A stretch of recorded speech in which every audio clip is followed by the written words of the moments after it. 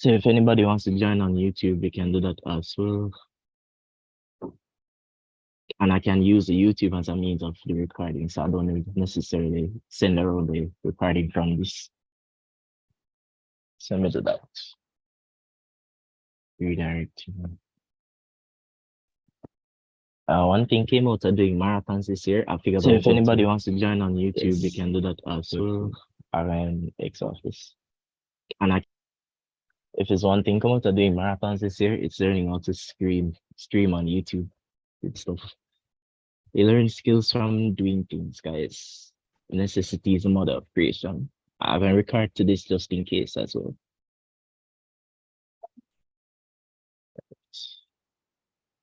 Let me make sure it recording to the cloud. All right. All right. So good afternoon again, guys. For those who don't know me, my name is Jeremiah Baker. Let me just turn on my camera. Probably the only time I'll do that today. Hi guys, it's a normal person. I'm a second year, well, third year medical student now because I just finished second year. Going into third year come next week, literally next week, Monday, June 26th. So I've been in it for a while now. I know where you guys trying to get at and where you're coming from as well. And basically the aim for today is to get you guys familiar with the routes of getting scholarships in medicine. Going to show you everything I know. It's going to be a very informative session, but I don't want you to feel like it's this big formal event where you have to kind of feel stiff about it. I want to relax, have discussions about it, and just basically have a constructive and productive conversation so that we can see things and understand things and you can ask me questions. And basically just have me for the day because I'll be available up until about 8 o'clock just to talk to you guys about this. I have a schedule prepared so we can follow the schedule. I have a couple people I want to speak to you guys as well on the topics that we have. So it's supposed to be a good day in terms of content wise, and hopefully I can get you guys feeling better in terms of what you're doing. But we're hearing me, guys. We're good. Just doing a checkup. Yeah, Everybody here. okay? All right. Mm-hmm. And you learn a lot about preparing for scholarships. I'm going to tell you guys, public speaking and confidence is one of them because like if this was 2019, you couldn't get me to talk to like a crowd of people, even if it's on Zoom. And just doing things for scholarships, like going out and talking to people, stuff like that. You learn from applying for scholarships, these are good things. So it's a good thing and a bad thing in terms of knowing, so you have to fight to get this, but at the same time, you learn a lot from this process. I want you to always think about the things that you're learning from it. All right. So before we even start anything, I'm gonna ask if Kayla does a short prayer for us, or prayer kind of get us on the right path, and then we can go right into it. Are you hearing me? This second. Okay, let's pray. Mhm. Dear righteous and most heavenly Father, thank you for this beautiful day. We have been given yet another opportunity to love, to give, and to be all that you want us to be, which is to live a life in your image and in your likeness. Lord, thank you for allowing us to gather here on this platform, and I ask that you take center stage in this session. I ask that you remove all possible distractions, all possible confusion that may arise during this session. Please remove all anxiety, remove all fear from our hearts and our minds. I know that some of us, including myself, are very worried about our next steps. But I just ask that we put our trust in you. I pray that this meeting will run smoothly and that we will deepen our understanding of the scholarship application process. I pray that we will not limit ourselves this scholarship application season. I ask that we have confidence so that we do not live in a state of what if. I pray that those leading the session today will deliver with excellence and with abundance. May your glory and your peace fill this meeting. In your precious name we pray. Amen. Mhm. Amen.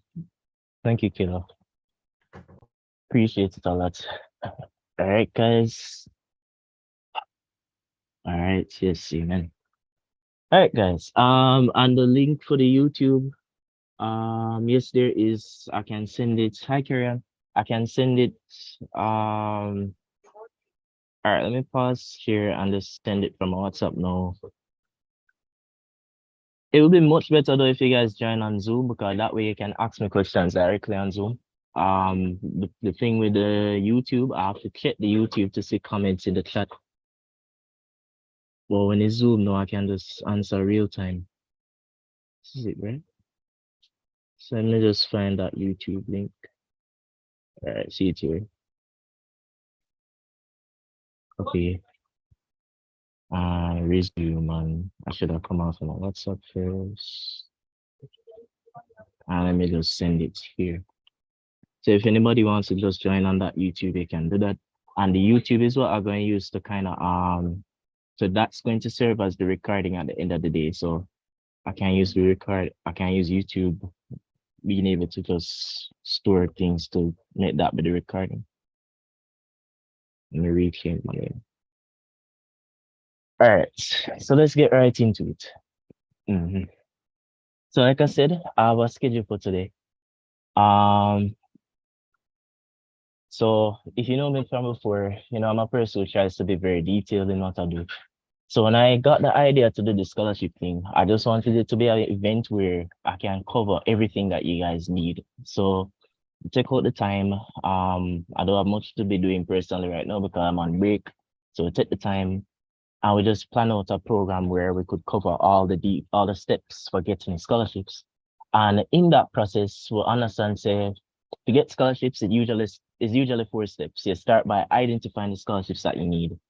You prepare for that scholarship, so you're getting the application ready. So that's why they break it down. Identify the scholarships, get the application ready, then you actually submit that application, try to do it properly. So that's where I got the WIT style. And then you have an interview, hopefully.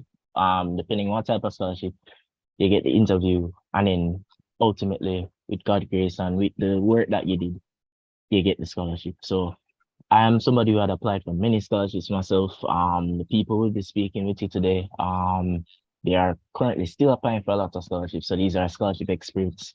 And I'm going to refer you guys to other people and other programs that do scholarship stuff. So by the end of today, you know the scholarship people to ask questions and talk to them about like essays and stuff like that. So, but we're starting off with the opening remarks.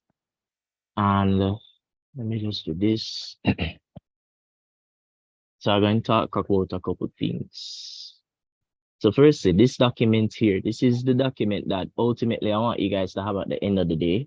So let me just send it in the group, in the chat. So this document was me sitting down and writing out all the details from today. This is where I'm going to put the recording as well. I'm going to put the Zoom recording on this document. And I'm also going to put the link to the YouTube session on the document as well. So everything will be on this document. Also in this document, I have compiled all the resources that I have. So I put essays. You actually have my personal essays. Don't copy them. I have to always say that, but like basically essays on different scholarships that I've applied for, like Burger King, Betting Gaming Industry Commission, NCB, OSF scholarships. I have my essays up so that you can use them as guidance in your process. But today we'll be talking about essay writing as well. I'll give you my story and my understanding of how to write your perfect essays. I have this document here is basically a document where I planned out my scholarships. So I put like a list of scholarships that I applied for by month, and it had the due dates and it had like requirements, things. So a whole bunch of resources is on this document. I have resources on each topic that we're doing today under how to identify these scholarships that you're looking for. Resources under getting the application ready. Let me make my friend. Let me meet my friends, and I have resources on getting the application ready. I wrote down steps on essay writing from my own personal experience and doing research on this. I've done a lot of research on doing scholarships. I put in resources in terms of software that you guys would want to use. We're going to talk about Grammarly. We're going to talk about Microsoft Launcher, to-dos, things like that, document tips, and then I'm going to talk a lot about interviews. This black youth right here is me. getting a scholarship. I'm going to tell you how that did go. Some frequently asked questions that I got from people, some resources, and end it off with some international opportunities. We're going to talk about those. So right to the beginning, uh,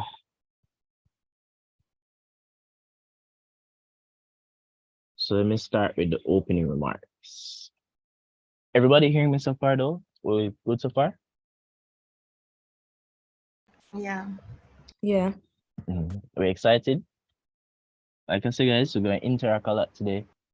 Hopefully, I'm supposed to be the shyest person here, so feel free to talk to me. Hopefully, at the end of today, we'll get a lot of talking done, and I'll hear a lot from you guys. Cause I want to also hear your guys' thoughts on certain things and hear what you're doing with the essays and help you with the essays if possible. Cause I have the day, so we're gonna try to do a lot today. All right, so let me do the opening remarks. So first thing, who am I and what is my scholarship status?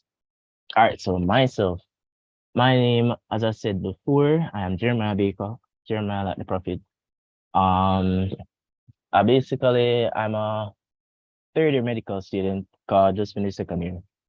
And in terms of scholarships, when I was in high school, so I went to KC and I didn't really have the funds like most of us here. Like genuinely speaking, money is a big issue for most people in Jamaica, especially wanting to do medicine. And you know that the tuition is 28,000 US, which is like 4.8 million per year. You're not going to find anybody who can afford that. So like when I was in high school now, I realized that I can't really afford medicine. So this was like probably around lower six. I was in bio, sitting, thinking about it, talking to my bio teacher. I realized, I can't afford medicine. And because of that, there's a high chance I won't end up doing medicine because I can't afford it. So I was thinking, I can't afford it, therefore I can't do it. But it was around that period as well that I had a conversation with somebody. And Mr. Arthur, Curtis Arthur, it was actually one of my classmates. We were in a bus, 22 bus, called him in Spanish Town. So we were going home in the bus. And Curtis, I was talking to him about the situation, kind of being a little stressed out. As I know you guys probably going through right now. And what he told me in that bus, I still remember to this day, and it's something that did help to pave my way with scholarships. He told me that you can't make money stop you from do the things that you want to do. Because in my case, I was thinking, I don't have the money, therefore I shouldn't do medicine. But the reality is, if you think about it, you can't make an obstacle like money. Because you have many obstacles, whether it's a health issue, whether it's academic, you feel like you know smart enough, whatever the obstacle is, money, if you have an obstacle, you can't make the obstacle be the thing where decide for you say you're not going to do the something where you want to do. And if you decided that medicine is the thing you want to do, because that's where you see yourself doing, that's a passion that you have, and that's something that you're willing to work towards forevermore, they can't make something like money stop you. So that's one of the main things I want to resonate with you guys. Don't make money stop you from say I'll go to medicine. Because when I was at your stage, that was what I was subconsciously thinking. I don't have the money, therefore I should know the medicine. And it doesn't matter if it's medicine, law, engineering, farming, whatever it is, don't make money stop you from achieving things that you want to do. Good? That's the first point I want you guys to really solidify. Right? We agree? I agree. Mm-hmm. Well, I agree. More people agree? Agree. Agree. I'm gonna tell you it's not a lie. I'm not telling any lies to you. I'm somebody who don't have the money up even up until today.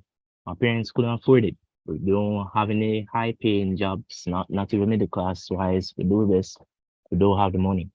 And I am here today speaking to you as somebody who have my tuition paid because of scholarships and because of me putting myself out there and finding the assistance to get the tuition paid. And when I say that, I want you to understand how great that is in terms of achievable goal, because if medicine is 4.8 million per year and you're able to find not out of your pocket, 4.8 million per year. That just goes to show you it's not money that's stopping you. It's not money. You can't make money stop you. You can find a way to get it done. And money shouldn't be the thing that stop you from getting to medicine or anything that you want to do overall, period. So that's one of the biggest things for this scholarship road. Just understand that money not going to be the thing that stop you. If you decide how you're going to make money, don't stop you. You have to decide, say, oh, money not going to stop me. So when Curtis told me that in the 22 bus going over Spanish Town, I started thinking about it and say, no, that's just motivation. May I see where it take me. And where it took me is me trying to find the scholarships that I needed, get informed about things, getting information, reaching out to people. And I'm going to show you that process today so that you know what I did so that I could eventually say, all right, my tuition is paid because of scholarships and different assistance. So in terms of my scholarship status, I am somebody who has my entire tuition paid because of scholarships. Because what I did, so around unit 1, I found out about the subsidy. So we know about the subsidy, right? No? If not, we can talk about it briefly. No. All right, so let me talk about the subsidy. So let me say what I do first. So what me did say is that, all right, I'm not gonna make money stop me, right? Bigger on that.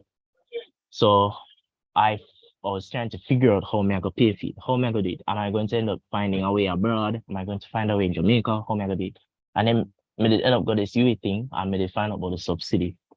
What the subsidy is a government managed thing where basically UE and the government chooses a certain amount of students per year of applicants and pay for 80% of their tuition. So out of the 4.8 million, you'd only be paying 600,000. That's my tuition. So if you go on my tuition paper right now, my tuition is 600,000 because I have the subsidy which pays for the remaining almost millions. We're good? So that's the subsidy. So I'm going to tell you how to get the subsidy. So that's the first scholarship that you should have in mind. It's a very important scholarship for your process because if you get the subsidy, it's not something that everybody gets. So I have somebody who's going to talk to you guys who did not get the subsidy, but is still making it with scholarships. But if you do get the subsidy, it's a big opportunity for you and it makes your process a lot easier. So how did I get the subsidy? I got the subsidy because the subsidy is something that they give you based on academic merits. You're going to find out, I'm going to talk about it. There are two general criteria for scholarships. Scholarships are either need-based or academic-based. So when I say scholarships, no, wrong thing to do. So scholarships are generally need-based or academic-based, and in most cases, they're both need-based and academic-based. So when you say a scholarship is need-based, what they're looking for above everything else, because they have to look for all your criteria. The three main criteria, you're talking about your academics, your need, and then your co-curricular. Those are the three things that your scholarship committee sit down and ponder how them are going to get up first year scholarships. I'm going to talk about when we talk about that when we talk about identifying scholarships, right? But I'm just telling you for the sake of talking about the subsidy. So what I'm saying is that most scholarships are either based on need or primarily focused on your need. And then you have scholarships that are primarily focused on your academics. And then the majority of scholarships are kind of focused on a mixture of need and academic. But when it comes to the subsidy is something that's academic focused. They give you the subsidy based on your academic requirements. Unlike, for example, some of the scholarships that you apply for under the OSF, Office of Student Financing, those are need-based scholarships where they look for, if you need it, they look for your financial situation and then they look at your academics. Am I making sense so far? Yes, sir. So I want you to understand the matrix behind the scholarships, how they work out these scholarships. So we're going to talk more on identifying scholarships. But what I want to say is that the subsidy is a scholarship that is an academic geared scholarship. So scholarships can either be need-based or academic-based. They might look for how much you have academically, and I look for how much you need it. So the subsidy, you get it by need, by academic, sorry. And when I say academic, what them do, the ideal person to get a subsidy is by having a 30 points in their 30-point system. So I have a 30-point system where to get the 30 points, what happens is that you have a grade 1 being equal to 5 points. Grade 2 would be equal to 4 points. What you have to do, you have to get a grade 1 in bio, chemistry, and another subject. The other subject, it cannot be communication studies or Caribbean studies. So those don't qualify. It has to be something else. So that other subject could be, for example, physics, or it could be pure maths. If you're not understanding, you can ask me questions, guys. So I'm open to discussion. Sir, Mm-hmm. sir, what about something like environmental science? That can work. Yes, it can. Envy can work. I know people who did envy using that as their third option, as their third subject. And envy is very science related, so I think that's a good option as well. Especially if maybe that's what you want to get into, like some understanding of medicine and the environment. Make sense? So as long as that third subject is not com studies and is not Caribbean studies, keep in mind, com studies and Caribbean studies are usually mandatory, but it's not the subject that those aren't going to be a part of that 30 points that you're looking for. What they're looking for the 30 points is biology, chemistry, and then another subject, whether it's environmental science, whether it's physics, whether it's pure maths, whether it's computer science, whether it's agriculture, whatever that third subject is, as long as you have that third subject. So let me show you how that works now. In order to get the 30 points that we're talking about, you'd have to get everybody on the same page with me so far. Yeah. Oh, and somebody asked me if this session is only for people studying in Jamaica.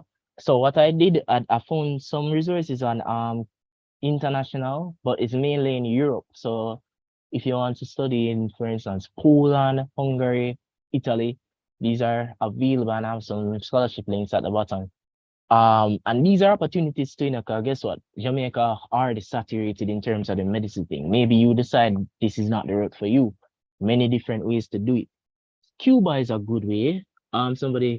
Yes. So the big thing for Cuba now, so I have a whole section at the end of it for international scholarships. So this is the rubric, guys. Let me show you the schedule one more so that you can understand how we're going about today. So right now we're at opening remarks. We're going to do the identifying scholarships next, this, that. When we reach international should be after interviews. I don't know, I don't have it there. But when we reach international, we're going to talk about all of those stuff. And yeah, your first year at Cuba, that's good. The biggest thing at Cuba is if you can get the Cuba bilateral, but if you don't get the Cuba bilateral scholarship, Cuba scholarships are there for national students. And I think they might have some for international, but it's very competitive as everything is in medicine. But there's always an opportunity. You just have to look out for it. It's usually the Ministry of Finance that you go to about scholarships at Cuba though. Ministry of Finance. Right out at it's right near they call it again? Heroes Circle. Ministry of Finance out at Heroes Circle. I literally walked from KC to Ministry of Finance only for time just to talk to them about it.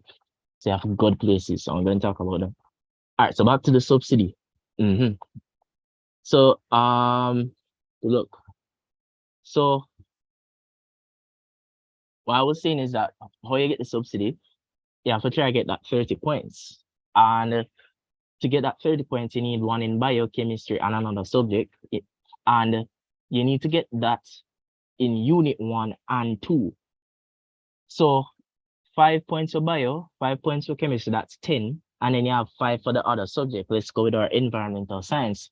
That will be 15. For this person to get the full 30 points, they have to do bio again for unit 2, and the chemistry for unit 2, and the same environmental science for unit 2. And then get the one for 3 so that they can get the 15 again. So here's the thing you need to know. If, let's say the person did end up never do NV science again, let's say them go end up take up computer science. Suppose them get the one in NVSci and ComSci, but is one in NVSci for Unit 1 and then one in ComSci for Unit 2. That's a problem because they want to see the same subject in Unit 1 and Unit 2 as your other subject. Am I making sense? Yeah, it makes sense. Let me answer this question.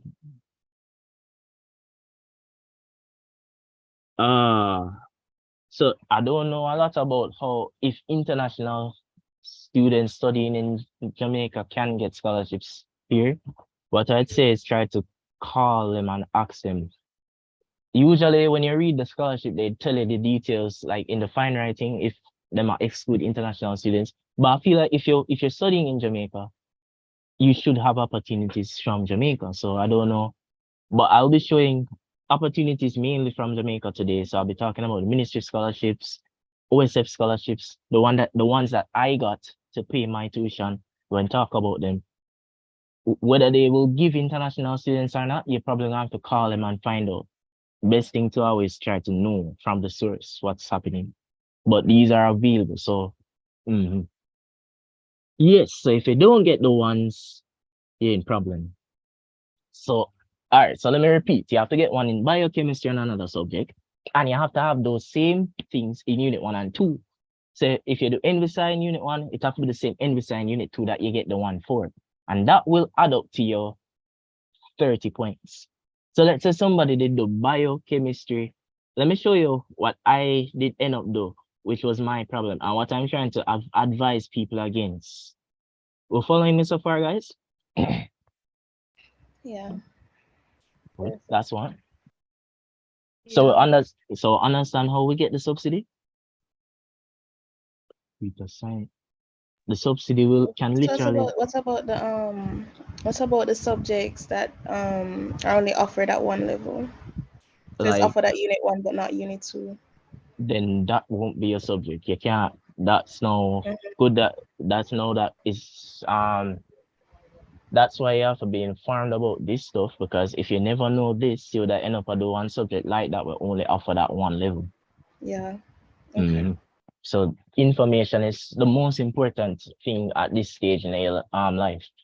I did say this. For those who maybe never know about it, in January I did do a session. About how to get in medicine. In that session, I did talk a lot about the different avenues of getting in medicine. So I talked about getting in medicine in Jamaica at UWI, getting in medicine in Cuba, getting in medicine international, the different things that you need to think about, gap year, being a non-sponsored student, being a sponsored student. So if you still want to watch that session, I have the recording for it available up here. So I'm going to talk about it after. So a lot of information, you just have to be willing to go out for it. So I have that session still available for you guys. So this is like our second event. And the SciTech route can work as well. I had people from SciTech who transferred to MedSci and get the subsidy speak that day. So literally some of my classmates, it was in January.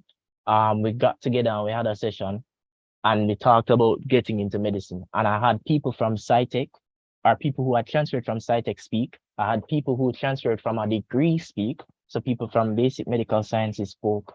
People who did a degree in pharmacology spoke.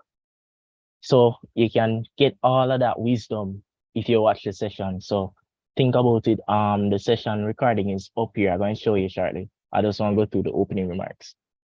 So that's a thing. So sir, sir, it has to be like a double unit. A single unit won't work.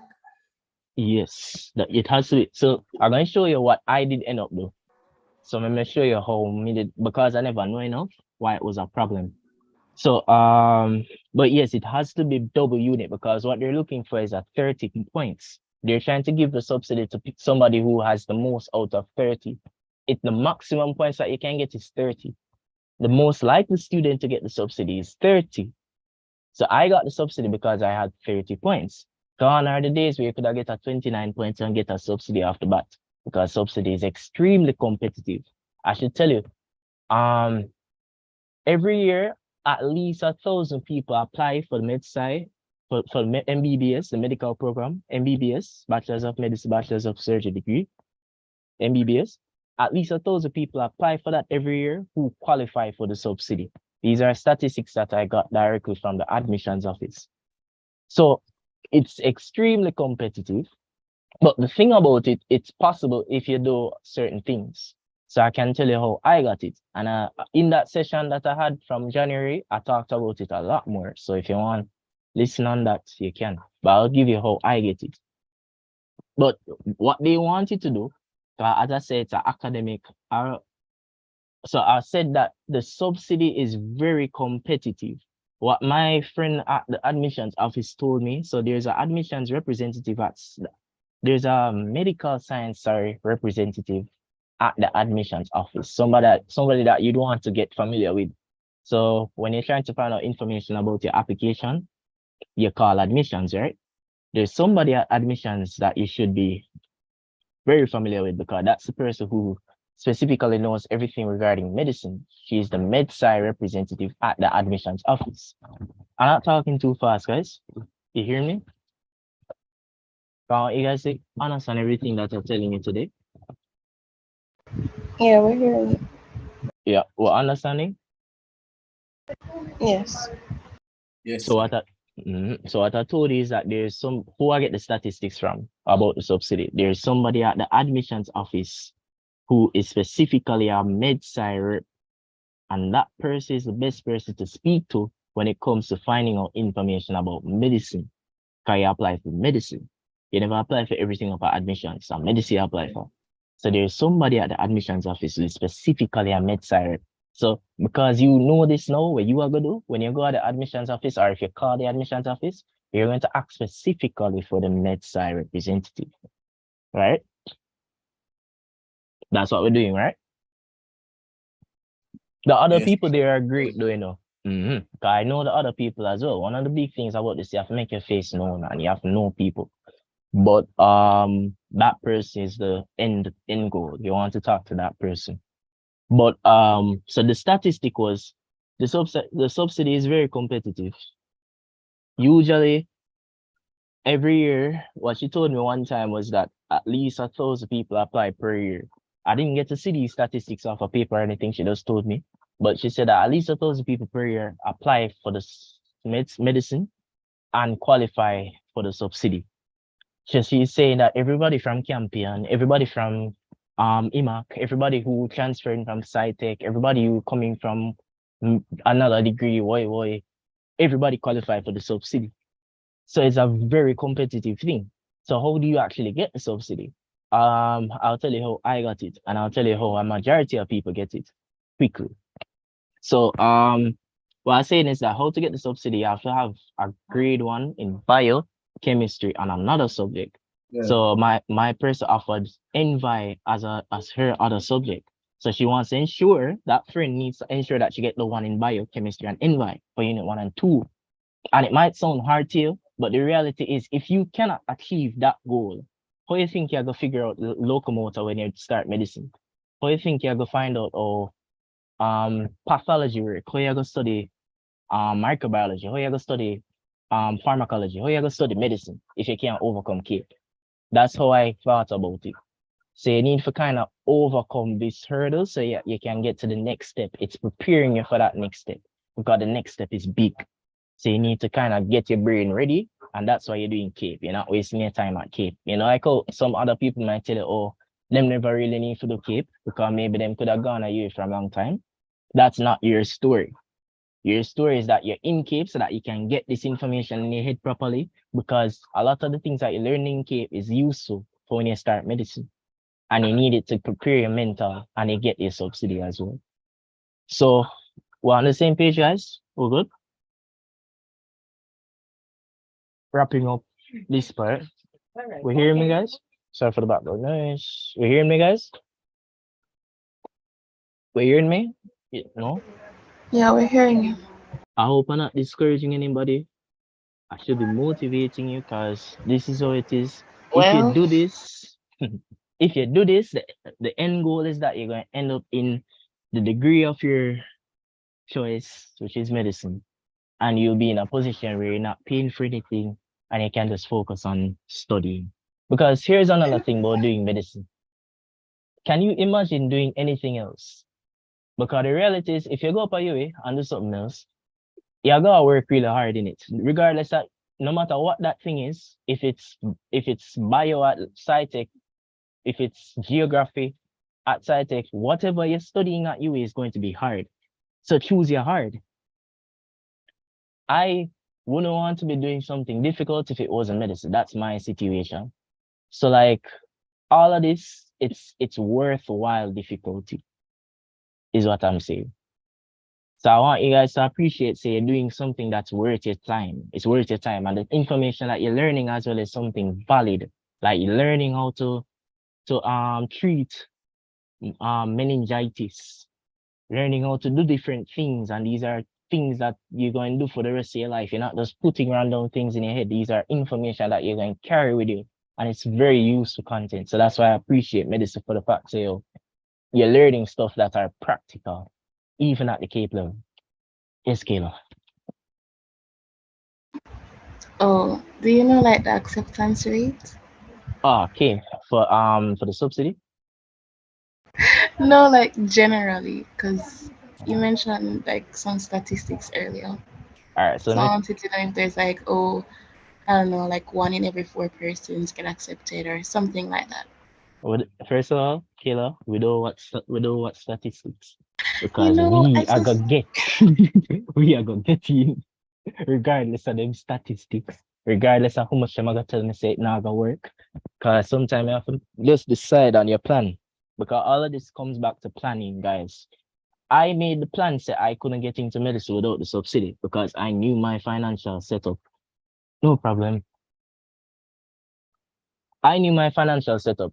I identified, I tell you the story about how over the day in a unit 1 and I talked to Curtis and know some never have the money. I identified from the get-go, so say I wouldn't be able to afford medicine any other way unless me get some assistance to do some scholarship abroad. So if that's your plan, you make steps in your plan. And my plan was to get the subsidy. And when I got the subsidy, I would try to get another scholarship to cover the remaining 20%. That was my plan. So regardless of them stats, people get through. You can be one of them. So you just have to decide, say, I go persevere and become that person if you really want it to be your story that way, right? So Kayla, I'm going to tell you the stats now, what that they told me. So what Miss Bryant told me once was that every year about 1,000 people apply and qualify for the subsidy, rough estimate. And of that number, what they tell us is that Jamaican-wise is 55 people get the subsidy. That's a very small percent, like 55 that people, 55? Yes, that's what she tells me every year, 55 people. I don't think it's exactly 55. See, people hear it as well, because they go there and they hear the same thing from her. I don't know if it's exactly 55, but that's what she tells me every single year when I ask, so how much people get the subsidy? Approximately 55. Very key. Jamaican people get the subsidy every year. So when you get that subsidy, you need to feel the worth of it and feel the investment that the government itself is having in you. You are now invested in by the government if you get the subsidy. It's a very big deal. And it's a responsibility and it's something that should motivate you on the lowest days. 55 out of how much? Out of every single body we apply. And I tell you, say, on average is 1,000 people qualified per year who apply for medicine. Wow. At least 1,000, yes, is a very stark statistic. So that's why you can't really the statistic need to open your eyes and make you realize, say, oh, this goal that you have is big. And it should be big because how much money you beg them for? Millions. Where else in Jamaica you can go and say, oh, give me 3.1 million every year? Nowhere, literally nowhere else in Jamaica you can do that. You're asking for something so huge and it's something that you need to prove that you're worth getting. So that's the big thing about the subsidy. So let me tell you about my story for getting the subsidy. Quickly. So what I told you guys already, how you get the subsidy, somebody tell me, in terms of academics.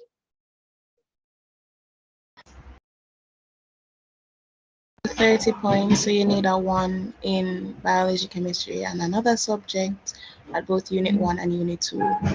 And that subject has to be offered at both levels. So it can't just be a unit. You can't just do it at unit 1 and not do it at unit 2.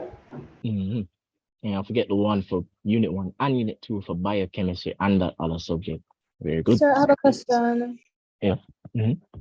So, sir, like, what happens if you like get all ones? Like, is there something else that you have to do since it's like only 55 people? All right. So the good question. You're trying to figure out how to make sure say you're one of them 55 then. So I'm gonna tell you what I did. But the first thing, remember I said the subsidy is a academic scholarship. So they look at your academics first. You automatically qualify once you have the academics. So surprising as it sounds, not many people going to get these academics. A lot more people getting it now versus in the past, because maybe like 2018, a lot less people would have gotten these requirements in terms of get one in biochemistry and another subject, unit 1 and 2. But nowadays, everybody brighter than before, because maybe technology and stuff. It's you see a lot more people getting this qualification. But like so let me just tell you what I did to get the subsidy. First thing, my mistake, because I made a mistake in all of this. And why did I make that mistake? Because I had little information. Information is key. Go to the office, call people, find out about the things that you're planning to do. Because if you make mistakes, they're going to set you back in time. So what I did, because I didn't want to make sure I did competitive enough, right? So I did 5 subjects. I did computer science, physics, and I did the bio, chemistry, and then you had the mandatory comp studies, right? And then I did that again. So let me just put this, I did them there again, and then do it with carb studies. Never like them subject like as much. So my mistake was that the reality is once you get the 30 points, no matter how many more subjects that you do, it's not going to make you get like 35 or 60 or whatever. Once you get the 30, the extra subjects, them are just for show. Maybe them look on it to say, oh, you're more qualified, but what they've confirmed to me, and I've asked the Dean of Medicine this directly, if you do more than the subjects will get you 30, it now gonna change the price of rice. That's what they attest to. If you want to believe it, sure, but that's what they attest to. So me doing that 5 subject wouldn't make no difference versus if me did just the 4 subjects, I would have make sure I get the 30 points. So what I mean by that? Ideally, what I should have done is just done biochemistry and physics, and then get the one in biochemistry, and my other subject would have been physics. And that would have been less workload, so easier to get the subsidy. Am I making sense?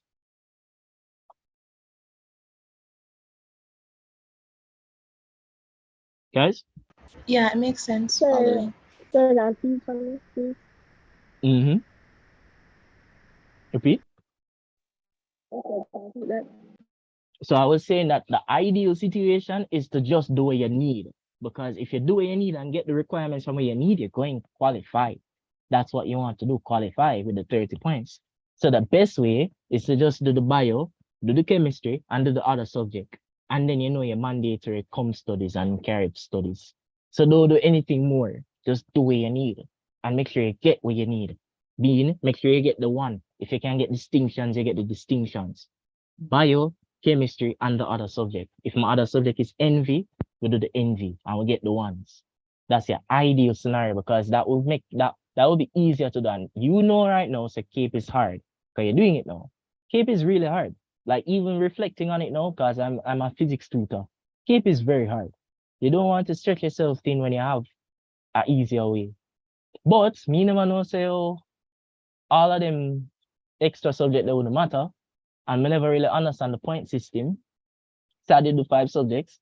And at the time, I also wanted to do computer science because I had an interest in comp sci. I liked IT and I liked coding.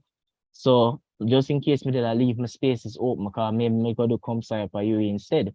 Because at that time, the reason why I was thinking that is because remember at that time I did have the whole doubt about doing medicine because of the money. So me that try to think reasonable. I heard a quote once. Let me quote it properly. The thought think reasonable is one of the biggest reasons for killing dreams. When you try to think reasonable, that's one of the biggest reasons for killing dreams. You hear me? When you think, oh, you can't do that, so do something reasonable, that's gonna end up to make you do the thing where you want to do, because your reality is based on what you decide is real, what you think is possible. So if you think reasonable all your life, you're not gonna end up doing anything unreasonable and great, right? So it's very important that that's why I did think reasonable with the computer science and say, oh, I need to keep this cause just in case. And I did genuinely like ComSci. But thinking about it, I guess also that's a good thing, because I'm never really that certain about the medicine at the time, and I did still try to figure out my purpose in medicine. So I did talk more about that in the previous session. But yeah, what did end up happening to me? I ended up getting a grade 1 in ComSci first, unit 1, and then I got 2 in physics, and then I get 1 in bio, because I love bio, and then chemistry, now I get the 1, no, I got 2 initially, and then for ComSci, computer science, no, communication studies rather, I got 3. The reason why, because I got 3 in communication studies, I ended up doing the ELPT, the English Language Proficiency Test. If your grades for com studies aren't that great, try to do this test piece, because that way you won't have to end up in problem when you reach UA in terms of doing this foundation course called CRIT. So side note, consider the English Language Proficiency Test. You still follow me, guys? Yeah. A lot of information, but you're asking for a lot, so you need to know a lot as well. Yes, Tariq. So is the proficiency test for persons who didn't get a 1 in English language or com studies, or is it that you have to get a 1 in com studies? What I tell you to do, just find out that detail on the internet. I don't want to misquote.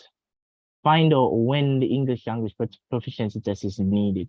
But what I did do, we'll try to make sure you get the 1 in it, because you know, if you want a subsidy.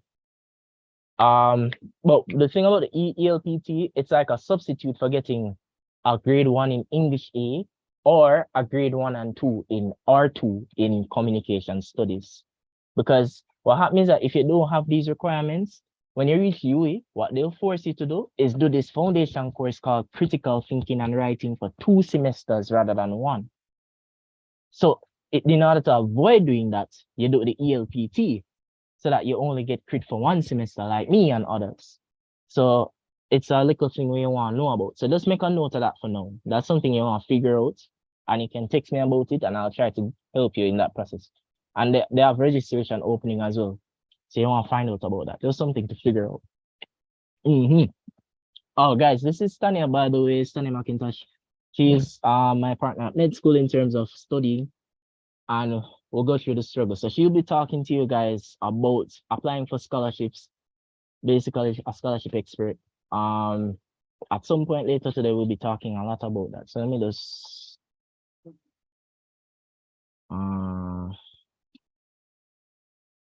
I want you guys to understand how my story show you how ignorance can cause problem. If you don't know enough, you're going to be in problem. Coordinator. All right, so Miss McIntosh is with us. And one of my classmates should be joining us as well, Mr. Christian. So we have a lot to share. So what was I saying now? So unit 1, I got 1 in computer science, 2 in this, 1 in that one. But then for unit 2 now, so first of all, I started doing some calculation because I found out how the subsidy work. And I said, all right, in order to get the grades that I need for the subsidy, what I don't want to do, I don't want to get a 1 in the bio. I don't want to get a 1 in the chemistry because those are mandatory. And I also need to get a 1 in one of the other subjects that I'm doing. Because look at it. In order to get the 30 points, I need to get 1 in bio, chemistry, and another subject for unit 1 and 2. So ideally, for unit 2, I should have tried to get the 1 in computer science, not physics. Well, understand why? Because if I get the 1 in bio, chemistry, and computer science, that would mean say I have the 1 for computer science for both unit 1 and 2. Maybe one for bio for both unit 1 and 2, but would I need to get the one in like chemistry unit 1 and then would I have one in chemistry unit 2. May that make sense, guys? Y'all follow me? Yeah. I need you guys to be understanding this very important math for you. What understanding? Yes. So this was me during that summer trying to be like Yagami, figuring out and planning out stuff. You need to mids out your future because this is your thing now. You're figuring it out. Nobody else for you. So like me now, I say, all right. And me did kind of discouraged by the fact that I'm gonna get the twos then, but what did I said? I said, all right, if I can get these ones that just verify my knowing say, oh, I can do this. So I just tell myself, say, I'm gonna do whatever I can, I'm gonna work harder, and I'm gonna get the ones them I need. So I said, all right, we need to get the ones I chose, which ones I needed to get the ones in. So I chose to get the one in bio, get the one in chemistry, and also computer science, because that way I can get as close as possible to the 30 points. If I had gotten it like that, I would have ended up with 5 for unit 1 and 2 for com sci, and then 5 for unit 1 and 2 for bio. That is what, 20 points? My maths right there, so right? And then for chemistry, if I got 2 for unit 1, that would be 4 points. That's 24. And then if they get 1 for unit 2, that would be 4 plus 5. That's 5. So that would be 29 in total if me did get it like that. And I would have, Manasa would have completely ignored the physics. But what I was trying to do is not fail it and at the same time not make it be the priority over com sci. So what I had that year, when we did end up doing, me did end up go like whole heap of class for computer science. There was 2 streams and me did go both of the streams then. Me did do all of the homework. Me did make sure some my IA did perfect. Me did know my ultimate goal was to get the one in com sci. So I focused a lot on com sci and the bio and the chemistry. But guess what happened? Grades come out now, unit 2.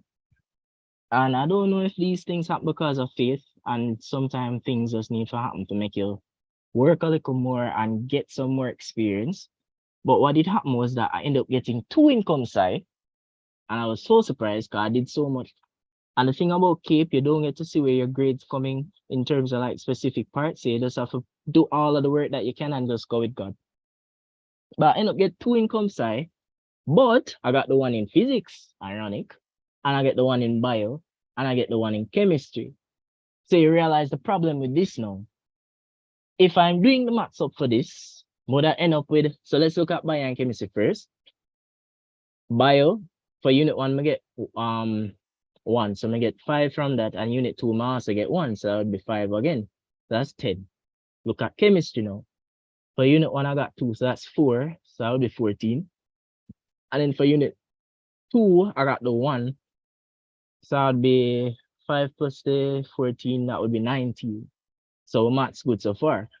And then look at the other subject now. So I have 19 so far. Now looking at the other subjects, you realize if I'm looking at computer science, unit 1 I got 1, but unit 2 I got 2. In total, that would add up to 5 plus 4, because one of them are 2, so that would have given me 4 points, and one of them are 5, that would have given me 5 points. So 5 plus 2, 5 plus 4, that's 9. And 9 plus 19, it's about 28 or something like that. Yes, 28. That's if I considered it with computer science.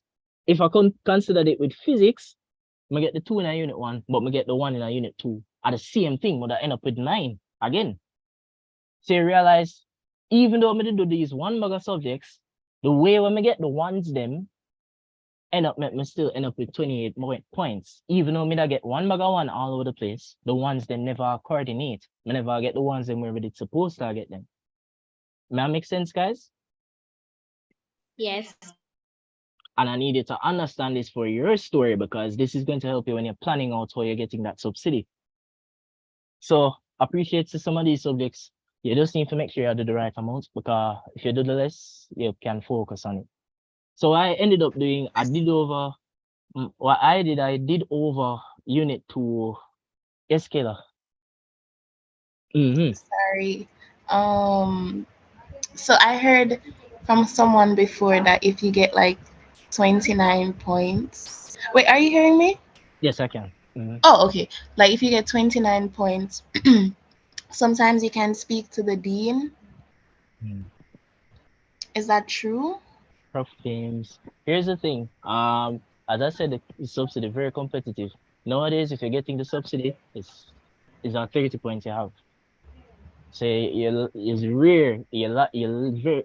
All right, so guys, I'm gonna finish something first. I'm gonna finish something and then I'm gonna answer your question. So what I want to say is that what I ended up doing. So I was thinking about my situation and how I could get into medicine. The ways to get into medicine with the subsidy is basically three main ways. Is either you're going to have the 30 points. So let's say you did get all your 30 points the first time around, or maybe you repeat and you get your 30 points. When you get the 30 points, let's say you get the 30 points, and then you take a gap year with the 30 points, you reapply it in the November period, and you wait so that them can see your grade and then give you the subsidy. Why is that important? Because this subsidy thing is actually a first come, first serve thing. What do I mean by that? When people apply and them have the criteria, meaning the 30 points. And what they're going to do when March comes, they're going to start looking at all of those applications and they're going to look at who qualify for the subsidy and they're going to give the people who them see from March who qualify for the subsidy. And in that group of people from March who would have qualified, you'd have people who is three groups. You're going to have people who are taking the gap year with the 30 points. You're going to have people who are transferred from SciTech or people who are transferring from SciTech after doing 1 year. So you have an opportunity where you can go to SciTech for 1 year, do a general degree, general sciences degree, and just use that 1 year doing certain courses like biochem. You have to do chemistry, you have to do bio, life sciences. You want to find out more about that from SciTech people. But you do those courses and you get a particular GPA, and that GPA would qualify you for the subsidy. And that would be ready by March or around that time. So that would be a part of that first come group. And then the last group would be people who had finished a degree and have them GPA from the degree. So you realize you have these three set of people in front of you in terms of getting the subsidy. So that when your capes come out as a high school student in August, you're the last person considered for a subsidy. So that's why a lot of people don't get the subsidy even though they have the grades. Because by the time them get them grades in August, and it was worse with the pandemic because pandemic make your grades come out in September, like me, you end up don't get the subsidy. And you end up have to take a gap year with your grades them, and then because you have your grades them, you just wait with the grades and you reapply and you get the subsidy. Am I making sense, guys? So those are the three best ways to get the subsidy.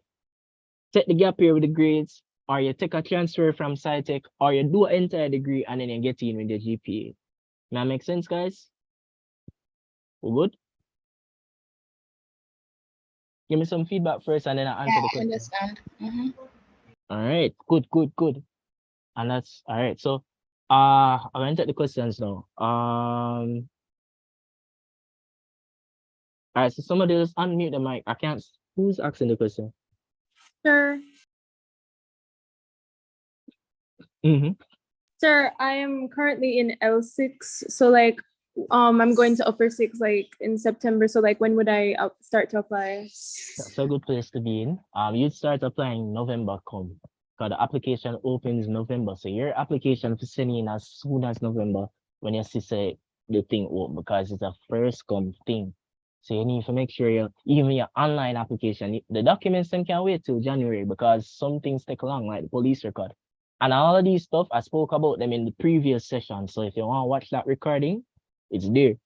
But what I'm saying is that you want to apply as soon as possible, November. So you're upper six next year, as in this year, September. So you're gonna apply in November. Good? What's the next question?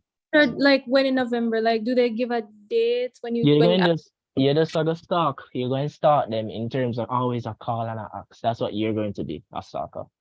Like us. You're going to basically keep finding out. It usually open like the second week in November.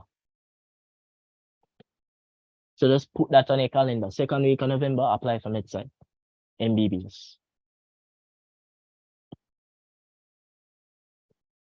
You can go, Jana.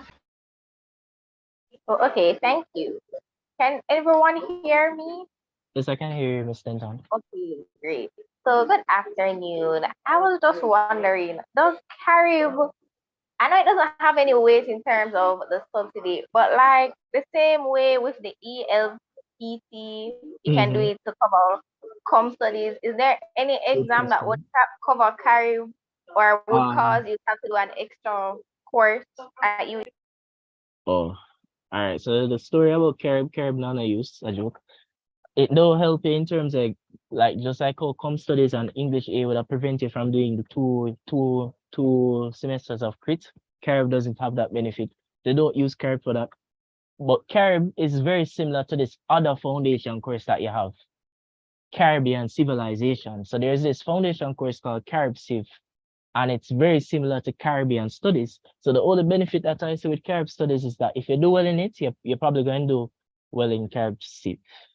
But that's it for me.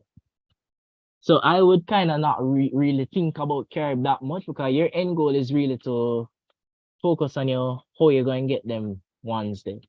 So if you're doing the NVSci and you're doing the bio and the chemistry, just focus on your biochemistry NVSci and get the ones. And then wherever you're getting Carib Civ, whatever. And I got 2 by some miracle. It's just essay writing, so it's not that bad. Com studies, make sure that I try to get the 2 in a com studies still, but I really did my best with com studies, but you see, that did just give me an eye opening as well. I didn't do so well in com studies. I got the highest, I had the highest IA grade that year, and I still end up with 3. So what did that tell me? Don't focus on it, because the reality is you don't need it. Just do the ELPT, move on with life. Right. So sure? Yeah. All right. Any more questions? We still don't go into the meat of the matter for today. But I book out a lot of time still, even though I don't want the guests that are here to speak to you guys, I don't want them time to end up search too Wait, much. I have a question. You said that you can still qualify for the subsidy if you're coming from a degree. Yes, so Okay. there are So, 3 groups of continue, sorry. oh no, go ahead. Okay. What happens is that there are 3 main group of people that get considered first for the subsidy. It's the people who took a gap year, and then with the gap year and them grades in the gap year. Cause when you take a gap year, it means you did the best situation with that, it means you have your 30 points. And you take the gap year so that you can apply in November when the time comes. And then you just use those grades to get the subsidy when next year March come. That's how I got my subsidy. You get your grades and you take the gap year. Make sense? But understand that? Makes sense. That's so how, like imagine if so let's say August come now and you get your ones, like the 3 ones, and even if I 3 in Carib studies, yeah. But you said you're going to do something over SciTech.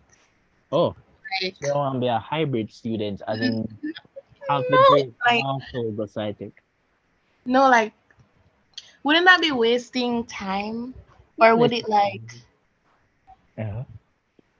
I don't know how to explain. I just don't want like August to come and I get my ones and then I'm like, okay, I could qualify, but then I have to do 1 year of but then it's like taking a gap year still, because I would have to apply in November. So, okay. Yeah, It you still kind of apply. makes sense to me in my head. All I right, don't know. all right, so Sunny, I'm going to answer that question. Sunny McIntosh, coordinator as well. Go ahead, Sunny. All right, so good afternoon, everyone. To answer your question, when you apply for medicine, I'm not sure if you sent in your application already, but when you apply for medicine, you also apply for, well, the best decision would be for you to apply for a degree in what's it called? SciTech. In SciTech. So that if it is that you're not accepted into medicine on your first try, you can do 1 year or if you're accepted in MedSci, but you're accepted on the self-finance program, meaning that you did not get the subsidy, you have already applied to be in SciTech as well, and usually get the acceptance to be in SciTech as well. So you can start in SciTech, do 1 year in SciTech, reapply for medicine, and then it's a possibility that you do get the subsidy, if you understand what I'm saying. So when you apply for university, if you're a med student, med applicant, you would have been applying for medicine as well as for a place in SciTech. You get accepted in SciTech. Yeah, Karian is explaining because Karian is in that situation right now. You get accepted in SciTech, you get accepted in medicine, but you don't get accepted for the subsidy. So you think to yourself, what am I going to do? Because I don't want to go into med sci without the subsidy. So you say, okay, I'm going to do 1 year in SciTech because I was accepted in SciTech, and then reapply for medicine while in that 1 year of SciTech. So you reapply in January. And the good thing is that if you have the grades, meaning that you have the ones that Jeremiah was talking about, and you do that 1 year in SciTech and your grade, your GPA is very, very good, for example, because Karen was in that situation and Karen had a very high GPA and she had the prerequisites, the grades that was necessary. She got the subsidy. So that is an alternate route that Jeremiah, I think, mentioned. So I hope do you understand what I'm saying? It's like you have bread and you put butter on it and then you put peanut butter and you put something else and you just run. Right, because the thing is, guys, the whole perspective of time and wasting time and all of that, you have to put that aside when you're trying to get into medicine and really think about what is the best route for me to go about it, because I think it makes sense for you to, because even in Jeremiah's situation, I think it made sense for him to do it the way that he went about doing it, rather than going to med and struggle and knowing that he cannot afford the tuition and you struggle, and then you find out say halfway through it you can't continue, you have to reapply, and then you ended up wasting even more rather than just going a route that might be tough, and you might be disappointed, but at the end of that you get to achieve and you get to go into med in a stable and stable position, just like Jeremiah. And in the end though, guys, no matter how you get in, your route is going to be different from other people, and you just have to stick with your plan and kind of just be faithful. So like, even Sanya, who is speaking to you guys, is one of the best people that I know for medicine, and it's a different route, different ways to do the same thing, which is become a good doctor. So like, once you choose your plan, you work on the plan. My voice, give me a second.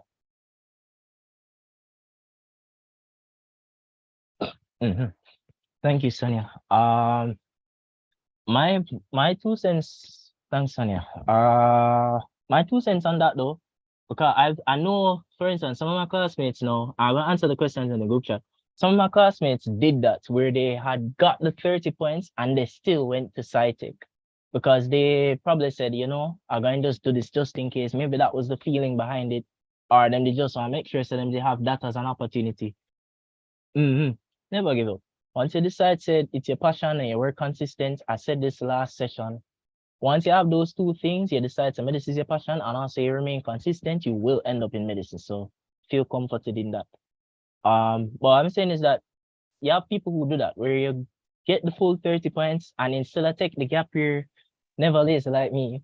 Instead, you decide to go SciTech and you go tough it out of you up a SciTech, because SciTech is another opportunity. SciTech is basically another opportunity to get in. So what I was saying is that there are 3 sets of people who usually get the subsidy. There's the gap year people, then you have the people who transfer from SciTech. People transferring from SciTech would do 1 year at SciTech, get a high GPA, like Karian and Stania said, and then they'd be reapplying in that 1 year and then get through for the subsidy March. By May, then get the subsidy. And then the last group of people would have been the people who do another degree. So you have people who come from basic medical sciences who would have maybe done a degree in anatomy, like one of my classmates, or pharmacology or physiology. And you have people who would have finished, maybe even completed the 3 years at SciTech and used that degree and the GPA to graduate as honors graduates. So like, don't be afraid of the SciTech here, guys. I will tell you though that and I have a personal thing with the SciTech thing. If you're going SciTech, make sure you're ready, because SciTech is not a place of joking. Like it's serious. I have statistics for that as well. I remember I did spend some time, like 2 weeks at SciTech. When I did just finish my capes, I did consider going to SciTech rather than just doing over my subjects. So I did spend 2 weeks there. And one of the first classes I remember was a chemistry class, and the teacher asked, no, it was bio, and he asked everyone, how many people in this class are here because they want to transfer to medicine? And when they look around, they just everybody put them on. And you're like, whoa. And then they told us the reality is about 5 hours ago actually transfer into medicine. And I was like, okay. And then that does make you realize at SciTech, it's like this dog eats. Well, it's not like that because you meet people who will help you, but everybody I try to get into medicine is like a very competitive environment, and you grow there because it's like it's university, so you learn a lot, and it make you more prepared for doing medicine. So it's one of those alternatives. But just wrapping up my story, how I got it, I did Dover. So I decided to, because I went and I spoke to the dean as well. So if you want to help your process easier in terms of knowing what you need to do, you can get in advice. So I went to the dean at the time, was Tamlin Paul, and I spoke to him about it. And then I just decided, I'm going to do the Capes. It was less the things that made me decide to redo the Capes was that doing over Capes is cheaper than going to SciTech, because SciTech is like 30,000. And also, I never want to use a scholarship for doing SciTech when I could have saved that scholarship for doing medicine. And also, I never want to bust my head too much because SciTech was very hard. I never want something that was hard being the thing that I'm betting on versus something that I knew I more than likely could do, which is get the grades in when I repeat. The only thing with repeating is that sometimes you feel like there's stigma behind it because you do over grades or whatever. You can't really watch face. You have to do your thing because it's your process. Like I went to pre-UA and I was with like high school students again, and sometimes I even went to KC in my pre-UA clothes, and like sometimes people are going the way I do or whatever. But like you do what you need to do and you get it done. So when I did over my grades at pre-UA, I got my ones because I got really obsessive about it. And it was during that period, the 2019 to 2020 period, that I developed the discipline. I started developing a certain discipline that I have now in terms of academics, knowing that I want to know everything about it, figure it out, and I realized that I could know everything about what I'm studying. So like CAPE is important for your foundation academically. So don't sleep on what you're doing in CAPE. It's the foundation of how you're going to learn in medicine, right? So I did that, and then when I finished that now and I got my grade ones, what happened is that COVID did come, and when COVID did come now, my grades came out late, so I didn't get the subsidy again. So I didn't get accepted again because they won't accept you if you. The only way to get an acceptance in medicine is either you get the subsidy or you get a non-sponsored acceptance. Non-sponsored acceptance being you can show say you can afford it. So it's either you're getting a sponsored acceptance with the subsidy or you're getting a non-sponsored acceptance without the subsidy. And I didn't get non-sponsored because I couldn't afford it, and I didn't get the subsidy because the subsidy coming late. So in total, I got 2 rejection letters before I got my acceptance letter. So got rejected again, decided to take the gap year, took the gap year with the grades, focused on business during the gap year, and I did tutoring so that it helped my brain and then basically eventually get through. So I'm a gap year shipper in terms of you can use gap years to your advantage, but SciTech is just as useful. You can decide, so maybe you're going to do a degree before you get in. But the whole point of this was to say that subsidy is a big way to get your thing better. Because guess what happened with the subsidy now? Because I got the subsidy, it's easier for scholarships, because today is about scholarships.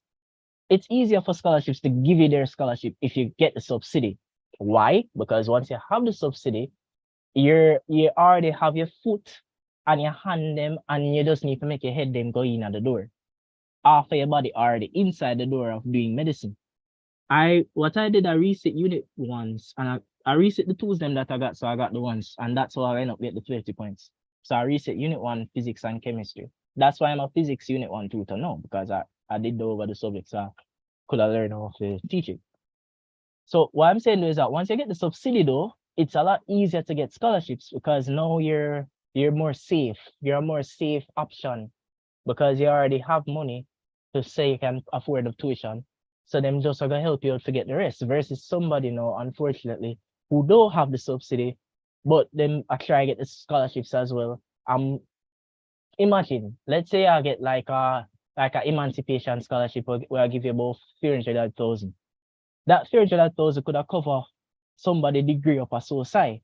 But you get it now that only a cover like a good 20% of your tuition, or not even so much.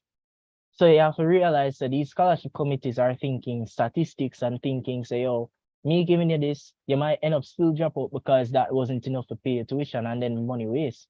So like having the subsidy puts you in a better position in terms of stability.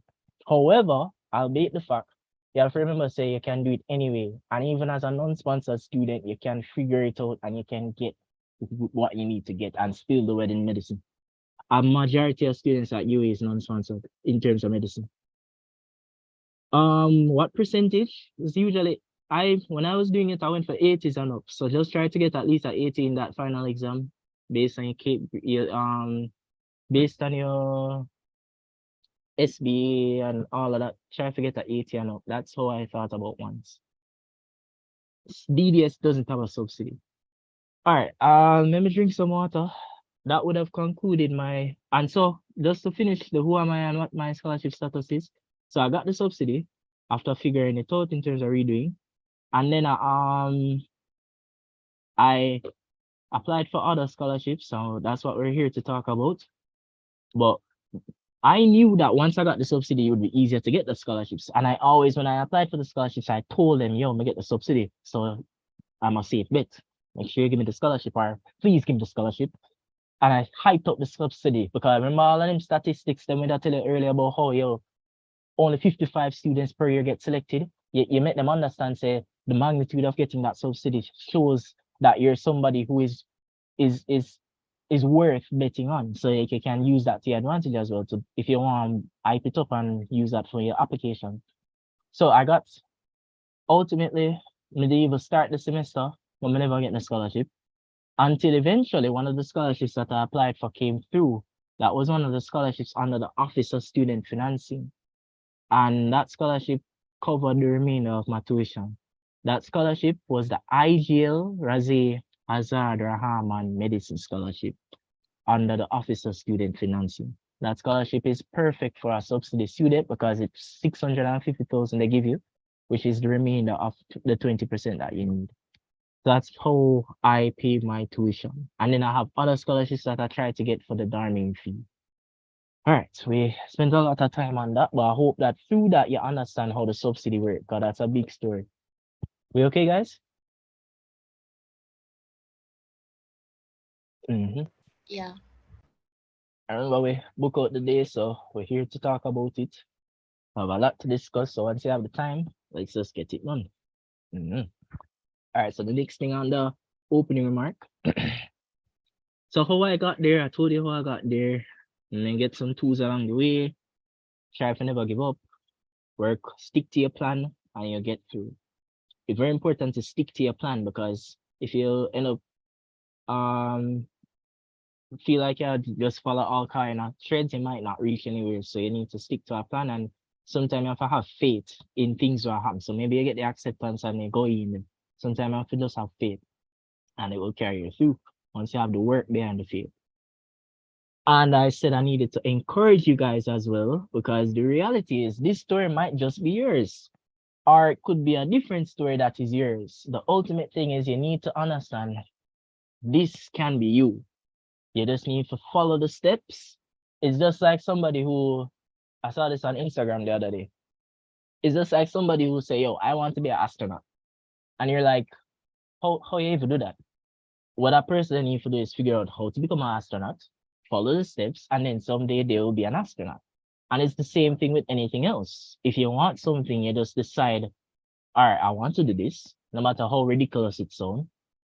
Find the steps to get it done, and you do it. And more than likely, you will become that thing, no matter how strange it is. So if you feel kind of like imposter syndrome when you say, oh, I'm going to become a doctor, if you do the steps, then more than likely you will become a doctor. So just encouraging you as well, so you can get the subsidies and you can get the grades and you can get everything that you need to make you pay for becoming a doctor as well, because it's very expensive. And then the daily rubric. So I showed you the schedule here. For time kind of go off, because I never expected to talk about the subsidy, but it's good that I did. So the opening remarks, and then we're going to go into identifying scholarships and getting ready for them. So I have a lot under those points. I have a little surprise for the interview. I want to do mock interviews today if possible. So let's see if we can do that. And I have my interview questions as well. I even have a video from when I was doing my interview for IGL. So I'll show you guys that. We're good so far, guys? We okay? We okay? So I'm finish okay. opening on that. All right. All right, so let's go. So before I go into identifying scholarships, let me show you this. So you guys should have this document. This is a document to take away from today. Okay, everything will be on this document. So that's the poster, pretty poster. I like the introduction of who I am and my scholarship mindsets. So two things that I really set my foundation on when it comes to scholarships. The first mindset is and this is a good mindset. You see, when you're applying for scholarships, you have to understand the scholarships. You're not entitled to get them. It's a privilege to get a scholarship because that's basically somebody who you don't know saying, yo, I'm gonna help you go through in a life and give you an opportunity to become somebody who can help others and make money and achieve your life goals then. So it's this big life-changing thing, getting a scholarship. So yeah, accept them for that. It's an external thing where somebody helping you in your journey. And you have to also think about it like, so you see, I did so many scholarship applications getting to this point, and Stania, more than likely more than me, but she'll talk to you guys about it. But you see, at a certain point when I apply for scholarships, like I remember even like the last year, 2020 to 2021. You see, when you apply, you have to put a certain mindset to you. You say, yo, them scholarship you apply for, them are yours, basically. In terms of, so may I show you a document when we did create. But like when me da plan out things, me realize, all right, me get the subsidy. For me, if you do know, me go get another scholarship to help to cover the remaining tuition. So me identify which scholarships would do the best to do that.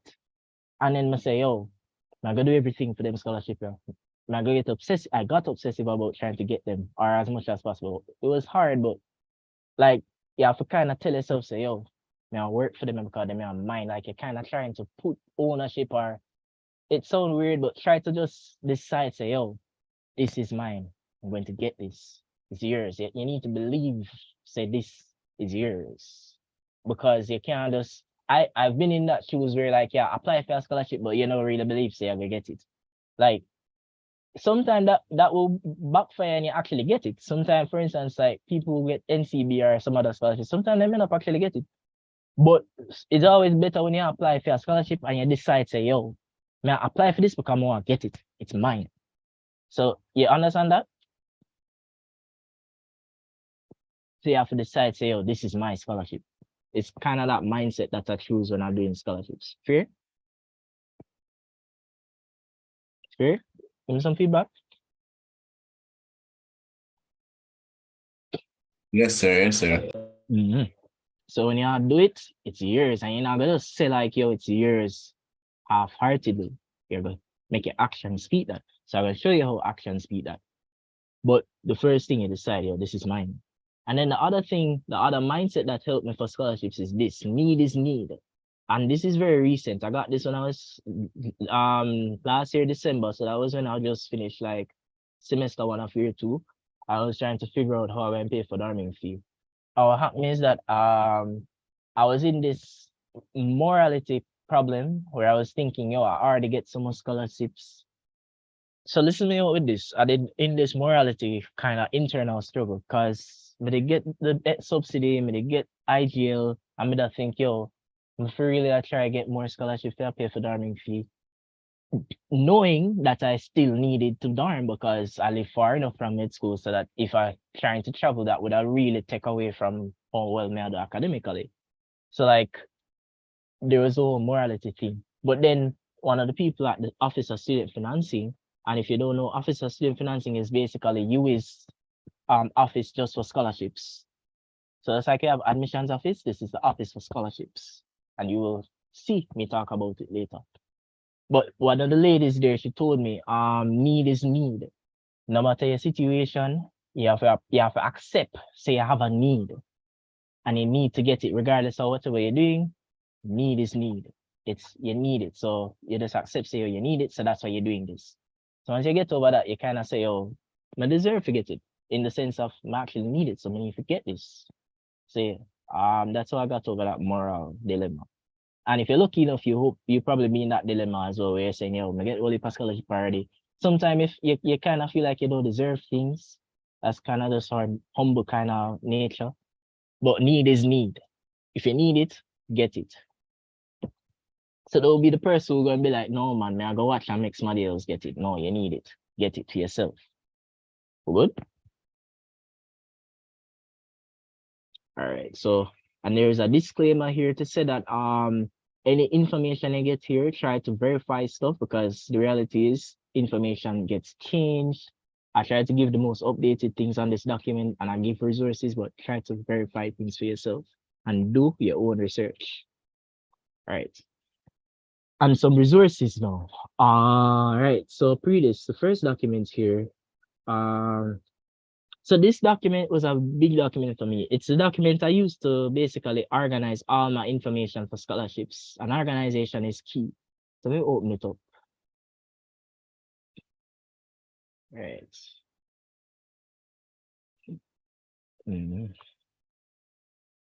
Right. So here's my document, my personal thing. I'm sharing with you guys can now hopefully can make your situation better. So what I did, I said, all right, me forget these scholarships. I put the month and then I put the scholarship that I'm applying for. So this is like a list of scholarships that you can try to apply for as well. And I have another list that I'll be showing you later on. It's in the document. So I just put them in terms of months. So I said in May, by then I should have finished all of my application for, well before May, but I just put it way up until May. All of my documents and everything should have go in so that I should get the subsidy, the 80% subsidy. I have the point scheme for it and everything. And then in July, yes, I can resend it.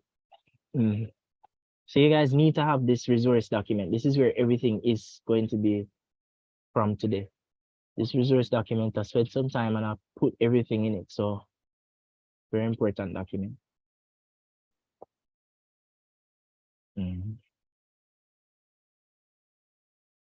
There it is, no problem. I have school next week, so I just make sure I try to do this right now. And you have some scholarships that deadline coming up, so you want to use this wisdom to help you with your scholarship application. So I say, you know, so organization is key. Make sure you make that document. So I just put like the month for the scholarship and then deadline beside it.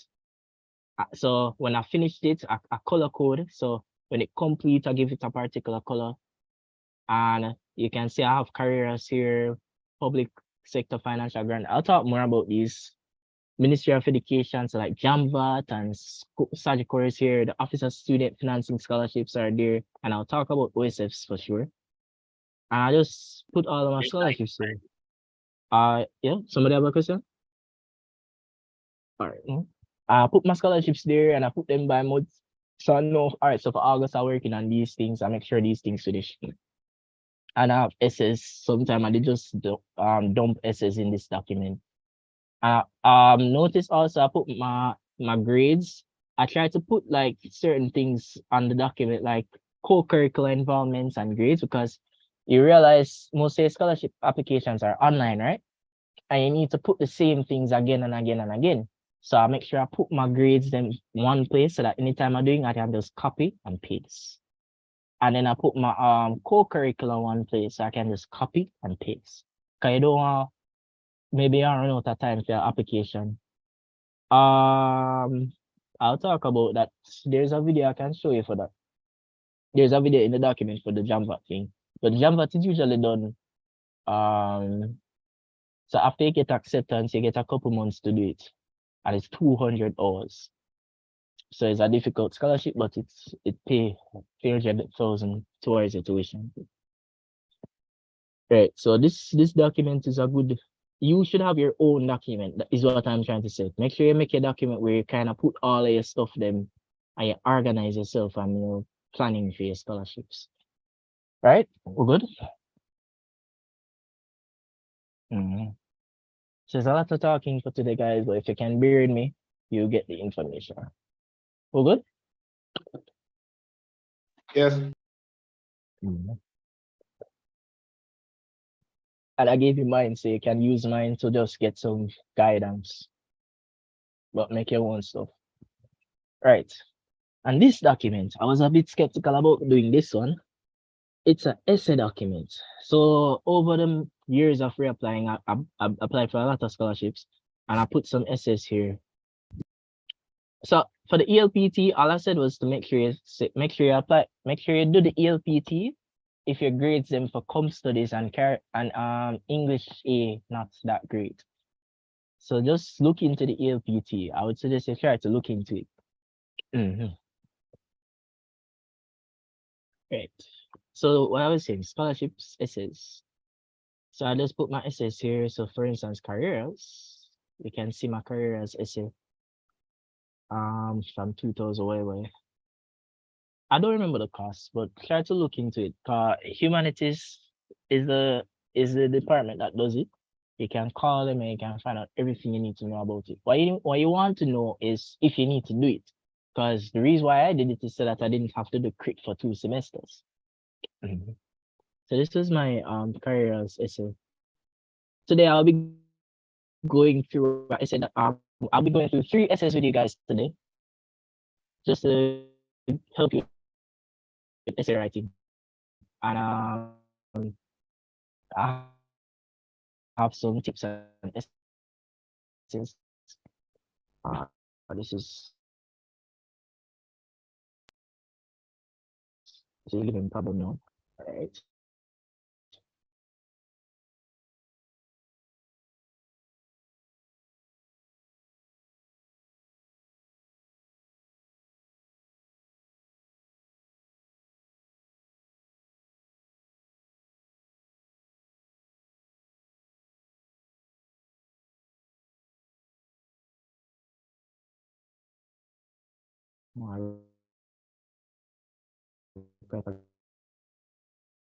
You have to restart rejoin the session. All right, let me rejoin. I was waiting.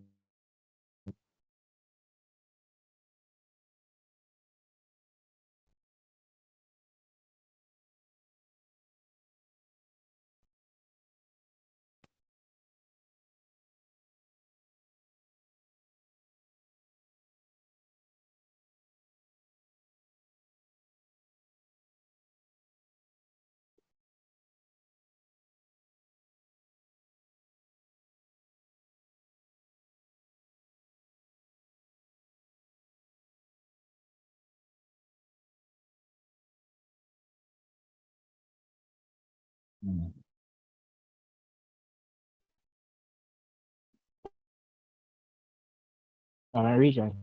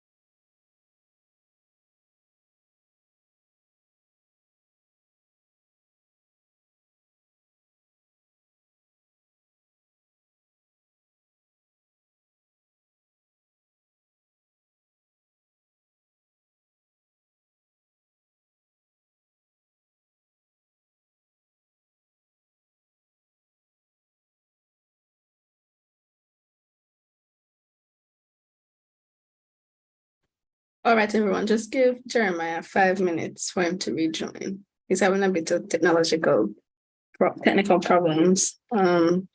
Beviana, can you let me know if I'm pronouncing your name correctly? Did you get an answer to your question?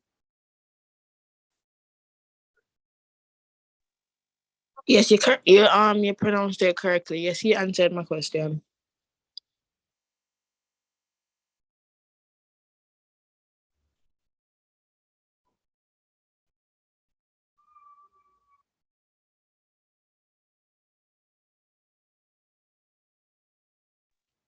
Oh, but he said that he wasn't sure about the cost for the ELPT test, though.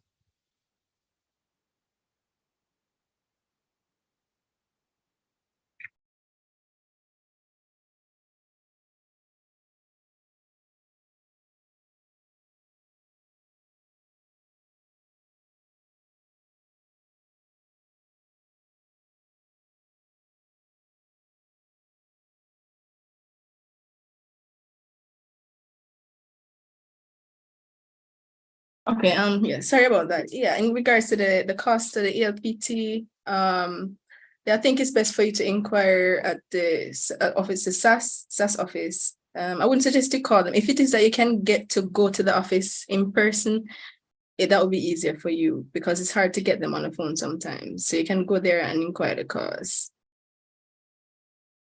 Okay, thank you. All right.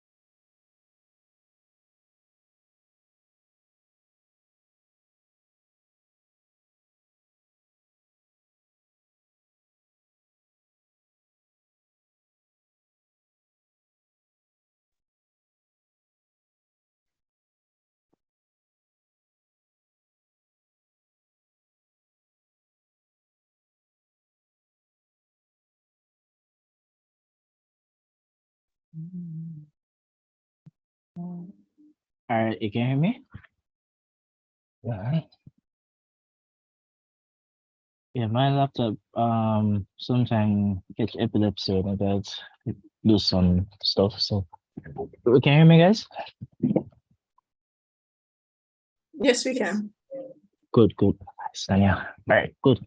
All right. So I was saying that I have my essays are I put the good essays here.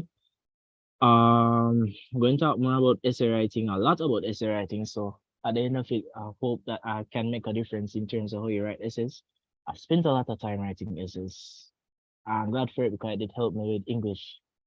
But you can always look at mine and I'll be reviewing a couple of them today with you guys as well. All right, so Med Scholarship resources. All right, so this now is the document that I was telling you about from the previous session. So this document is this document from the how to get into medicine session. And in this document is the recording from that session. It's at the very first page. So click this and you'll be able to see the recording of the how to get into medicine session. It's a long class, but basically people from different avenues came and they spoke about getting into medicine. So interested in that, watch that recording. So let me X this off so it don't cause problem for my brain. All right, so those resources are there. There was another document. Good. What's going on? Interesting. It's probably my laptop being weird. Anyway, this document here is a document I used when I was preparing for scholarships, specifically for dorming. So, when school resumed face to face, I had to think about living costs because I live a bit far. I live in Spanish Town, so transporting was a issue. So I did the same approach. I make a document just for looking at scholarships for dorming. And it was through that level of organization and also experience, because I would have done this when I was trying to find scholarships for mid school. If me can find money to pay for mid school, most cannot find money to pay for dorming. That's the mindset I went with for it. Even though that's kind of like a real ideal scenario, because you're going to find million at mid school plus money for dorming, but it's very useful. So I did that, and I can say that right now it's actually working out for the most part. Still in the process of figuring it out, but organization is key, right? And I have that document there. And then there's this document. Let me just let me pick up my screen since I think I don't know doing that. Right. And then there's this document, which is a schedule from today, the rubric. And I have a little note. I hope the thing though. This one move like it want epilepsy again. Let me just I'm gonna zoom up a little more. Too much.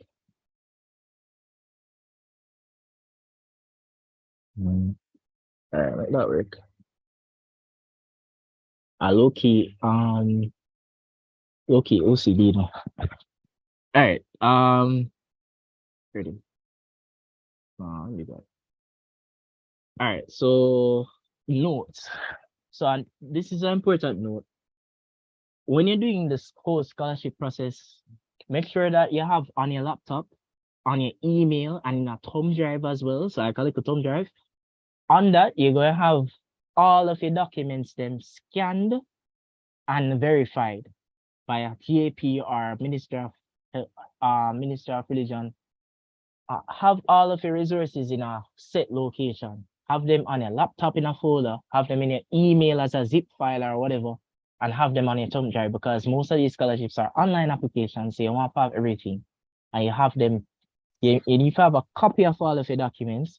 The copy needs to be certified, and then you can scan that so that you can have it, soft copy. We're good? So you're copying it, you're certifying the copy, and then you're scanning it so that you can have it as a soft copy. And then you have them in your laptop, in your email, and in your thumb drive. So you have them everywhere you go, just in case you need to do something on the road, and you need to sort out a scholarship business, right? So that's important. Right, so let's talk about identifying scholarships. We went through this. And keep in mind, documents only remain certified for 6 months. So every time you have to go back to your JP and you build that lifelong relationship kind of settled. All right, so identifying scholarships. That's the first thing for today. So what I tried to do, I tried to make frequently asked questions, and I sent out a Google form as well, trying to get frequently asked questions. So I'll try to answer those, and I'll give you information as I go along. And then the guest speaker, she can add information about it as well.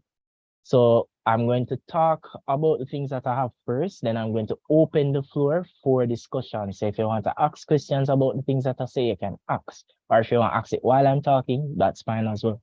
And then my guest speaker will speak, she'll talk about what she has for us.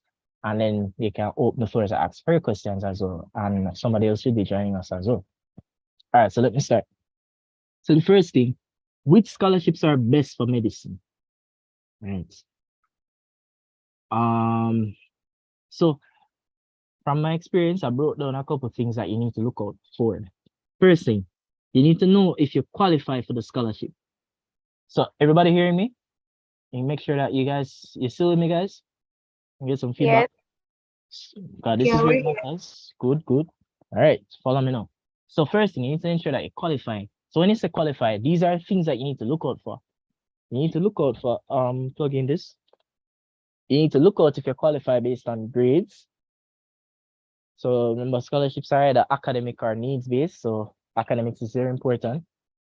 Look out if you qualify based on grades. Look out for if you qualify based on demography, because what some scholarships will say, this is only for somebody living in Manchester or somebody living in St. Catherine or somebody who come from this school or that school. So you have to look for those keywords as well. So you read the criteria carefully so that you don't waste time applying for a scholarship you don't qualify for. Even sometimes they might still take it because maybe not a lot of applicants. You don't want to waste your time. So you look out for grades, you look out for demography, being location and school, and you look out for things like bank. So like when you're applying for certain banks, I'm going to tell you about like the different types of scholarships soon. But when you talk about applying for bank scholarships like NCB or Sagicor or Scotia, all of them ask you to have an account for them. So you can't apply for the scholarship if you don't have an account for them. So if you're applying for NCB, you need to get the NCB account, and your Sagicor, you need to get the Sagicor account. And the same goes for credit unions. Credit unions always offer scholarships. So like West, I don't really know any of them and I personally don't see any of them as yet. I should try to. But a credit union is a good way to get a scholarship. And you can ask your parents what credit union they are in. Sometimes they look for if your parent has the credit union, and even if your parent has the bank. So those things. So that's what some people end up in a credit unions, because credit unions give scholarships and credit unions give loans for tuition as well. All right, and then you can look for like co-curricular involvement. Some people might ask for a specific co-curricular involvement. Maybe they want to do a certain amount of hours at a community health center or something like that. You have to look out for those things. And then needs basis, they will specifically say you need to have a need. So let me answer this. Especially if you look at the OSF scholarship. How many of you have seen the OSF scholarships? We've gone through that long, exhausting list, and we look for which ones the criteria qualify for. Have you seen it? Officer State Financing? Not yet. That is fine. I don't think them expired yet, so we'll talk about them today. Yes, Ruth? No, I was saying that I've seen them. Oh, good. Very good. You see that list? That's where I end up got my the last scholarship that covered the rest of my tuition. So it's a very special list. I'll show you guys. But like you see, a lot of the OSF scholarships, they will say so they will tell us say they are gonna give it to somebody who really need it.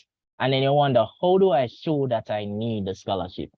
So you see, whenever I see a scholarship asks me for need, I will show them bank statements, and I will get what I did one time, I went to my JP, because me and my JP got very close because we'd been doing this for a while, and it was my teacher. He was my teacher at KC. So it's somebody I talked to, and we're comfortable with each other. So I asked him about it, and what he came to say was, let's create a letter where the letter verifies my financial need. So in that letter, it was basically a letter stating financial need. I think I still have it. Where basically him just saying they know me for a period of time, and him state the work of my parents too, and that he can verify say that them do, because him still like pay stubs and stuff like that. And he's basically standing say, oh, I need it. So that was like the highest level of me saying, yo, I need it. I show them my financial statements, and I also show them say, oh, JP verifies say I need it. So that's an option for you if you want to prove say you need finance. Fair? Fair? Yeah. So try that. But probably I got to do a little explaining of that to your JP, because maybe that's not it seemed like something we did that invent when we explain it to my JP. So like just trying to create a letter where you can state, say, yo, this person who I'm writing on behalf of has financial need. And key things that came out in that letter was stating like your parents' income, state the tuition fee. You state the tuition fee to show that you need the money to pay the tuition, so that's financial need. and you state anything that you can think of to suggest that you don't have it. So that's how that letter did go down and we did get that letter. And I know that that was something that set us apart when we were making applications, because not many people would have had a financial need letter, right? So that's something that you can do. All right. And then I said there are two types of scholarships. Scholarships are based on need and grades. My eyes bothering me. So like the something the scholarship, like the can't hold it, what am I saying now? Like the subsidy we say is a scholarship that based on your grades. So like, even if a person rich, they will still give you the subsidy as long as you have the requirements. So somebody had asked me earlier, how can you set yourself apart for the subsidy? Let me answer that now, because I don't think I have it at any other point. So what I did, I make sure my grades were good first, and then my need is there because I need it because I never have any money otherwise. So I make sure I stress it in my autobiographic sketch, say, oh, it's the subsidy really I rely upon for kind of make process easier for getting medicine. I don't think I'll be able to afford it otherwise, in Jamaica at least. So I stress that in my autobiographic sketch, and I'll show you my autobiographic sketch today. And then I also said and I also did voluntary service. So voluntary service in a health center. I volunteered before COVID. I volunteered at the UA hospital.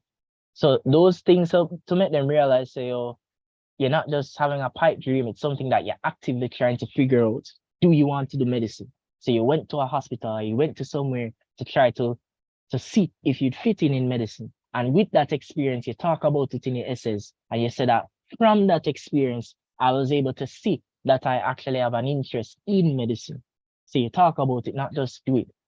So those things I think did help me to stand out. I had the need, I had the grades, and I had co-curricular behind me. And in high school, I did a lot of co-curricular because I knew that I needed to stand out for the subsidy. So I didn't prioritize co-curricular over your grades, of course, but I focused on one thing. So I did debate. Debate was my thing. Wasn't the best public speaker, but I did debate. I like debate.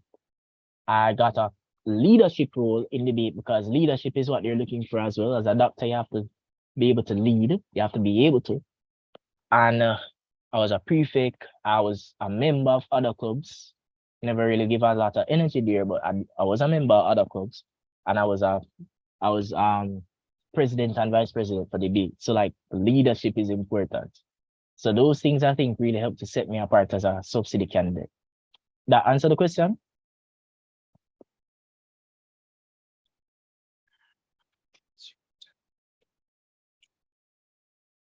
I won't tell you to try to go to your way to do a lot of voluntary stuff, because in the hierarchy of things, it's your academics, then your need, and then your co-curricular, and then how much money you have. Because them not really co-curricular is not the main thing when I'm gonna base them decision on, but it's help.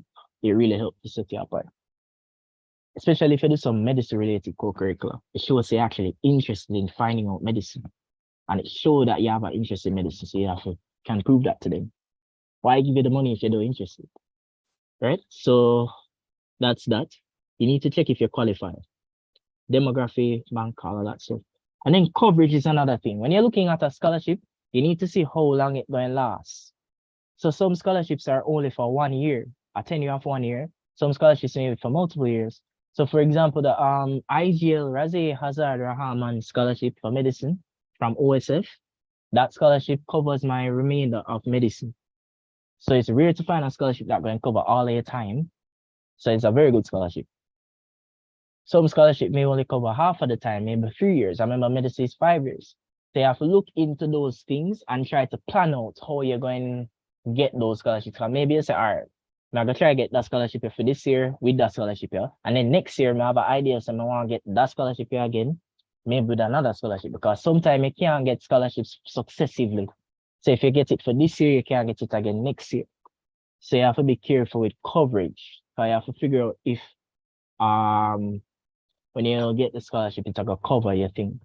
Because yeah, this always happen.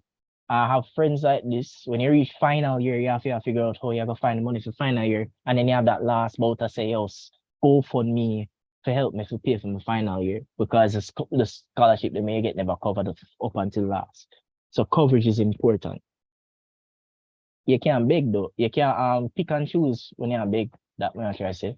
So if you tell us, I just 1 year, you appreciate the 1 year, but consider coverage.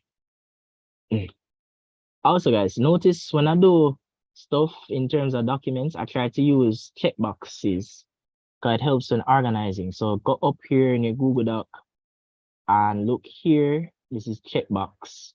Checkbox are good when you're organizing stuff. You can click it, so you say you do it. So you learn a lot of things as you go along. All right. So this next thing, very important question you have to ask when you identify a scholarship. What do you need to do in return? So some scholarships can restrict you. And again, beggars can't be choosers. But you have to kind of understand where you get yourself into. So bonds. Bonds usually come with government scholarships. A government scholarship, for instance, Ministry of Education, they have JAMBOT scholarship, they have the Emancipation scholarship, they have the annual scholarship for UA and UTech students.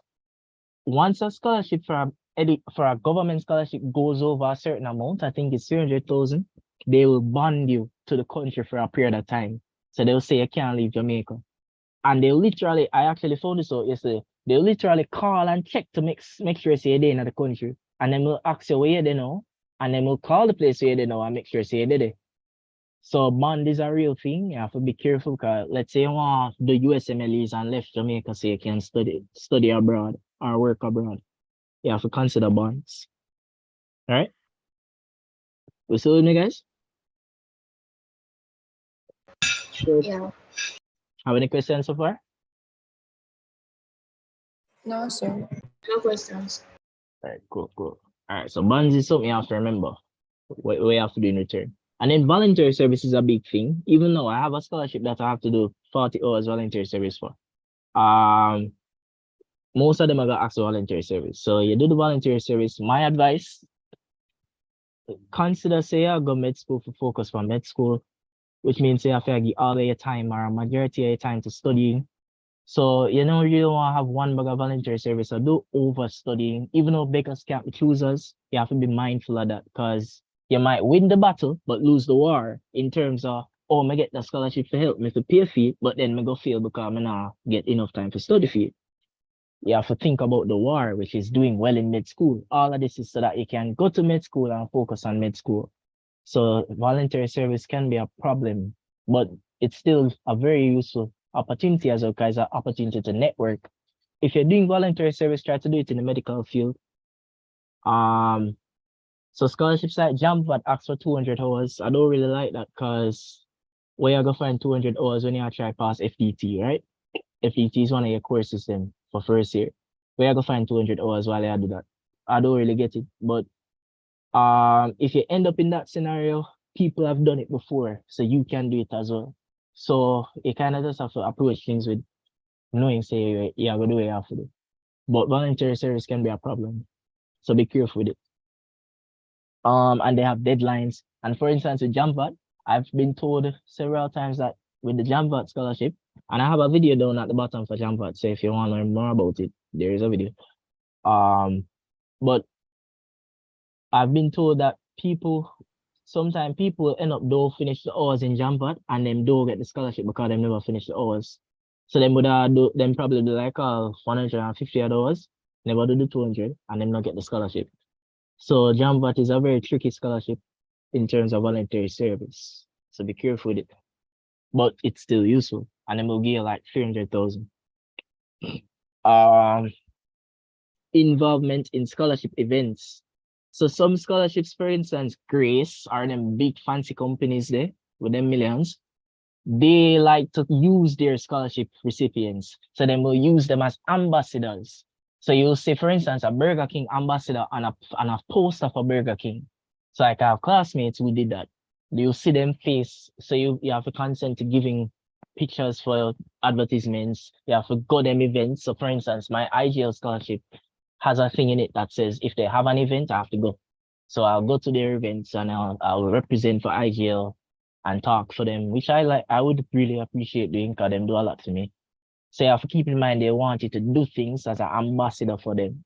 So that's one of the things you do in return, and it's a serious thing, and it's usually to the benefit of you. So like yesterday I went to a scholarship event thing online, and I got some resources to share with you guys for it today. And somebody speaking there, she was a Grace recipient, and she was telling me how Grace carried them at dinners and yeah, I gotta send it again. So she was telling me how Grace carried them at dinners and sometimes they have to go events and them tutor. So one of the things that she had to do in return for her scholarship was to tutor for Grace or tutor somebody. So here's the document again. So like usually those big companies want you to be involved. You're not just getting them money. They want you to do things for the company. So you know, like when your parents tell us that they're not just politicians because they want you to do things, don't trust government, don't trust companies as well. They want you to do things. Right. And then having multiple scholarships, this point. So you see in a lot of the scholarships, them tell you, when you get my scholarship, you can't get the other scholarship. That is a very important one because if you realize your tuition is 28,000 US, you can rely upon 300,000 to pay all of that. And if 300,000, I go tell you, say, you can't get nothing more with that 300,000, it no make sense, take it. So you have to be careful when you look for your scholarships. And these are legal contracts that you're signing, you know. When you sign, say you take a scholarship, it's just like SLB, it's a legal thing. Them can sue you. The same girl tell me, say one time, one scholarship, never like, so she used them money for pay for, she used it for pay for her graduation. Cause she did, if you're lucky enough, sometimes you end up with a scholarship, them are over, like you end up with excess on your account. So she ended up with excess. And them did tell her so she couldn't use it for certain things, but she go use it. And them did want cause problem for her and make sure have to pay it out her pocket back and all them things. Because these are legally binding things. It's not just, oh, me give you my money and I eat that. So like when a scholarship tell you a thing and that they mean and it's in their contract, say you need to follow that thing. And if you go against it, you're in the red zone. So if a scholarship tell you say you can't get it with something else, take them word for it, right? And not ignore that scholarship. Good? Good?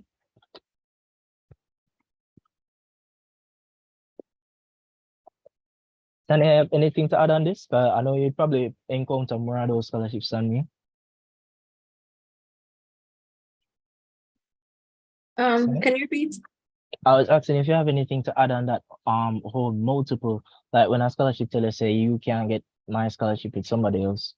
Well, I've encountered several scholarships that they stated that, but for some of them, they do give you a little bit of leeway because you're a medical science student, in which they allow you the opportunity to apply for the scholarships. But you should inquire and make sure that you know for certain, because you don't want to get trapped by that scholarship and you don't get the other ones that you truly need to cover the cost of tuition. So how do you inquire? You have to email them or call them? Well, yes, you can email them and they usually respond. Right. And I like the keyword, thanks. Yeah, and to add one more thing, Jeremiah. Yeah, when you're thinking about scholarships as well, remember that some of them are only catered to your tuition. But remember that if you're living on campus, especially for medical science students, where we live on campus, you'd have to find scholarships that also will allow you to transfer funds into your hall fee as well. So that's important. You have some, for example, the Sagicor scholarship, they allow you to use it for your hall fee as well. But certain scholarships, they specify that it's only for tuition. That's another what you have to do in return. Thanks, Sunny. I never remember to put that there, so I think I did put it though. But Sagicor, which other one you know? Allow for dining fee, asking for a friend. I think BGLC I think also allows you because BGLC gives the grant. I think you can put that to your off as well. All right. Let me come out to it. Thank you, sir. All right. So from time to time I gotta ask Tanya stuff because Tanya apply for a lot more in terms of some scholarships. She's one of the non-sponsored students. So as a non-sponsored student, which more than likely a majority of you guys will become, that's just how the statistics said, unless you decide to kind of just wait or whatever. You need to know how to still get scholarships. So there are certain tricks to it. And it's like a full-time job because while you're at med school working and studying, you need to figure out how you're going to pay for the tuition. So it's like two sides to that. Thank you, Sonia. I mute myself a while ago, I wonder why. So I was saying no, you need to be careful about if a scholarship or tell us you need to only have it. Cause just like you said with trap is a keyword here. Cause you see if let's say you get that scholarship there and them tell us you only it you can have. Even if another scholarship committee they want to give you something, them are gonna say, oh, you already have that one there, so them not gonna give you. That kind of setup. Because sometimes the admissions office will even, well, not admissions, maybe the scholarship committees, they will look through your applications and they will see if them can give you a scholarship. Because maybe something end up happening and them end up have a scholarship you can give it. But if you're in a situation where you're based on something like this, you end up can't get it, you end up miss out on the opportunity. So I keep OSF might be looking for somebody to give an additional scholarship for them end up may have. But if your scholarship set you up so that you only can have this scholarship, you can't go get it. So it's a trap. So you have to be careful not to choose those scholarships that insist, say, oh, you can only have one of me. And if you do want to still try and apply for it, you need to inquire beforehand. Right. And then the last thing now, so what you have to do in return, the last thing I could think about is GPA requirements. Sorry. So like most of these scholarships, they want you to do well in school and they want you to be a good investment. So they'll tell you, all right, if you're going to keep my scholarship, you need to have the grades. So they don't really, well, the ones that I've encountered, they don't give you like outrageously high GPAs to maintain like if you're 4.0, you need to maintain that throughout all life. And as a med student, that might not be the case. So for instance, my IGL scholarship GPA is about 3.6, if I remember correctly. The subsidy, I think, is 3.6 as well. So there are GPA requirements that you have to always have. Because if you miss that, them going to just take it right back from you and give it to somebody else who maintaining them GPA. Remember, this is a privilege. You need to work for it. So yeah. So that's that in terms of what do they want from in return. So you need to check that when you identify your scholarships. All right, and the next thing now, create a Google Doc. So you need to create documents, or if you're the person that write things, why I move away from writing these kind of things? Because I love write, but these kind of things you want to have them done on documents so that you can have them auto save. Them save automatically so you don't lose these information. And then you can also share it to people if you need to share stuff. And it's easy to edit and you can do more with a Google Doc, is what I'm saying. Or if you have another resource that you prefer, use softwares rather than written stuff. You can use written stuff to follow like your to-dos, yes, but try to follow certain information with Google Docs so that you can always have it. Because I still have my documents from 2019 that I created with Google Docs and even before. So I created a Google Doc where I showed you it already, where I just look at the month for that scholarship and I put all of the scholarships in that month and I put the deadlines and I follow that through. So that's important when you're getting a scholarship. So when I see a new scholarship, I just put it in my Google Doc and I say, all right, I'm going to go for this. All right, it's mine. And then apply broad. You never know because sometimes you apply and there's like a lot of scholarships and you know you're not get all of them, of course. You're going to get more rejections than acceptances and you have to accept that. But like sometimes you apply and there's a scholarship that you get where you never expect. For me, that was Windalco. So I applied for Windalco scholarship and I got it, and I never expect to get it because it was just one of the several scholarships that I had applied for in that August period. And I applied for Jamaica Energy Partners during that time, and I was very serious about that one because that one was a big scholarship. But then there was Windalco, and Windalco was like 100,000. So I said, all right, may I apply for this as well? That would help. And it get through. So the moral of that is apply for a lot of scholarships and apply good so that there is a high chance that you can get these scholarships. The best position to be in is having a lot of scholarships accept you. If you get a lot of acceptance for scholarships, because them not going to just take it back well for them. Most of them not going to realize there's a lot of others you get unless them check your account. It would be a good place to be in. So apply broad. And how to apply broad is to use resources that will tell you about scholarships constantly. So you go on Instagram and you follow All About Scholarships. All About Scholarship is All About Scholarship is this very great organization where some students actually came together and they decided to put together scholarships for different degrees. So not just medicine. And they advertise these scholarships. They get information from the scholarship committees directly. So they'll get information from Ministry of Education. So it's like very up-to-date stuff.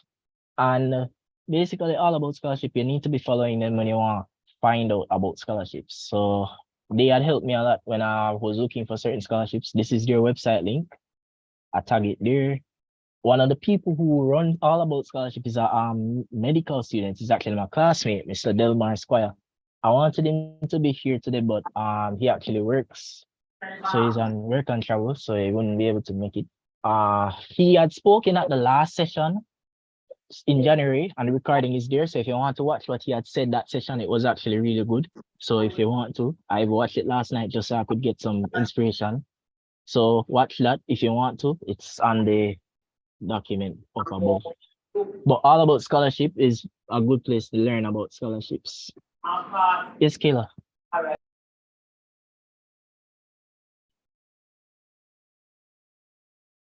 you hearing me? Yes, I can. 400,000. Let's just put that 400,000. Wait, repeat the first part. I said, let's say your tuition is $400,000, right? Mm-hmm. And you apply to multiple scholarships. Let's say you get two. Let's say you get one that is valued at, let's just say 500,000, and another which is 200,000. And both of these scholarships, they only go towards your tuition. What I would want to know is,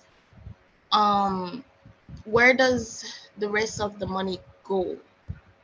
Because one scholarship could cover your entire tuition, but what happens to the other? Because you said it only goes towards tuition and they can't really take it back. So do you have any idea of what the company normally does next? So like in all cases as med students, that will really happen for us. I'm gonna make, if Sonia, you want to say something on this as well? Right. Yeah, that, as I said, Jeremiah, that really happens, that you will get scholarships that go over the tuition. But if it's in the case where it does go over your tuition, it really depends on the time that happens. Because, for example, it happened for me, I think, because I applied for scholarships, but it so happened that I had a little excess and no one took it back. So I went into my second year with some pre-existing funds. However, there are some organizations that will check up, for example, BGLC. So if I had the BGLC, yeah, it can stay in your account. But for example, the BGLC, they're very strict with their scholarships, their grant. So if it is that you get money to cover tuition and there's an excess, and that excess is over the 60, I think it's 60,000 that they give. If it's over 60,000, they will take it from your account. So they will notify this, they will check up on the school, get a statement of your accounts, see that there's an excess, and then school will notify you that, okay, BGLC has seen your account, they notice that you have an excess, and they're going to take back the funds. So there's really nothing you can do about that. But for the most part, other scholarships will just leave it there, and you get to move on to the next year with that fund. Mm-hmm. Like, imagine finishing a degree and having excesses. Like most people end with debt and you have excess. How did that happen? Oh, Jimmy is here. Hey. All right, so this is Jimmy Christian, guys. He's another one of my classmates. He'll be speaking to you guys today from time to time. So any input you have, Jimmy, you can always drop it in. Just going through like the rubric and right now we're identifying scholarships. Thank you so much. Well, I would say though for the excess thing, so usually, so here's the best way to go about having an excess. Honesty is policy. When I realized, for instance, I had an excess first year, after I get the IGL, you need to email the other companies that are making you be in excess. So like for me, that was Windalco. And I think I had a public grant. Afternoon, Jimmy. I had a public sector grant scholarship as well, about 100,000. So that was an excess. So the best thing to do, or the most appropriate thing probably would be to email them. And this is what I did. I emailed them and I told them, hey, I have an excess. I would like to, or your scholarship is now in excess of what I need for tuition. So what I would like to do is use it to pay for XYZ. I told them I want to use it to pay for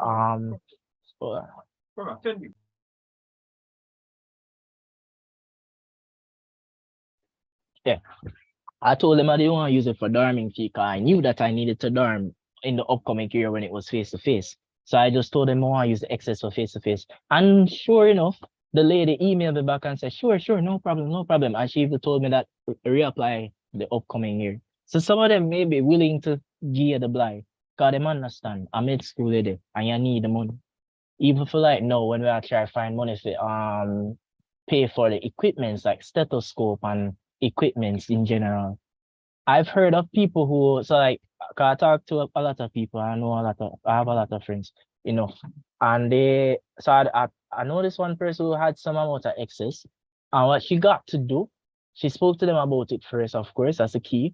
And what they agreed to was using that money to pay for her equipment, or she could withdraw that money to buy her equipment. So it all depends on the scholarship committee if they're willing. And how you're going to know if they're willing, you need to email them and talk to them about it. So maybe BGL will tell you no, they need it back for pay for somebody else. That is fine. But maybe another person will say, well, you already get it. We kind of want to give you the blight, make you use it because you're investment in the future. So, and that was a really good thing because my friend told me, she basically I get the money to pay for her expensive things which you have to pay for now. So it's like there's a world of opportunity, but it's all based on what you want. So you're only limited by your imagination in that sense. So you have to reach out to them, and that's where your public speaking skills come in, and well, being able to interact. And that's one of the big things about scholarships. So did I have a point where I talk about the benefits of this? I'm going to state some benefits of this process soon. One of the big benefits is that you get to be better at expressing yourself and asking for what you want. Because you can't get if you don't ask.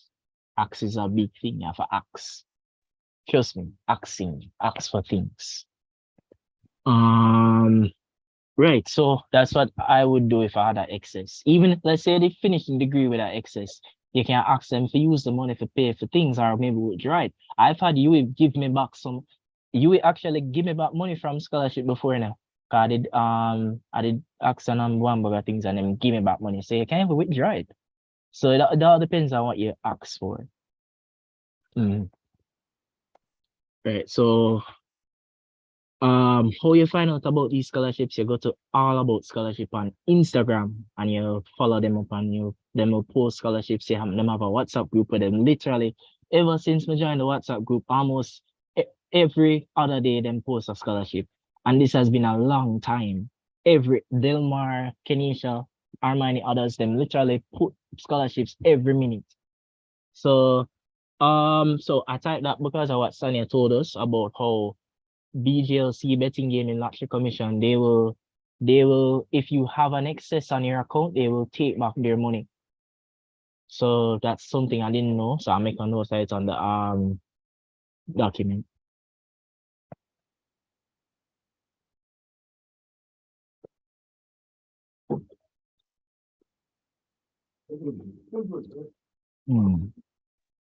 So they can view your account? Yes, because guess what now? You have signed the contract, so they must send money. So I don't know exactly what they do, but I know that they have privileges to can see what's going on your account, or at least they can ask you what's going on your account. So it's like that they have that relationship with you if you can know what exact. So that's where honesty comes in. You have to be very honest about things because they know. They might ask you, but they actually know. Anything where you put on anything application wise, them know. Them know where you will know about you, and them know where them know about you. So you have to be very honest, because them see where you put, even for you, them know. So be honest. All right. And even the other day, you see that honesty thing. The other day I was doing something for the diamond fees that I'm trying to figure out. And the lady, she literally, she's from a different organization, but she was reading information from the OSF application that I made, which means that she reached out to OSF and she told me that she would have done it, but she reached out to OSF and she got access to my application and she was reading from the application. So that goes to show these scholarship people know each other, them have dinner and them talk bowie. So you have to be honest. So if you tell a lie, it's like when I fill it out, I did tell something about I was CEO of the tutoring service that I did. And she was saying, "Oh, come Int'l me say parents never," but then she realized I meant me. So they're looking for if you're telling lies, that kind of thing. All right. So those are things to identify about scholarships in terms of what scholarships are best for medicine. Once you find scholarships that allow you to kind of satisfy these things, you're in a good spot. And I'll show you my document with my scholarships. If you want to find more scholarships, go to All About Scholarships. All About Scholarship even has a document specifically just for scholarships on medicine. So you go and look at those. So my next point was, what are red flags? I will open the floor for this one. So Sonny, you can add some. Jimmy, you can add some. Anybody here can add some. But what are some red flags when it comes to applying for scholarships or identifying a scholarships? When you see a scholarship, what's a red flag? You need to be careful of reliability. So reliability in terms of let's say you're getting not a scholarship, but some assistance from somebody, like an independent sponsor. Let's say it's a person you get big money from. You need to check the reliability of that. Is it something that you're actually going to get? Check if them did help people in the past. Check how long them help you. Check if them are going to continue to help you. Maybe them become bankrupt. For instance, the other day, unfortunately, Usain did have him thing. And then his scholarship did get discontinued because of that. You need to look at the reliability of these scholarships being long-term as they promise. So that's a red flag. You need to be careful. And that's usually with like independent sponsors. So that's why when I apply for scholarships, I prioritize government scholarships because those are more reliable. Government will pay me versus something else. Anybody else can think of another red flag when you're applying? So I kind of leave it open. Things where you kind of say, oh, be careful of when you're looking at a scholarship. Jeremiah, could you repeat why the person's scholarship was discontinued, please? Oh, remember Usain Bolt did have him money laundered. Well, they rob him. The bank did rob him, and because of that, I think they discontinued his foundation. I'm not sure, but I think that's what happened. So yeah, like how personal, like celebrities give money, sometimes that's not reliable because all of that depends on how well off they're doing. And it's even the same for certain foundations. So like if so like a Daniel Hansel Memorial or something like that. All of these scholarships depend on if the donors are able to give you money. And if the donors, something wrong with the donors, then you won't be able to get the scholarship. So reliability is something you have to consider. Because you don't want to reach your third year and then one of the scholarships, so you depend upon them drop out. So you have to kind of keep those things in your back of your head when you think about scholarships. So safer scholarships are usually like the government scholarships because they are, and big company scholarships because they are less likely to not be able to provide. Yes, Killer. And Stania, of course.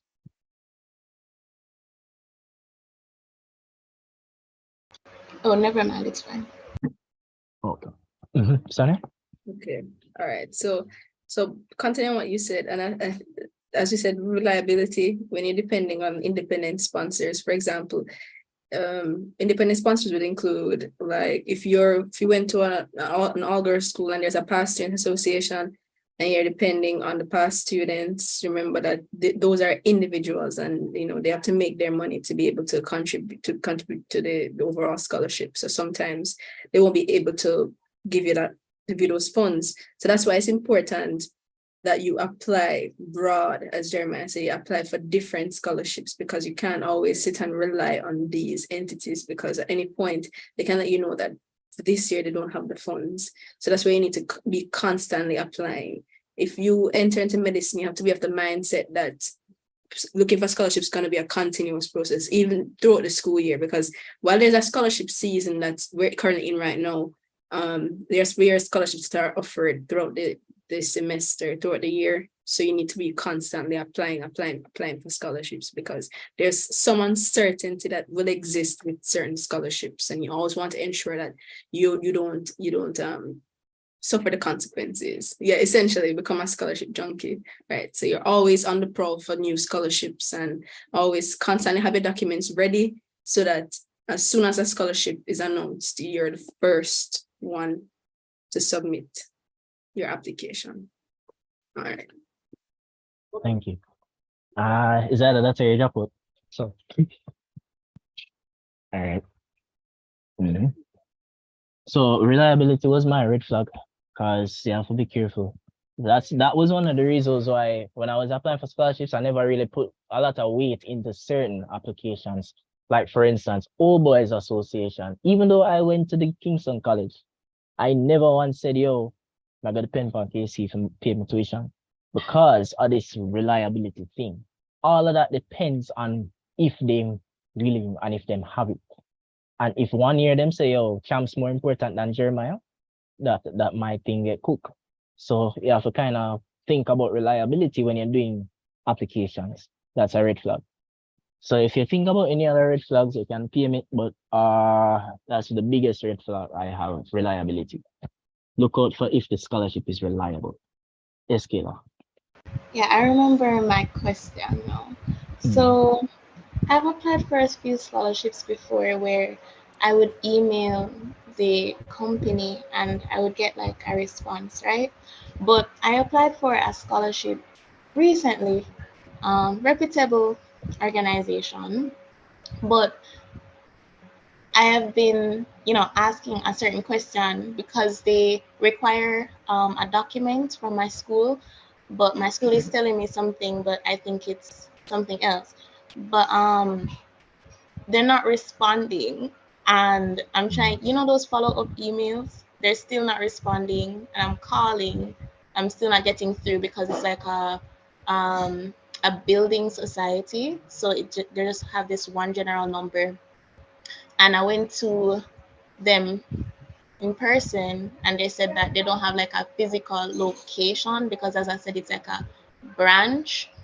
So I haven't been able to get in touch with like any representatives. So I'm a bit worried. So I want to know if you've ever applied for a scholarship where you're trying to reach out to them and they're just not responding.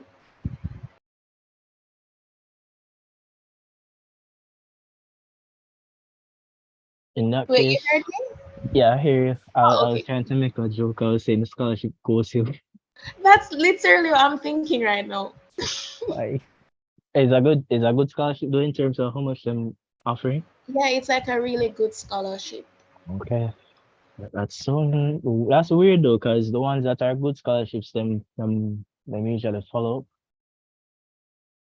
I never really And have she that was telling me experience. that I shouldn't worry too much, but she doesn't work with that foundation. She just works at customer service. So it's kind of like a bank. So you know how you'd have, I think it's called Sagicor Foundation. That's like a voluntary branch of the bank itself. Yeah. You know, the one thing I'm getting from this though is that you're probably not gonna have a lot of competition, cause it seems as if not a lot of people apply to them, hopefully. And what I'd suggest is just do everything that you have to do. If you do everything that you need to do on your side, then it's just a matter of their side to pull through. So you'd be in the right. So as long as you're in the right, I wouldn't worry about it. But I'll take my mind off it until then. Or at least maybe set a reminder on your maybe set like a reminder on Thursdays that you can call them. Cause you have to be very obsessive about this, you know. You want the scholarship, it's yours. So maybe that's what I would have tried to just set a reminder, say every Thursday I'm gonna call him. Every Thursday I'm gonna call him. I call him and find out what's the update, what's the scoop, what's going on. And then eventually they will give you the result. If it's no, if it's yes. So you'll find out. And the thing about doing that too, and I can agree to this fully. You see, when you bother people, it make a difference. You have to bother people. Because them are deal with a lot of people. You have to bother people. And it's the people in life that go the extra mile to bother people, get results. That's my opinion. Cause like when you bother people and them know your name and them know your face and them know what you do, you have to just keep bothering them. That's all you have to do. Okay, thanks. Mm-hmm. All right, so I'm going to dentistry, right? And this scholarship says that I need to do a bachelor's. I can't answer anything regarding dentistry card is MBBS, but if you want to find out more about it, just try to contact them because information is key. But I know somebody who do dentistry, so if you want to pay me and I can help you out in terms of make you talk to somebody. That's as best as I can do. Or you contact them office directly. But yeah, bother them. Just keep bother them. They must answer. And if it's no, it's no. If it's yes, then you do what you need to do. Mm-hmm. Sound like a good opportunity. I'm not sure, you know, cause maybe they might have to do like a degree before you're going to it, but I'm not really sure. Maybe. But find out. All right, so this now, I'm proud of this list. So what I did, I tried to categorize the different types of scholarships that are there. So if you know the different types, anytime you apply for a scholarship, you know what type it's falling under. And it's like you can always check, am I applying for enough of this type of scholarship or this type of scholarship? And it helps you to cover all your bases. You want to, I remember sometimes I never know some could have do this. I never know some could apply to MP. Or you never know say you could have do this. So you want to cover all of your bases because you can't afford to not do that. So in terms of my categorization of the types of scholarships, two big categories. You have government scholarships and then you have non-government scholarships. So under government scholarships first, you're talking about like anything related to the government. So the ministries, so the Ministry of Education, as you know. Ministry of Education, when you go to them website, you see them talk about JAMBOT, Emancipation Scholarship, Annual Scholarship, etc. And you have Ministry of Finance. Ministry of Finance is good for the Cuba Bilateral Scholarship. The Cuba Bilateral Scholarship is a scholarship where they choose 2 persons per year to send to Cuba to do medicine for free.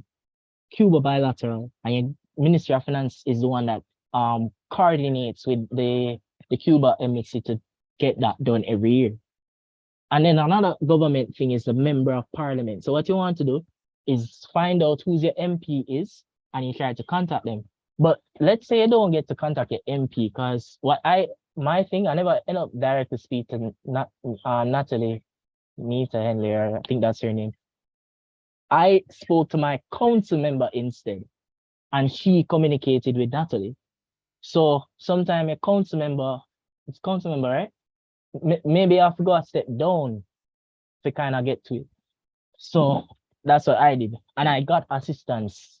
They had given me a summer work and them did help me. Good. So if Stania says this, yes. Trust me, cause like I went online, I found some numbers, I called people and I get through and then patch me through to whoever and then eventually me get her number, you know. But me never get to actually talk to her. But I did eventually spoke to the council member. So council member is a good route because they can be like your what's the word I'm looking for? they can be the connection between you and the MP, basically. Right. So I wanted to say now, you see these scholarships, especially if you live in town or anywhere near town, you can go to them face to face. It's always better to go to the scholarship place face to face. So when I was at KC, when I was in the height of figuring out scholarships, me have a friend, counselor. So I had a friend and go by myself. I did actually make me do this. But walk from KC, I will go around, take the little corner there, so I will reach up a Ministry of Education. I will talk to them up at them office building 3 round at the back. And you go talk to them. And you make them know your situation and you explain things to people. And that's one of the benefits of doing the scholarship process. You learn how to communicate with people and explain yourself and be honest and just be a genuine human being.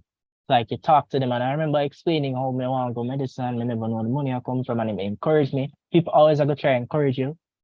So you have to go out to your way and make people know your face and remember your name. So like I had a trick. Anytime I introduce myself to somebody important, but I said Jeremiah like the prophet. Because I know them I can remember that. So try to make people remember your name. Because a lot of people, it's thousands of people them have to deal with. So try to make yourself recognizable. Right. And then non-governments. So your government scholarships, you cover those, your non-governments.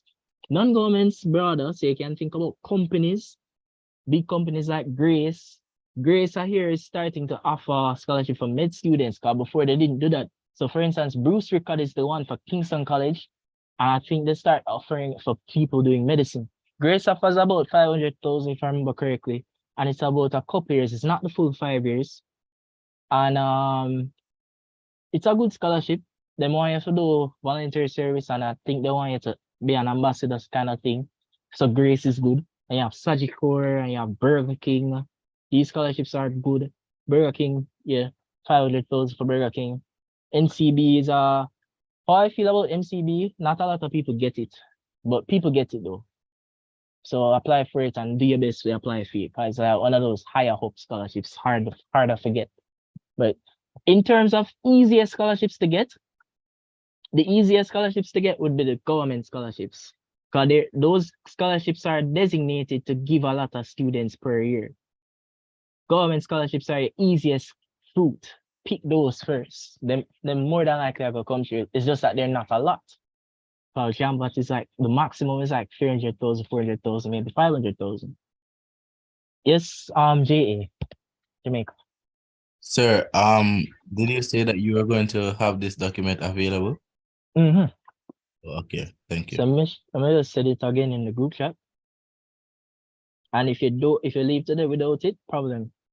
Make sure you have this document. This is where everything is in. I spent time and I work with Tanya and I work with other people and I compile all the resources in this document. So you need to have this document. And it's a Google Doc, so I'll edit it from time to time, maybe. So try to have it. All right, so when applying for scholarships, they ask for a budget plan.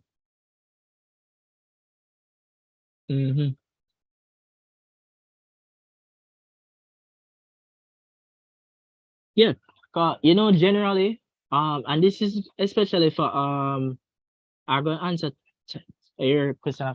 This is especially for when you do the interview. Yeah, so when you're doing a scholarship interview, you have to have an idea of how you're going to pay for the tuition. You need to have at least, even if it's something where you don't have it yet.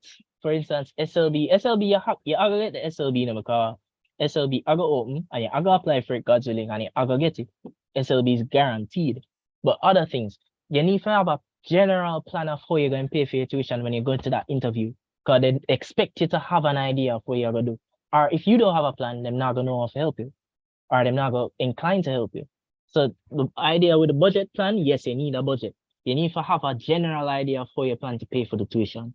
My plan was, I need to get the subsidy. And when I get the subsidy, I'm going to use other scholarships to pay for the rest. That was my plan. So when I went to interviews, that's what I told them. I told them, all right, I got the subsidy. So I'm going to get other scholarships to pay for the rest. And I'm going to get family support. And that was my plan. So you have to have a plan. So another question.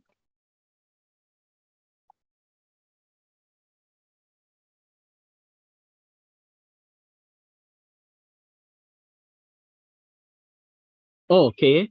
Well, I don't know. Is it all right? So I get questions about international students, right? I can't tell you for certain because that's why I try to focus on the national because I don't know a lot about the international side. But I know that the best thing to do is just ask. Find out if you're going to UE at Jamaica, more than likely these scholarships will allow you to get it for Jamaica. But find out. That's the best thing I can tell you. Find out. Anything I tell you today, try to find out. Right? Mhm.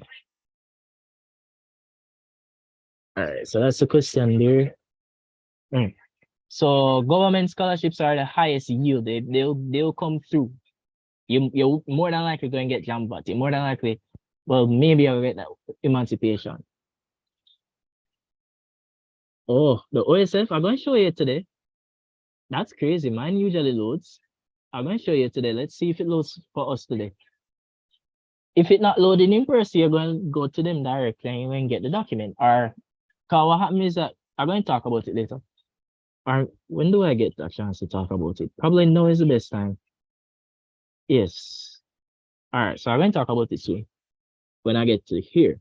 So government scholarships, make sure you go on them website and you look for them scholarships, whether it's Ministry of Education, Ministry of Finance, Ministry of Labor and Social Security. Yes, the Ministry of Labor and Social Security, they give a good scholarship for final year students, and they also give a scholarship for people in Cape. So if you're doing Unit 2 next year, you can get a scholarship from Ministry of Labor. And they just ask for volunteer service. I did that for my Unit 1 and Unit 2.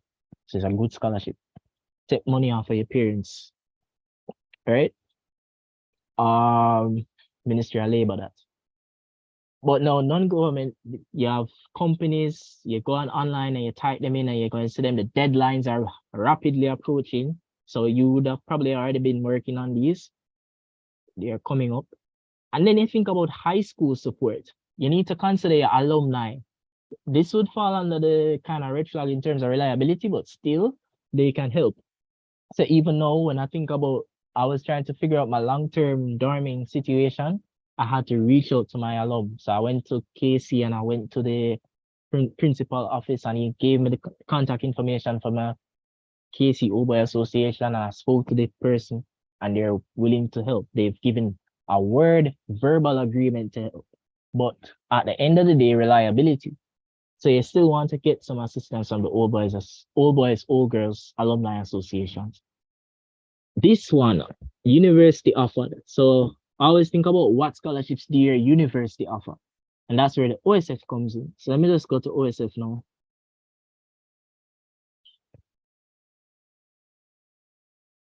I spent a lot of time on this page, especially when I was in the gap year.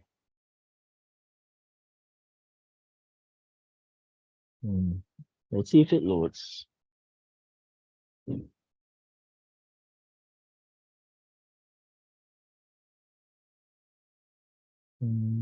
Give a chance.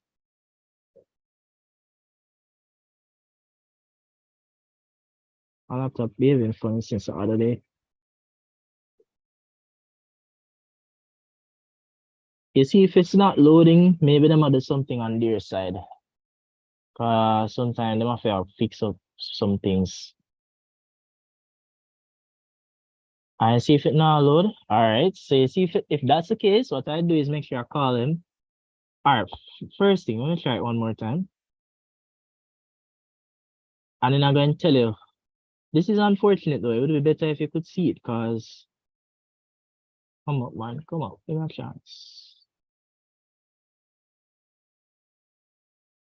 Maybe they're going to fix it soon.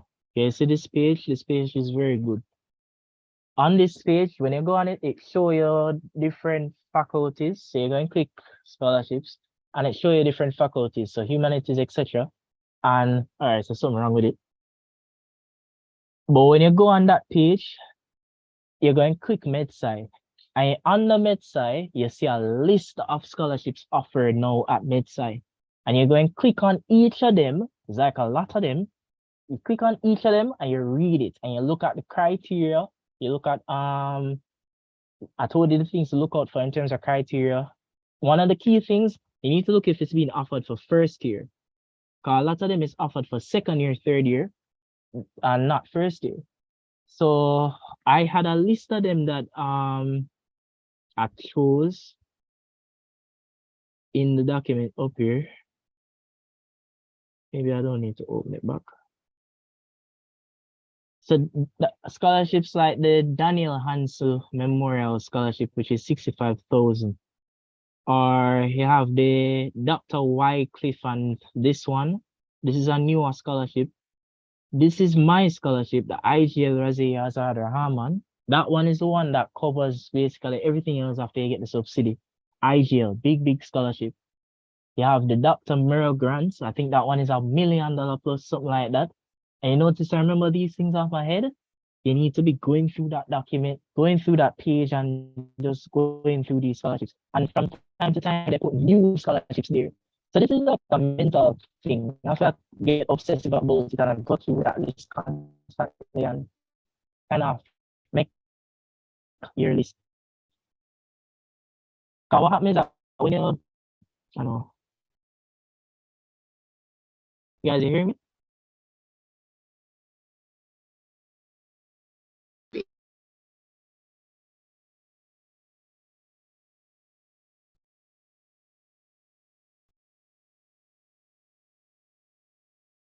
I'm gonna restart.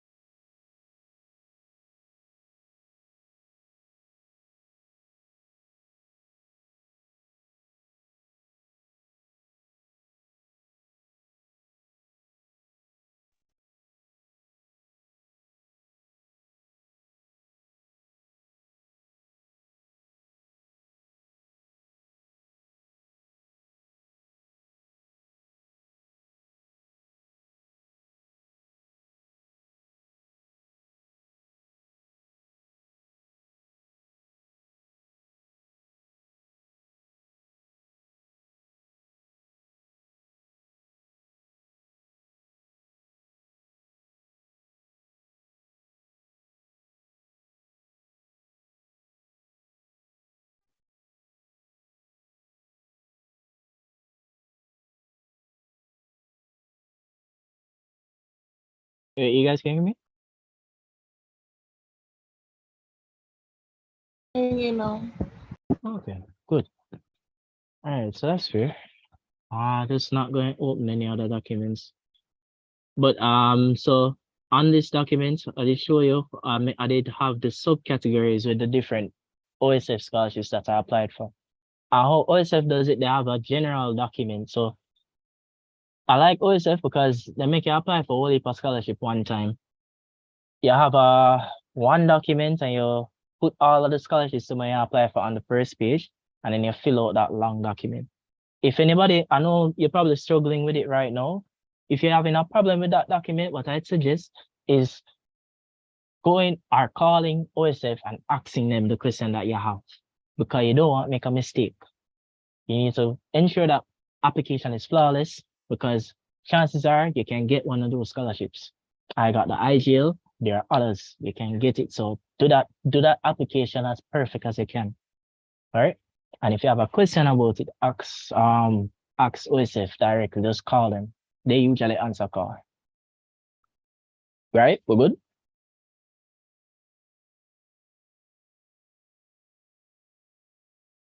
So it depends on the scholarship, cause what happened is a different scholarship. So some scholarship might ask you for an essay, some scholarship might ask you just for the grades.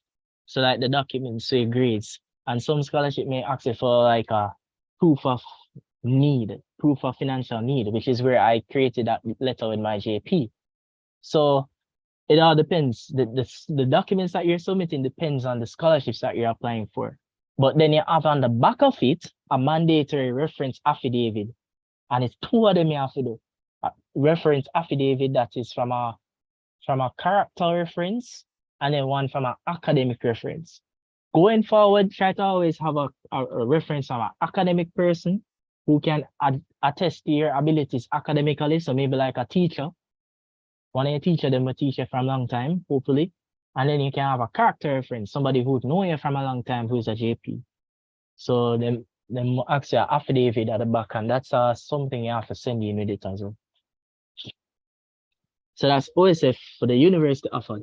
And then you have parent workplace. What's that? Oh, parent workplace now.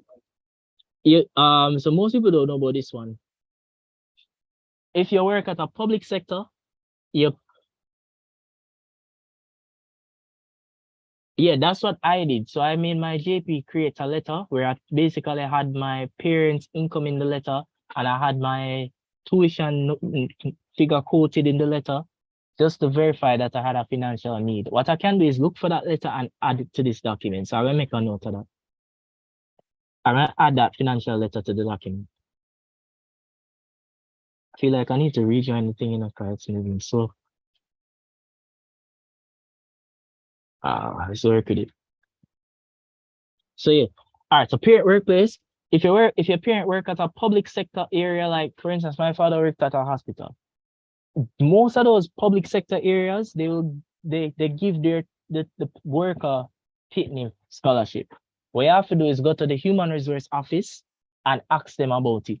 Ask them for the public sector grant. I have the form for it. It's 150,000 they usually give. And that is something that you only get once every 3 years. Can you hear me? We're good?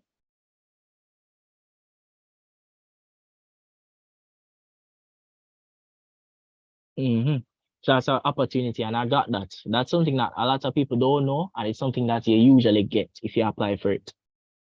And the deadline is supposed to soon come. So find out from your parents, or just call the human resource office for your parents, and it's a public sector grant.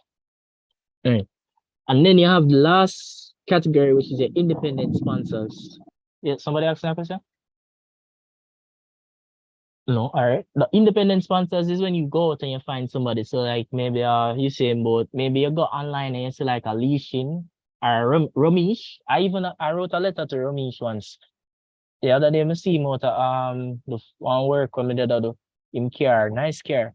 So it's rich people. You find rich people who find people who like to give back, and you can write a letter and you send it to them. So that can be an opportunity as well. SLB and loans, you have to figure that out, because those are other means of financing your education. So those are, I think, the different categories. Give me a second, I'm plugging in something. Oh, no, man. All right, good. I hope I'm gonna like run, You guys, you still hear me? Yeah, we're hearing you. Good. All right.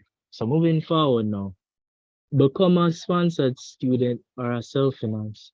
Why? Because, all right, I said it already, when you're a sponsored student, or you're somebody who has an idea of where the money going to come from, that's when scholarship committee is going to give you this money. Because they're not going to give it to somebody who them just go by faith, them don't know where it going to come from.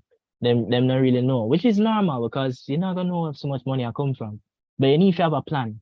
You got to tell them confidently where you want to get the money from. And that's how you're going to get your scholarships, because if they know your plan for your education, they will help you with the plan for you too. Yes, Kimura. All right, so I do have a quick question. So Mhm. if you're accepted to MBBS and you're accepted as a non-sponsored student, is it that you can work your way towards becoming a sponsored student, or you're just a non-sponsored student throughout the entire course of your Good degree? question. Good question. Yeah, so when I had the first session for how to get into medicine, I talked about this in detail because I had somebody speak on when they I had people who spoke who were non-sponsored, and I had somebody who spoke who was a sponsor, myself and somebody else. The answer is no, you cannot become a sponsored student after you've become a non-sponsored student. Because what happens is that once you've accepted that you're non-sponsored, the rule is that they won't make, they cannot offer you a sponsored acceptance again. And this is a trap. Make sure when you get the acceptance, because some of you might get that non-sponsored acceptance because maybe you can show that you can afford maybe $1 million. Maybe your parents can help you out, or maybe you have some ways to show that you can afford, or maybe SLB. But if you get that non-sponsored acceptance and you click say, yo, I want to do it, that's the end of everything in terms of sponsored acceptance. You cannot get a sponsored acceptance again. That's what they told me. That's what Miss Barrett told me at the office. So try to be careful with that. Good. So that's important. A lot of people end up falling that trap. So once you accept non-sponsored, that is it. All right. So those are my points on identifying scholarships. Stanley, you still here? Gonna have to contact her back for when we do her part. She's going to talk about some. Jimmy, do you have anything that you can add on identifying scholarships?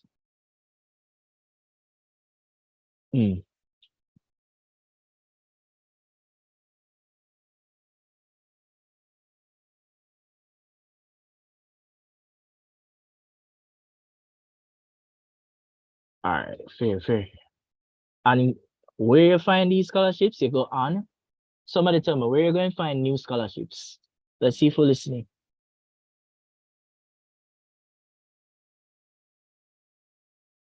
Where you All get- about scholarship Instagram. Yes, very good.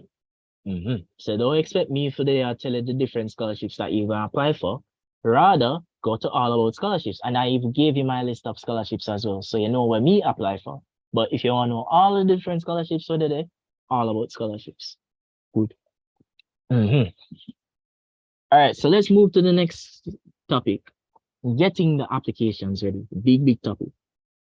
So first thing, essay writing. So what advice can I give regarding essays? I wrote a lot of essays for scholarships. One of the benefits about scholarship preparation is that you get better at English. You have to make the essays, vet the essays with your English person, then you correct the corrections that you get, and then you do it again, and you keep doing English related stuff, and that builds you as a person. It's why I am good at English. I was always able to relate to English, but it made me better as an English person because I had to do so many scholarship stuff. So you try to get that benefit from it. So I'm going to show you the tricks and the trades. So advice regarding essays. First, you need to make sure you follow the instructions. So them give you a particular instructions. Them tell you where to write about. So they might say, write a 500-word essay stating why you should get this scholarship, or how you will use your degree to better Jamaica, land we love, or whatever the case may be. You need to sit down and make an essay plan. So what I always do, I sit down when I get my essay topic, I'll sit down first and I'll make the essay plan. So the want to do this. So I'm going to think about it, and you're used to this from com studies probably. What am I gonna have in my introduction paragraph?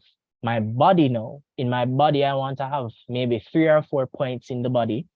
So I'm going to tell this point, this point, this point, and then a conclusion. That would be an ideal essay. But then remember, word limit is an issue. So sometimes I don't follow it like that. The key thing is to get the points across. Make sure you're answering the questions that they gave you as accurately as possible. And you can make a plan, like sit down and say, all right, so in the first paragraph, I'm going to introduce myself, I'm going to tell them what I want, I tell them what we need. Second paragraph, I'm going to tell them why this. Third paragraph, why that. So you try to make a plan. And then you follow the word limit as best as possible. Because I think that's one of the things they use to not make somebody get a scholarship. So follow your word limits.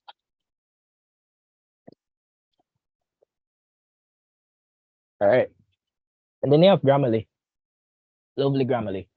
So Grammarly, if you don't know, is this it's this extension that you can get. So just go on Google, type in Grammarly, and you'll get Grammarly. Grammarly basically, as words it is, it helps you with your grammar. So when I make a mistake when I'm typing,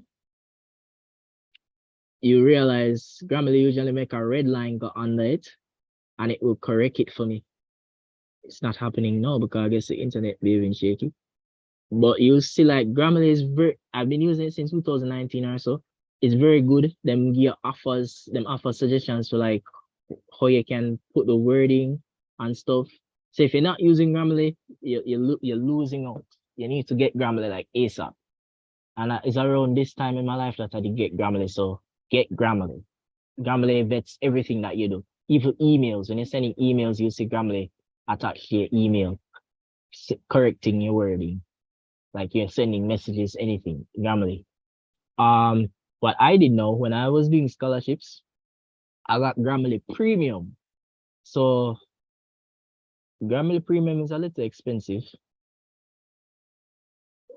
but you can purchase Grammarly Premium for like a month and just purchase it during the height of scholarship applications, which would be no for you guys. You can just get it for that small period. Maybe you do it like as a group of people. Like you can actually purchase it as a group of 3. Maybe you, somebody else, and another person buy it, and all 3 of you use the same Grammarly account. And you vet your essays them using Grammarly, English-wise. So if you don't have an English person, you can use Grammarly to help you. And it's relatively good. I use it for even university. I did use it for when I was doing crypt. So you can unlock premium, and I think I don't know how much is it. It's a good amount of money, but it's worth it. And another thing, even if you don't unlock premium, you can do this where you click. So here you can click new document, and on new document, you can put your document here, and you can basically type on Grammarly. So you can type directly in Grammarly, and over here they will give you like clarity checkup, correctness, errors. If you want to talk formal, you can put into it that you want the text to be formal or convince, persuasive or things like that, and you will write it here in Grammarly. So get Grammarly. That's what I'm saying. All good? Hello? Yeah. You can also try the free trial. That's what I did earlier this year. Very good. So I just used different accounts. Exactly. And you just now would be the best time because now you're writing a lot of essays. So you just unlock it for this period, and you just use it for your period and make sure the essays them as good as possible. Grammarly can be icky sometimes because sometimes they will give errors where you'll be like, can't bother with that. But Grammarly is the best when it comes to like doing some software help you with your English. And then that though be going to an actual teacher though if you can. So I did debate, so I used my debate faculty advisor, and she helped me revise essays, just like debate, revise speech, and we go over and say, all right, how could I have made this better? How could I have made this better? And I try to take those corrections humbly, and I'll go and I write over my something. All right, so you have to vet your things. And then you can say, here's a list of, so I made a list of things that I usually add in essays. Bring some water.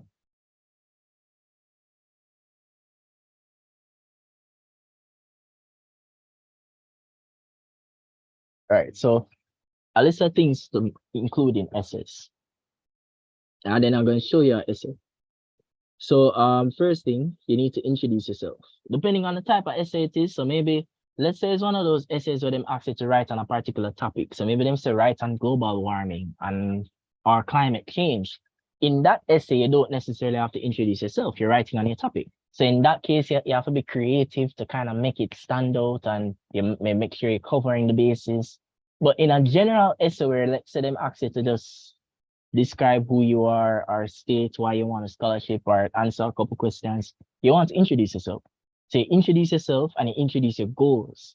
So my essays, so everything is about standing out sometime. So eventually I created a mantra. I had a mantra that I always put in any essay that I have. So once I have an essay, you're going to know it's my essay. It goes, in order to become a leader, you have to be more than just human. And I got it from one of my seniors in high school. So anytime I write an essay, I start it off with that quote. So that's just my stamp, identifying myself when I make an essay. So you can think about something like a quote for yourself, maybe, and that could be like your thing. So that's a thing that I did. So I'd say that quote, and I'd put a little sentence after it saying why I said that quote. I'm going to show you my essay. And then I'd say, all right, my name is Jeremiah Baker, and I'm an aspiring medical doctor studying at University of the West Indies. Something to introduce my goals as well, right? And the key with this introduction, you have to seem humble and confident. Why I say humble? If you're telling them, say, you will become a doctor, maybe you want to add in God's name or something like that to be humble. Or just to understand, say, oh, people don't really like standoffish. You have to try to be humble in your essays, or try to make humble a character trait that comes off in your essays. So, and confident because you know that you believe that you can do this goal that you have for yourself. So you make it seem as if you're confident about yourself. And then you need to state clearly how much you need. So always try to tell them how much exactly you need. I'm writing this essay because I need 600,000 to pay for this remaining amount of my tuition. I usually put that sentence at the end of the first paragraph. So after I introduce myself and I state my goals, I'll tell them, so I need this amount of money. And you need to state it because I'm looking for that sentence. We're good so far? Yeah. What we need to state? You need to state your need, how much you need, the money, and why you need it. So I would tell them I need 277,000 to pay for my dorming fee for the upcoming academic year. So I state how much I need and what I need it for. And that usually comes in my first paragraph. Good? Okay. Run out of water. Might get some more water soon. All right, and then after that, it all depends on what the scholarship is asking for. So I'm going to show you different types of scholarships. But let's say them ask you for why you deserve this scholarship. If in a situation like that, why I deserve the scholarship, I want to talk about that the fact that I've matched their academic and co-curricular requirements. Because the thing is, what makes you deserve a scholarship? The fact that you're qualified for it. So I tell them, say, oh, I match their academic and co-curricular requirements, because I'm going to tell you how much they need for you to get it, right? You go tell them, say, match them requirements, and you're going to explain the story of matching that requirements, how you did that to make sure, say, you do well in CAPE and CSEC, and how you were able to overcome and get those requirements, and how you were able to also do that while doing co-curricular, while being involved in society, while doing all of these things. You deserve it because of that. So you deserve it, one, because you've been able to match the academic and co-curricular requirements requisite for getting this scholarship. And then you can talk about, I deserve this scholarship, or maybe not phrase it like I deserve it, but I would benefit from the scholarship because I also have the need for it financially. And that's where you start telling them about your financial need. So things that should come up when they ask you why you deserve the scholarship. you match the co-curricular and academic requirements, you have the need for the scholarship. A need that means, say, oh, when you have the need, it means that this scholarship is the make or break. It's the determining factor. It's important for your process of getting into medicine. It's that end all be all. You have to make it seem important. It is important. So you have to make them understand the situation. Getting this scholarship would mean being able to get into my profession as a medical doctor. Therefore, I have the need for it, and I don't have the money. You tell them how your parents don't have the money. You tell them how you don't have the money. And no matter what you do, you go work, you get a part-time job, whatever you do, you still cannot get the money because medicine is millions of dollars. So you have the need for it. You still following me?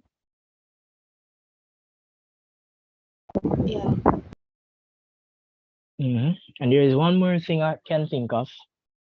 So academic, you have the need.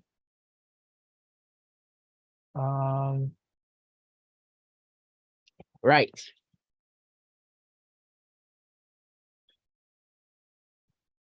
You should also talk about the career that you're doing. So I'm going to show you more stuff, but talk about the career in terms of why you need the scholarship, why I deserve it. You want to talk about how this career is a career that you're firmly focused on. Reinforce the idea that this is something that you're willing to give your time to, dedicate your life to. And therefore, you would deserve the scholarship because you're going to use it to the fullest of your abilities to achieve this career goal. Following me, guys? So these are usually the three things I talk about when they ask me why I deserve a scholarship. Well, hearing me, guys? Should I repeat anything? I'm following. Everybody following? I should probably pay. Let me text. I was here for this part. Once you come back, I just going to tell her to give her 2 cents on this. I want to hear what she says. Jeremy, I'm here. What's the question? I was asking, what would you add in terms of if somebody asks why you deserve this scholarship? I think there's no to answer this question. I think that you have the three main important points here. In terms of meeting the criteria and demonstrating that you are in financial need, and that you're actively looking to improve your financial situation, and that you have a goal working towards. That's essentially what you need to put in this kind of scholarship. Right. If Stania say it, I'm going with it. Sure. It makes sense. This is what I usually look for because, and especially when it comes to the career goal points, you have to kind of show them, say, oh, you deserve the scholarship because you're going to use the scholarship to actually fulfill that career goal that you're so desperately trying to get. You have to show them the need. This is something that you're really doing. This is a real thing. So how do you do that? I can show you my essays. If I get other essays, I can add them to this document as well. So you can not just read how I do my thing. After all, it becomes monotonous. So I'm gonna ask other people, I might ask Tanya if she's willing to give me an essay. I'll add it to the document so you can read stuff. Don't reuse essays, guys. They will know. Like I said, I put out my unique intro, all of that stuff. They will know. The whole purpose of reading somebody else's essay is to have an idea of what you should be saying in your essay. So you see the person talk about them academics, you can figure out how to talk about your academics. You know, teeth. All right. So this is how I approach why I deserve a scholarship. And then you can talk about how the scholarship would benefit you. So this is a kind of common-ish question. And I have more questions coming down. So how it would benefit me, I would talk about how it would basically open the door for me financially. So basically going back on the need thing, I needed it. So with it, I would be able to benefit from no longer having that need. So that scholarship would open the door for me financially to overcome this need and therefore achieve the goal that I have, which is becoming a medical doctor. So you tell them, say, one, this scholarship would benefit me by remedying my need. And then you can think about, this is where you get creative. So let's say the scholarship allows for you to be an ambassador. So that maybe it's a Grace scholarship and you're being an ambassador for Grace. You can say that the benefit may also be interrelational because it will help you to communicate better with other people because you have to be an ambassador for the scholarship and explain to the other people about scholarships. So it can increase your interrelational and public speaking skills. And this is specific to the scholarship. So you have to look into what the scholarship is going to let you do and see how those things can benefit you. So those are benefits of the scholarship. Yes, Abby. All right. I'm not sure if you had covered this before, but what if you're a first year, not first year student, sorry, you're just coming out of Cape and applying to first year med. I know they say it's challenging to get in straight away if you don't get straight ones, but when you're applying for scholarship, they want proof of acceptance letter. So how you go Very about good that? question. Very good question. Guys, ask questions because these things that you're worrying about are the exact same things that we had to go through and had found solutions to. So the way to go to correct that problem, you just need to use a SciTech offer.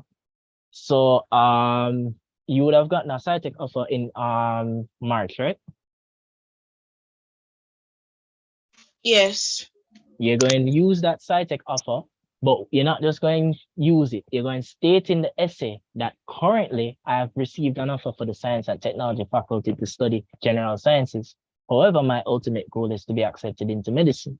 You're using that offer so that you can get show that you have proof of acceptance. And that's how they generally work on that specific class. But you can always ask them though. So ask them just to be safe if you can use a SciTech offer. But that's what I usually did after I asked. Good? Yes, thank you. No problem. All right, give me a second. I'm going to get some water and think about this while I walk. If you can think about anything else that you would want to say on this too, remember it's interactive. We can build on these points together.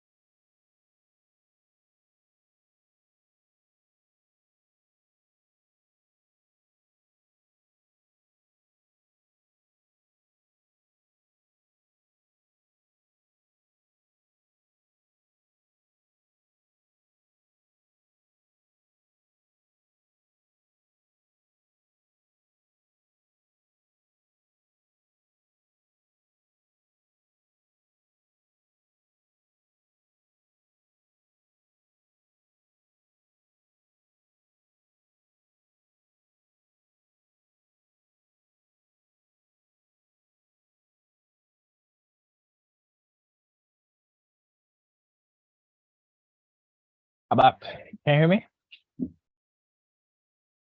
Yes, Can you hear sir. me? Right. Yes, you can do a jump at hours at the UA hospital. 200 hours, so that's the key thing there. I think they're not hard. When I went to UA the other day, they're not allowing you to work on the wards, so they're gonna make you work somewhere else.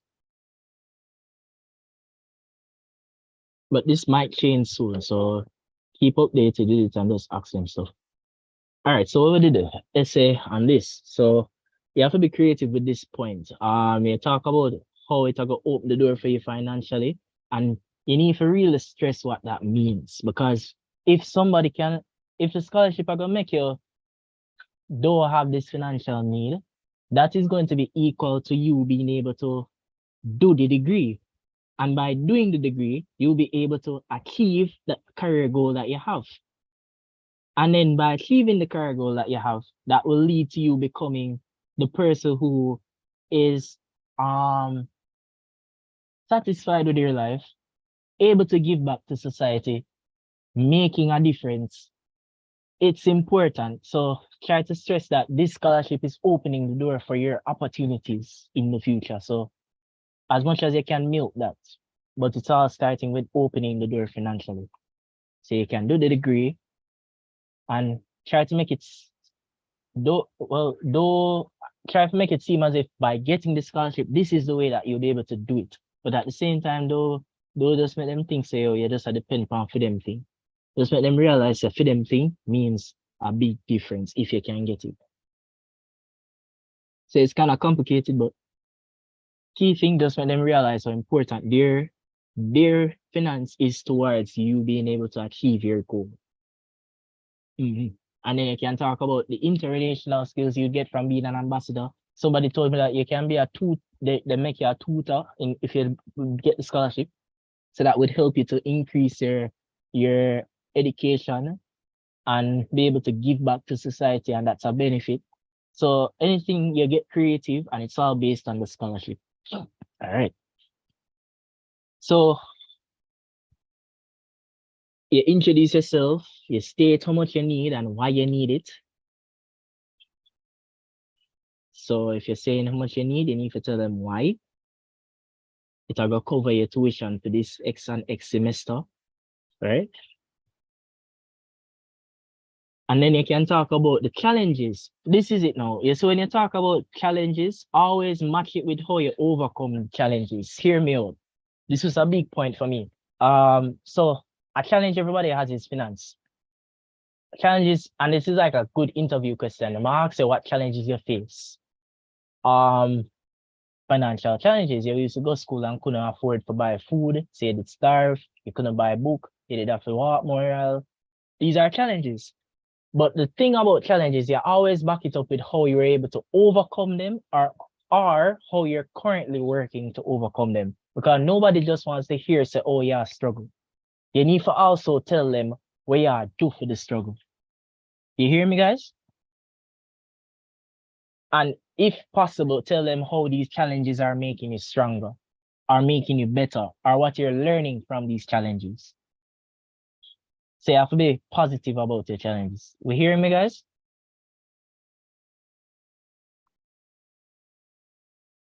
Hello? Yes, sir, we're hearing you. So this was a big thing for me. Always, anytime you state a challenge, always follow it up with how you overcome it, what you're doing to overcome it, what lessons you're learning from it. Don't just tell them say I have a challenge. And this is a trick, even in an interview setting. Yes, so them ask you what's a challenge. My challenge is I had problems with public speaking. However, I worked on that challenge after realizing it in primary school. Me have a stammer. Me used to stammer or whatever. Or me never talk a lot. So I realized that challenge, that obstacle, and I started to do clubs that forced me to speak, debating, going to different organization events, talking to people. So you don't just state the challenge, you're going to state how you overcome it. Even though they're not going to ask you to state how you overcome the challenge, you for know, so you need to state that. So that's something, all right? Another challenge I had was figuring out if medicine was for me. So that was me trying to figure out the purpose thing. So I went about it like I try to do voluntary service in medical field. I try to get more information about medicine. I try to read the pros and cons. And basically, even though there's nothing at the high school level that can prove if you're going to actually be good at medicine, because you're not going to do anything medical related in high school per se.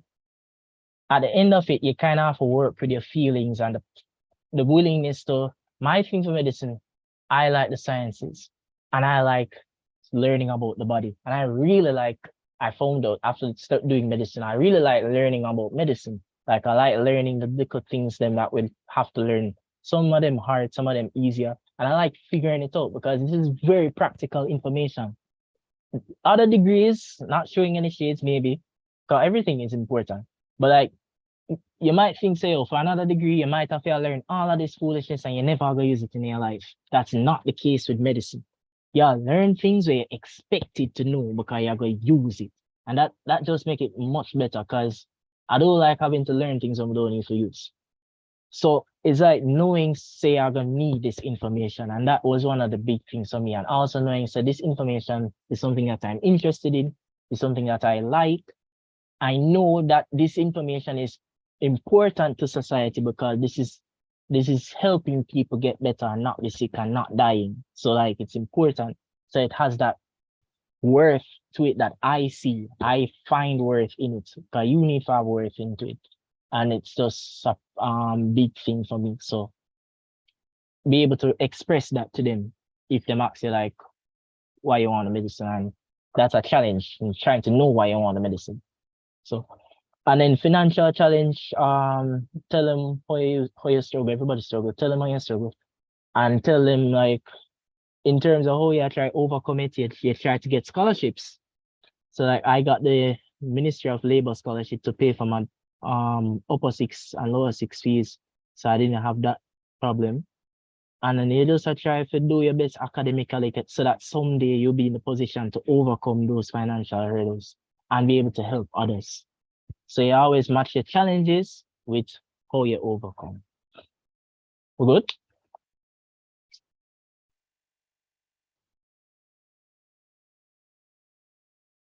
We good?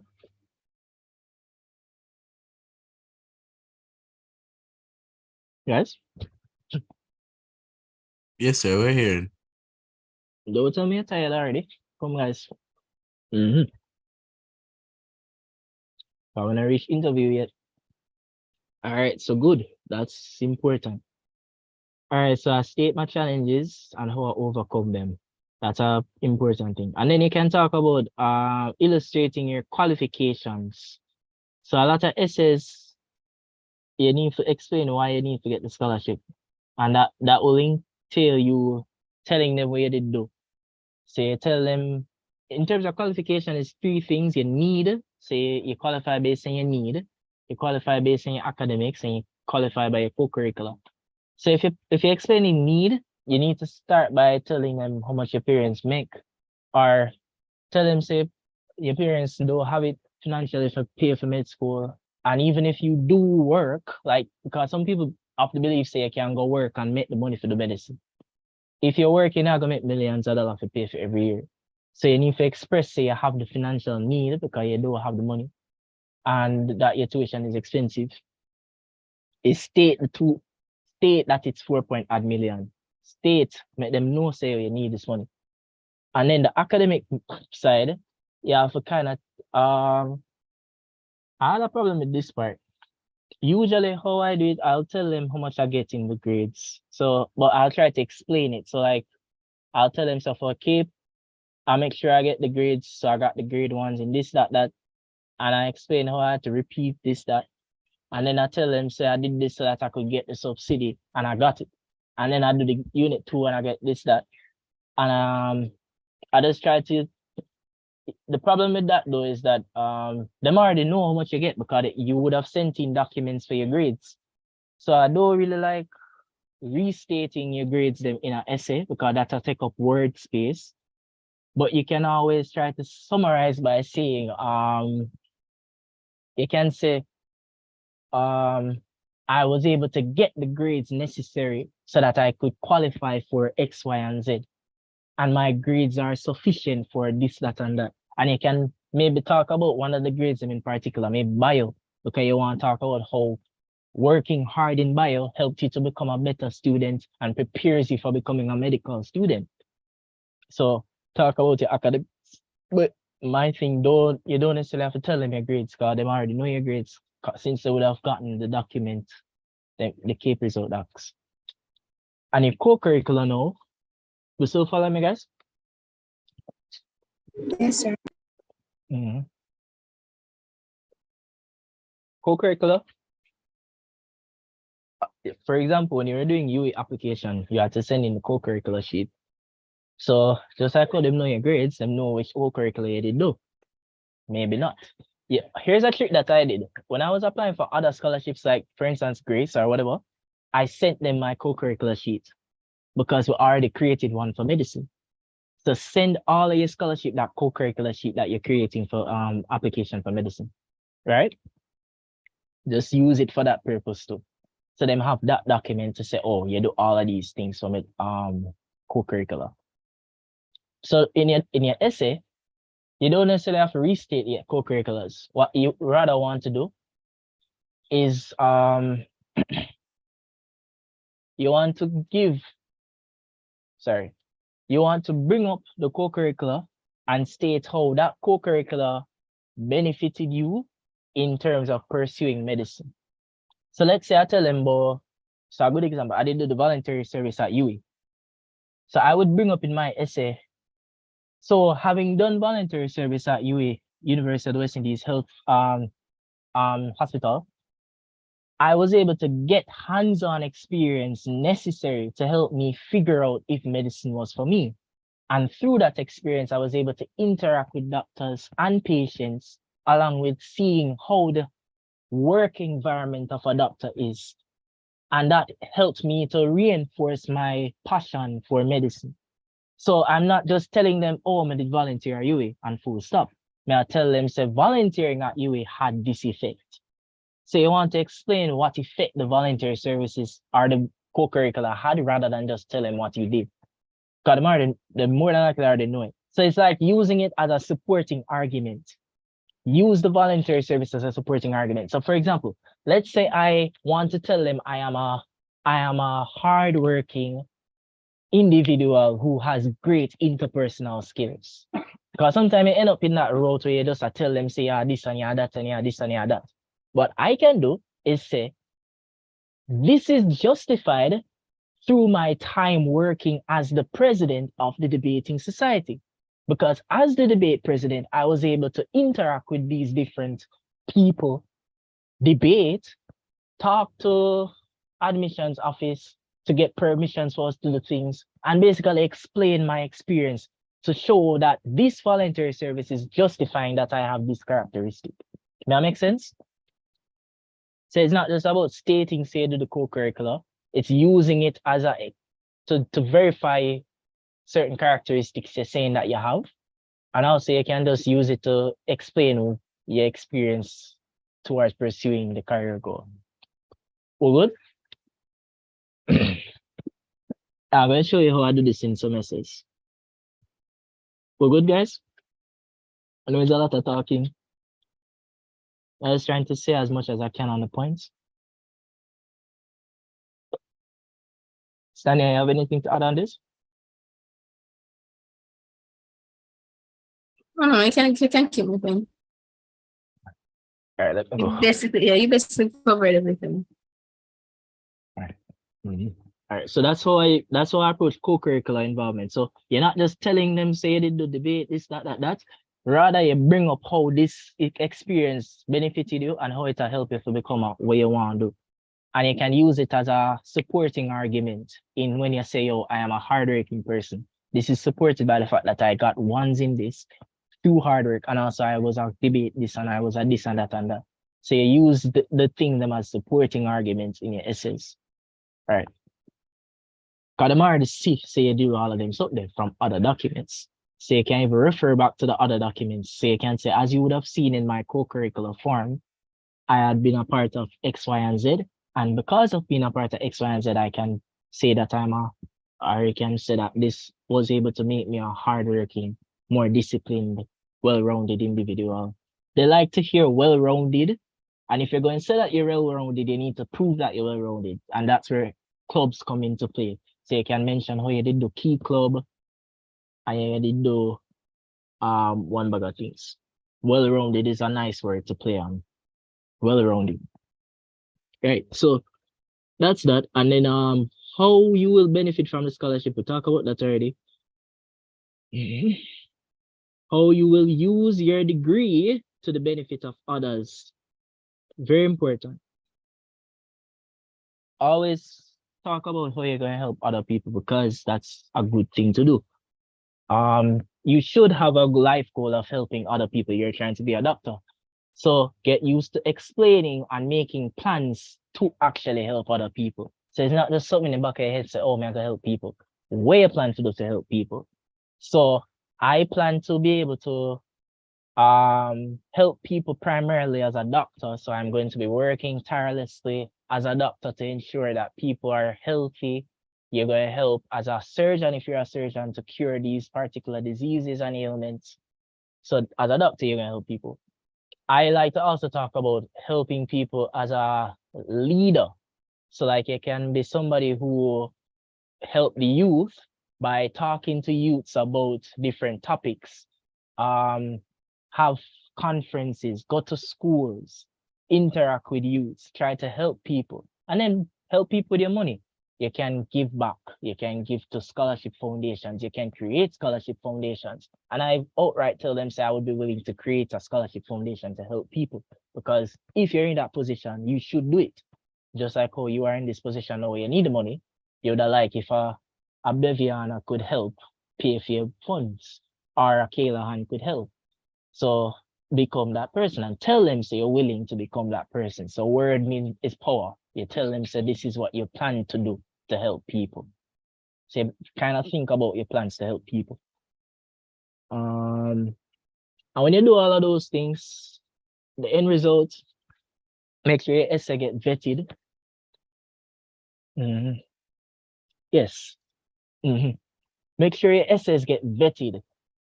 Like, try to, the more input you get is usually the better from right people. So I would, when I finish my essay, ideally, because this will always happen, but ideally I'd like to bring it to my JP, who is also an English teacher, and he would sit down and read through it with me. If it's not him, I'd bring it to somebody else, like my faculty advisor. We don't talk much anymore though, but more than I could send it to sir, and I'd be very polite.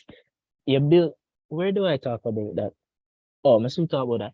Guys, you need to be very, what's the word? You need to be very you have manners. You need to have manners because you're going to be talking to these people for potentially a long time. I've been trying to get into medicine for at least 2 years, which means every minute I have to go back to the same person. If you rub them the wrong way, that not gonna do good for you. Cause them write a recommendation.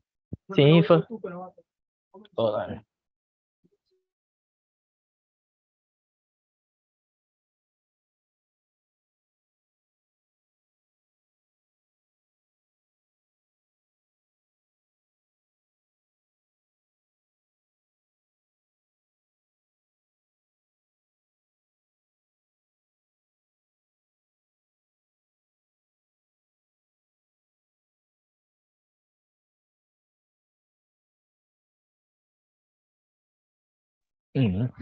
So you have to really make relationship with these people that you're talking with and be mannerisable. Even if you feel shy, if you're a shy person, that no matter.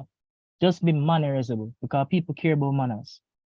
Be somebody where people will respect because your manners, you're not gonna say things that throw people off. You're gonna say morning when you text people. You're gonna say night when you don't text them.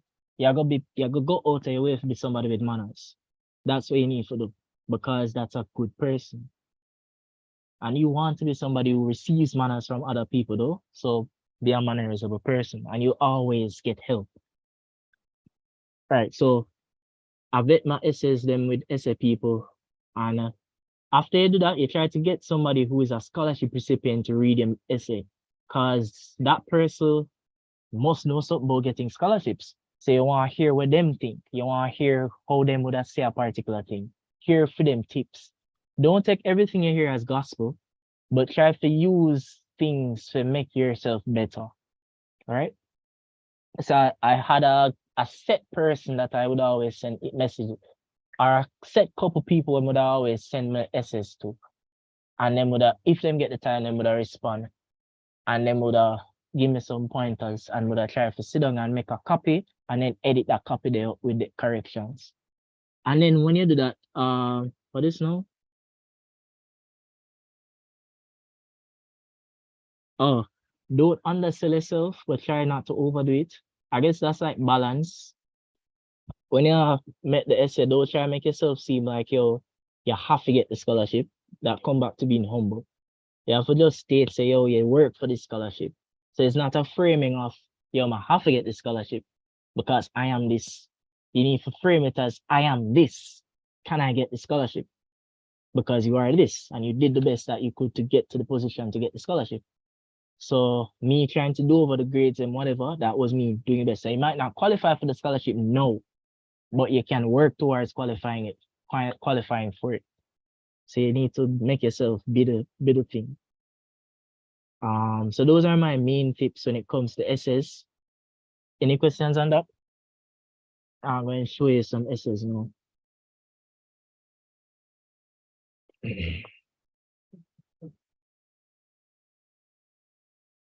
No, also.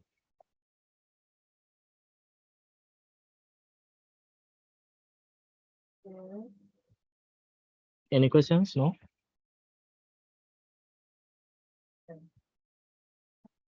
All right, let me show you the Jamaica Energy Partners. And I can show you UEDF as well.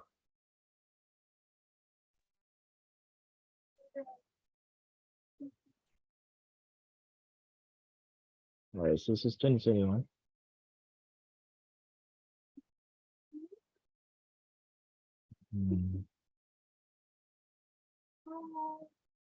Right. So see it now. All right, so essay. So them start off. This is straight from the essay. Them say 500 to 550 words. Follow the word limit, and you use double type or double spacing. And them say state 3 things the candidate hopes to accomplish by pursuing higher education. So you kind of need to know what you want to do with your career. Always, like, if you can make a template where you just sit down and think about the things you want to do with your career, do that and just have them. So anytime you do an essay like this, you can just go back to that. So, and that's how, that's one of the benefits of essays, because them help you to flesh out your thoughts. They make you realize what you want to do with your career, because you have to sit down and think about what you want to do with yourself. So 3 things that you want to accomplish, how the area of study will benefit and help community. Them always want to know where you go to for the community, and how the area of study is relevant to the energy sector in Jamaica. So this is a good essay. Them they want to make you talk about how you go bring it back to energy. So how many do that now? With me, guys? I'm going to show you my essay. With me? Yes, sir. All right, so let's talk about this now. So this is my mantra in terms of every essay that I have, I always put this first. So to become a leader, you have to be more than just human. Everton Ratcliffe, KC Edboy at this time. Then I introduce myself. My name is Jeremiah Baker, a recently accepted medical student, and I include sponsored, because by telling them sponsored, I want them to know that, yo, I'm a safe bet. Give me the S, give me the thing. This is a reason for you to be thinking, yo, let me try help the youth, or let me know from the bat, say, yo, this youth, let me try look one way I do. So I say it and I bold it, because I knew that was one of my superpowers, knowing somebody have to sponsor thing. So I'm a recently accepted sponsored medical student with an ambition of becoming an indefatigable. That just means tireless. Can use big words if you want, but just the key is to communicate. Let me if I understand what I say. So the ambition of becoming an indefatigable or indefatigable agent in the prevention and treatment of cardiovascular diseases in Jamaica. 'cause I wanted to be a cardiothoracic surgeon. So I want to help in cardio. So I state who I am and I state my goals, just like I told you before. Those are things that I include. 550 words. So I want an intro paragraph where I tell them who I am, what my goals are, and what I need the money for. So I have an immense passion and hunger for achieving in medicine and a willingness to contribute to society. I include, anytime I tell them I want to do something for medicine, I want to tell them someone want to give back. Always link back to giving back. And while facing a consistent deficit in finances throughout my academic life, and I did try to make like a running list of things, like including a lack of school fee, transportation fares, school utensils, couldn't buy the book them, couldn't buy something sometime, couldn't buy lunch, etc. So after going through all of these challenges, I have still worked hard with a grinding persistence to acquire the academic and co-curricular merits requisite to get the things that I need. So I tried to do, I think why I did that, I wanted them to see that I had my fair share of trouble, but I still did what I had to do. So that kind of puts, it's not much different from other applicants, but that still is something important. You've been struggling, but you're still working, you're still moving forward. Right? I hope that wasn't the light that just chipped out. Right? All right. And then therefore I'm humbly seeking the financial support needed to facilitate. So what I would have done here instead, I would have stated, I am therefore humbly seeking the financial support to support my tuition with an outstanding fee of X, Y, and Z. I want to tell them how much me need and why me need it. So it's for my tuition and it's this amount. So I always try to do that because that make it them know, say you know your problem.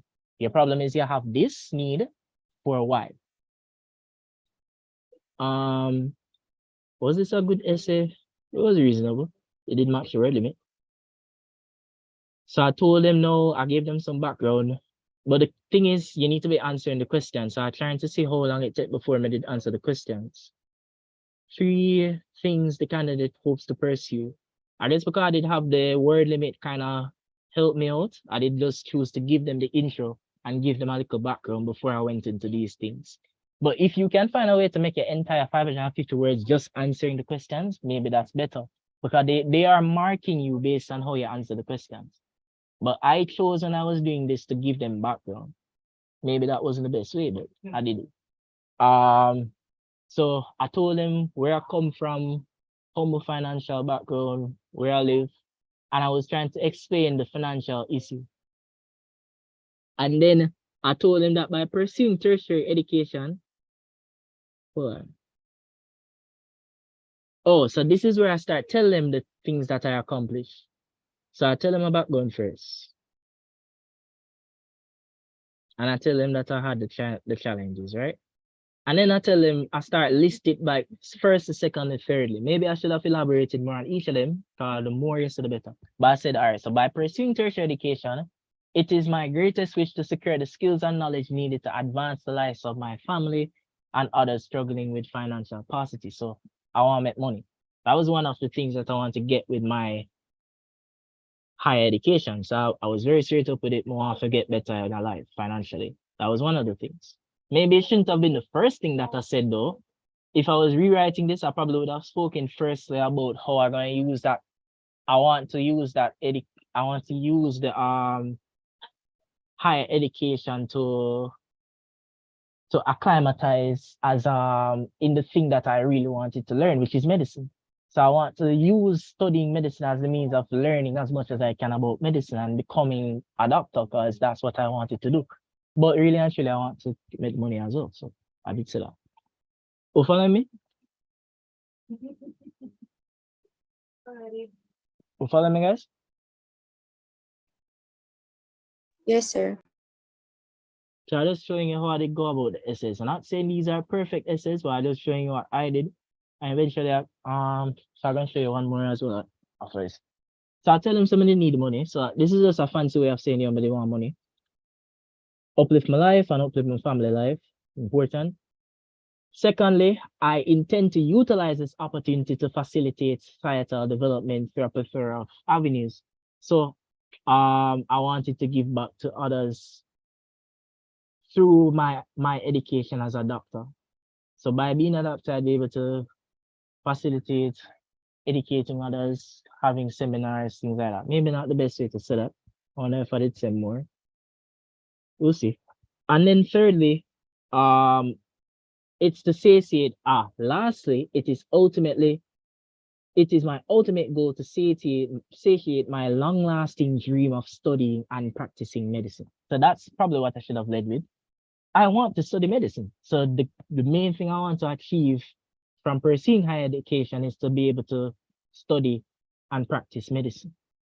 Right? So my three things were study and practice medicine, give back to society, enable me to be able to give back to society, and also to be able to get the money that I need to live and help my family. Good? But you can think harder and come with something better, maybe. Right. So the next thing was how the area of study is relevant in energy sector. Look like I did say.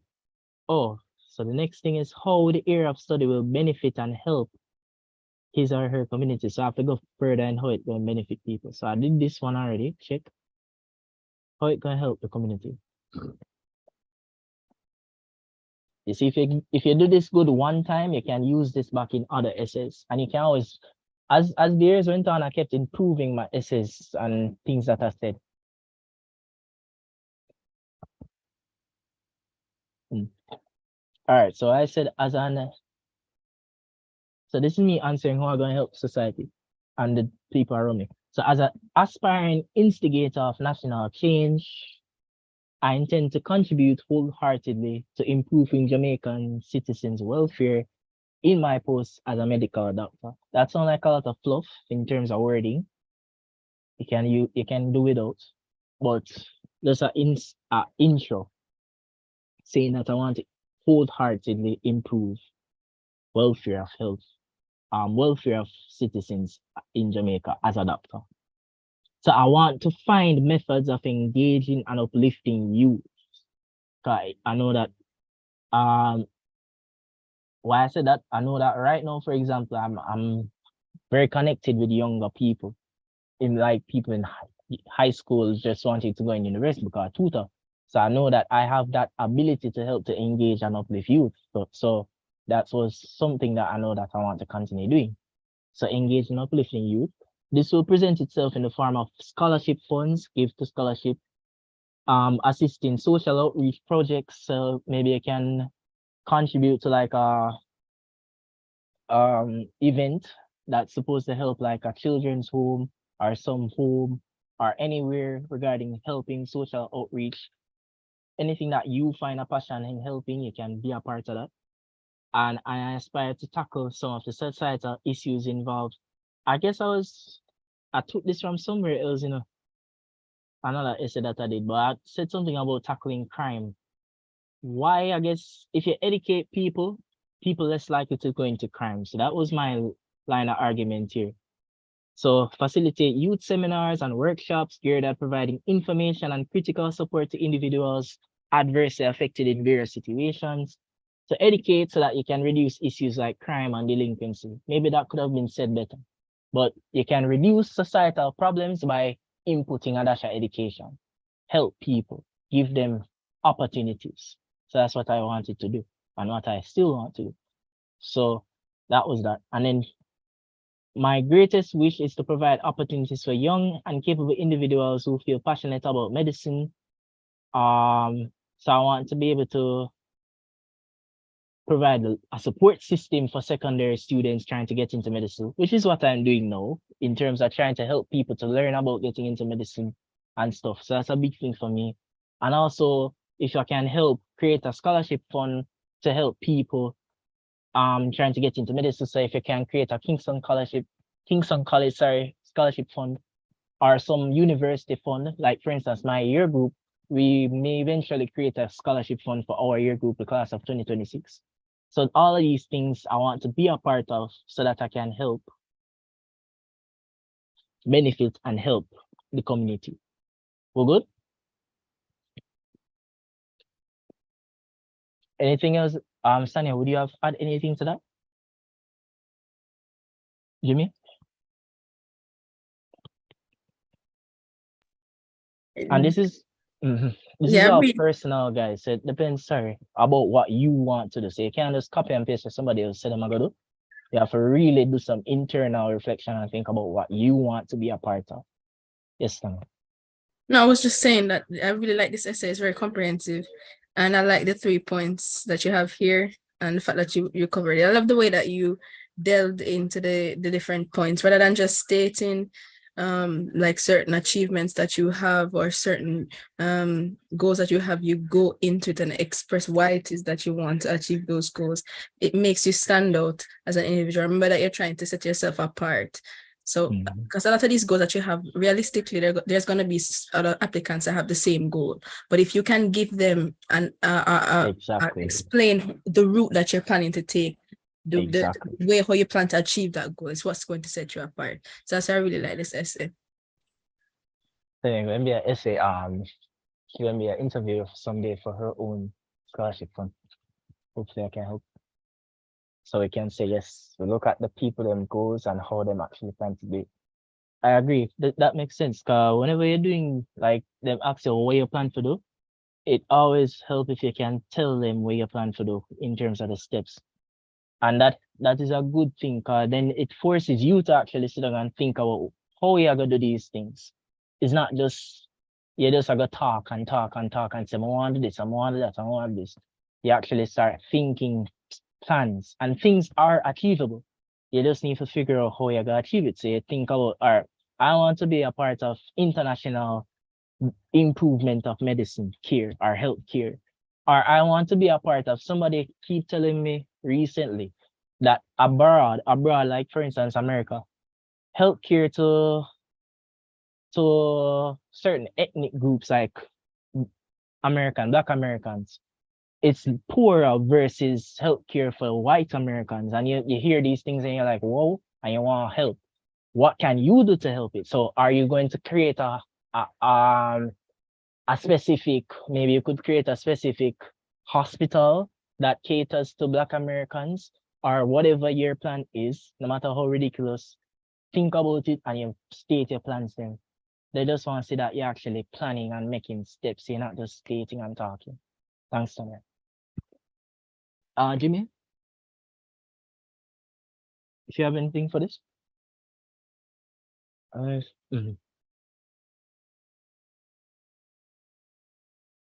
that's the best thing you can do for real. So just tell them what you want to do and how you plan to do it. You can't accept anything more. Jimmy? I might probably step away. We've been here for a while. All right, let me continue. So that's how I try to go about that. And then some of these things actually evolve as I go along, because you have different goals and different things, but just sit down and give it a good thought and make a good wordy paragraph about it. And then now, this was the hardest. What I want to talk about Jamaica Energy Partner, because I wanted to give you guys ideas, because I know this is probably something you're worrying about now. How am I going to explain how medicine going to help energy sector? So, I should have asked one of my classmates actually is a recipient of the Jamaica Energy Partners Scholarship. So I should have asked him what he did put. But may I go tell you what he put? So understanding the importance of access to renewable energy, okay, very important. I have decided to undertake a minor in renewable energy management at UWI to gain skill sets needed to insight change in the energy sector. As a physician, I aim to improve the healthcare provided at the major power plants. Okay, while facilitating the provision of renewable energy nationally. So here's my thing with this. I was lucky because you see Jamaica Energy Partners, there was a debate. They have a Jamaica Energy Partner debate competition, and I was able to go to that competition, and that's how they get to find out a little bit about it. So I just rely upon the information they get from that to do this. So I was saying that I could one of the problems I realized was that on these different plants, so like West Kingston Power Partners, you have this big plant with the out of Marcus Garvey Drive and other places. In these places, anything can happen, electrocution, stuff like that, and you need doctors. So physicians can be a part of that kind of thing. So that was the connection with me that I bring across. I kind of pushed it when I said that I do a minor in this, because I was not doing any minor, but with it desperate, I guess. In retrospect, I probably shouldn't have said this. Maybe that was the main thing with them said, because you probably don't even have a minor degree or anything like that. But at the time, I was willing to do anything because they genuinely need the scholarship. So I said that. But more so, probably a physician can help in terms of power plants. They can volunteer at power plants to help to provide health care there, because they need doctors at these places. And if you get help from Jamaica Energy Partners, you can well and give back like that. So I also understand that JP goals coincide with mine regarding youth empowerment and social upliftment. So here's the thing. You need to find out what the goals of the scholarship committee is. Jamaica Energy Department cares about youth upliftment and all of that, because them have like the debate competition, which I mentioned. I was going to mention that because that's me showing somebody have some experience, and that put me above other applicants. So know say them them care about youth empowerment, and this is my supporting argument.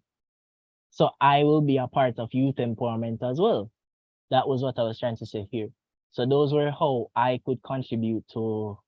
I don't know if I answered that question very well, but how I could say my area of study is relevant to the energy sector. It's kind of hard to argue that for medicine though. That's why most people get the scholarship is like engineering kind of thing. But I know a medical student who has it. So if I were to support, this is like my final sentence. I use, don't thief it please, because they must know it by now.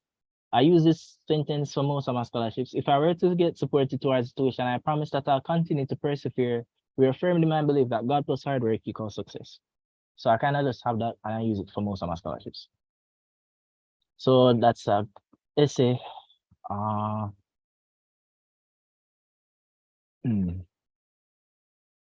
Betting Gaming Lottery Commission, they ask you about gambling. Look at this one, the last one I'm going to show you.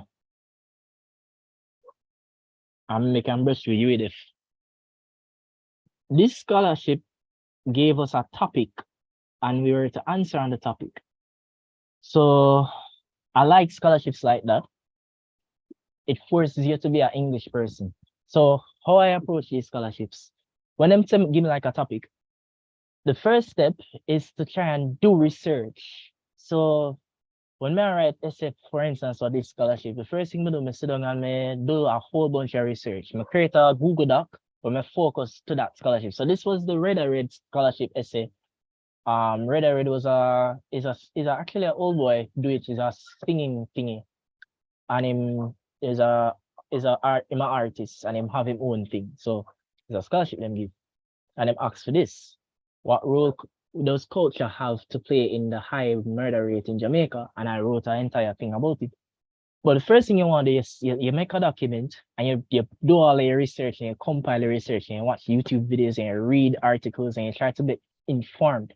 Once you get that information, it's going to make your path clearer. You know, you start looking at key arguments that you can use to support or go against this claim.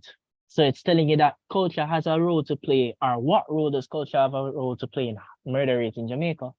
So you can find arguments for and against this. So I did the research and I found things that I saw that stood out. And then you start making like a sketch of how you're gonna make the essay. So you say, all right, I'm gonna have an intro paragraph talking about certain things. And remember, when you make essays, you need a thesis statement. You can state, in this essay, I will be discussing how culture, and you can talk about what you're doing in each paragraph. Let me see. And then like you can you make your sketch, you figure out what you're doing for each paragraph and you work through. So with essays like this, I like to start with quotes or stories or something like that. So you can take any direction you choose. So you have to be careful. I actually got this scholarship though. So this was a successful one. So my grandmother used to say to us children, what the goat do, the kid follow. Interesting. So referring to how culture can influence the youth and all that stuff. So I talk about it. I'm not gonna go through all of it, but I talk about the idea of social behaviors being a part of or an amalgamation, big words of culture, and then it me just kind of make the cursive bring with me to this, and me state it is culture of Jamaican that initially fosters the ethical standards of people based on their long-term traditional generational thingy. So we talk about how culture can foster ethical standards. And because of culture, ethics get affected. And if you have an ethical issue, that's where crime comes out. So I made a clear connection between culture and crime because culture facilitates ethical standards. And that was the argument that I had to represent. And then how that would therefore affect crime. So you have to be clear in the arguments, and each paragraph you approach it from a different idea and you bring supporting evidence. So I'm going to share with you something from the debate. Peel. Peel is a mnemonic. So who knows peel? Let me ask.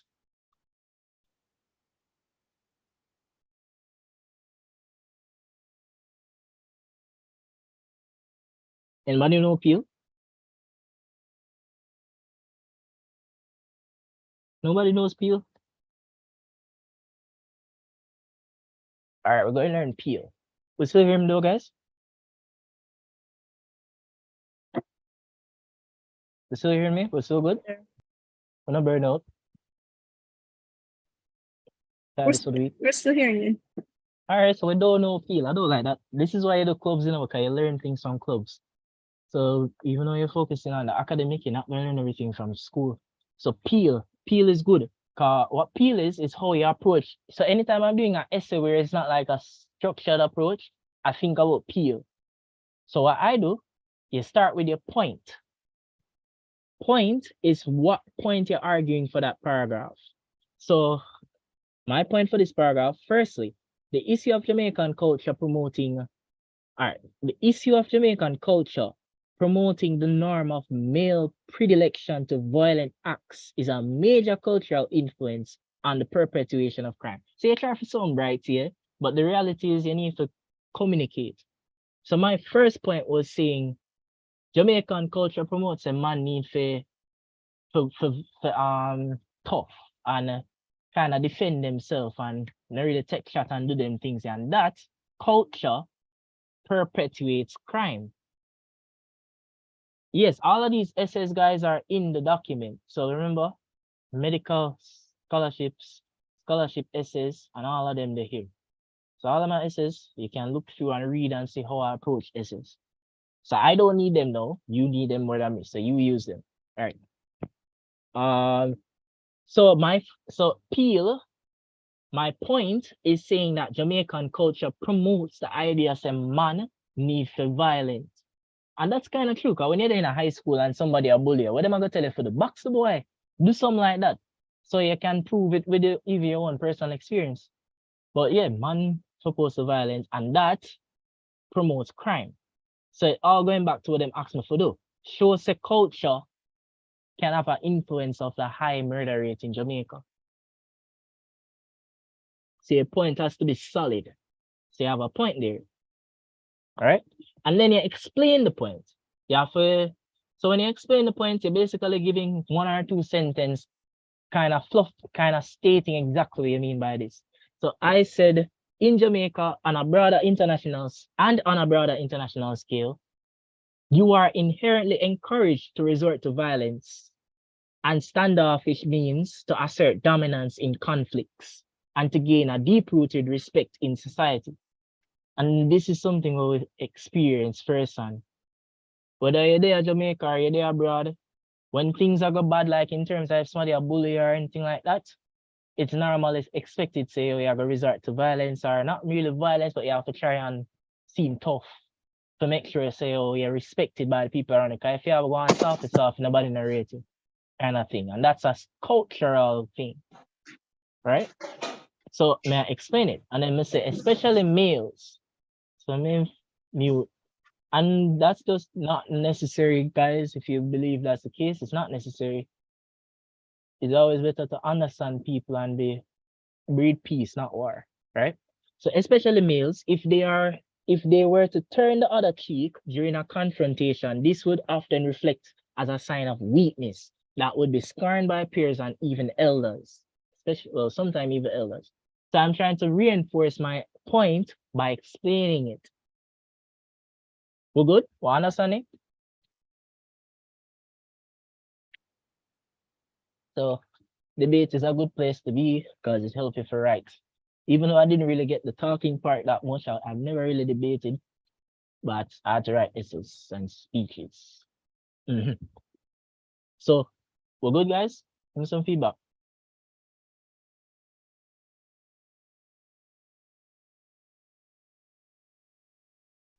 Good so far. Good so far. Good so far. So I've just shown you how the peel work for this paragraph. So I explain. I think this is one of my best essays in terms of English wise. I did use Grammarly, I did vet it, I did spend a lot of time with this essay. So as a matter of fact, I never get through with this essay, no. Because what did happen this year, when I did send this, them did tell me said them never have any more. But the following year, me did get through. So you can do it all of this effort and it still don't work. But the reality is it's worth it because you're learning from this process, you're learning all of this effort is paying off because you're learning from it. And if you get that scholarship there, it will be worth it. Even if you don't get it, it's still worth it because you learn. So I never get, and this never actually give me the essay, but give me the scholarship, but it was a worthwhile experience. So we are indoctrinated in the particular belief system that our language, our value systems, our history of resilience, etc. has negatively impacted the crime rate. All right, so once you're done explain, the next thing is to give examples, right? So you have to go for some statistics. All right, so coupled with the growing rate of poverty and unemployment reported by the statistical. So anybody who do Carib knows that Statin is the best place for statistics in Jamaica. You go for statistics, and it becomes clear that for males to resort to inherently ingrained social violence. Oh, so it's reinforcing my argument that males will resort to violence in these harsh climates, and it results in crime. Let me make sure so. So that's the example. Link, link. So when we say link is after you give the example, what you have to do, you end the paragraph by saying something to reinforce your original argument. So you gave examples supporting that culture of male violence behavior promotes crime. And then the last sentence it says, as a result of all of these variables, crime is on a rampage and on the extreme margins debt. So I'm restating the fact that as a result of all of this cultural norm of violence in males, you're gonna have crime, which is the point that I started with. So it's a link, it's linking back to the original point. So that's Peel. Peel is a very good method for writing essays. So we did Peel. We talked about my essay. I'm gonna show you it and then we'll move off essay. Anybody have any question? You have any question? I have a question. Yes. So is the UA Deaf Scholarship under OSF? Yes, it is. For the most part, most of those scholarships are under the Office of Student Financing. They are listed under the OSF scholarships. However, you can actually go directly to UADF and talk to them about scholarships. But most of them are listed under OSF. I'm actually in the process of communicating with UADF to assist me regarding Darming. This is me reaching out to people. So may work, may not work, but you have to be willing to reach out. So this is a letter that I created to you, Edith, seeking financial assistance regarding housing. So you have to put your your address and the date and the address of the person. Make sure you're following some letter style. You need to make your letters then proper, because the people who read your letters, they are people who know how letters are supposed to look. So if you make mistakes, that's a no-no. So you have to make sure you do the right things. Yes, Beviana. So I know that you have UA deaf and UA ref, right? So you can just write a letter to them. Yeah, sometimes you can write letters to places to get. So what I did, I made a letter that I could send to anybody asking for the assistance that I needed. So I made a general letter, and then I edited it up to whoever I wanted to send it to. So even the headquarters of UA, which is right across the road from UA headquarters, you could email them and tell them about your situation and ask for assistance. So you can always try to reach out to people. May not work, but it's still an opportunity, and sometimes that's the opportunity to make you get it. Sometimes you have to really defend yourself, reach out, especially when things get rough. So better to start doing that from now rather than later, because first come, first serve, right? Everybody are gonna want to reach out to one bag of people, so you have to reach out early. Right. So when I write my letters, I have a little statement here of what the letter is going to be about. And I do my same little sentence. Introduce myself, tell them my struggle, tell them what I need. So I state there for exactly what I need. Be very clear in what you need. And then I started telling them my qualifications, second year, GPA. And then I told them my passion, told them I want to do medicine and why I want to do medicine. And then I started, the main purpose of this letter was to explain why I want dorming fee, why I need money to dorm. So I made an entire paragraph on points supporting why dorming is important for me. So I explained why I needed to dorm. And then I concluded it with my sentence, respectfully, signature, submit. So you can write letters to people to ask them for things. All right, so that's me showing my essays. So you got to see some sample essays today. And I showed the peel. So you know peel now. Good. Sunny, have anything you want to contribute to that?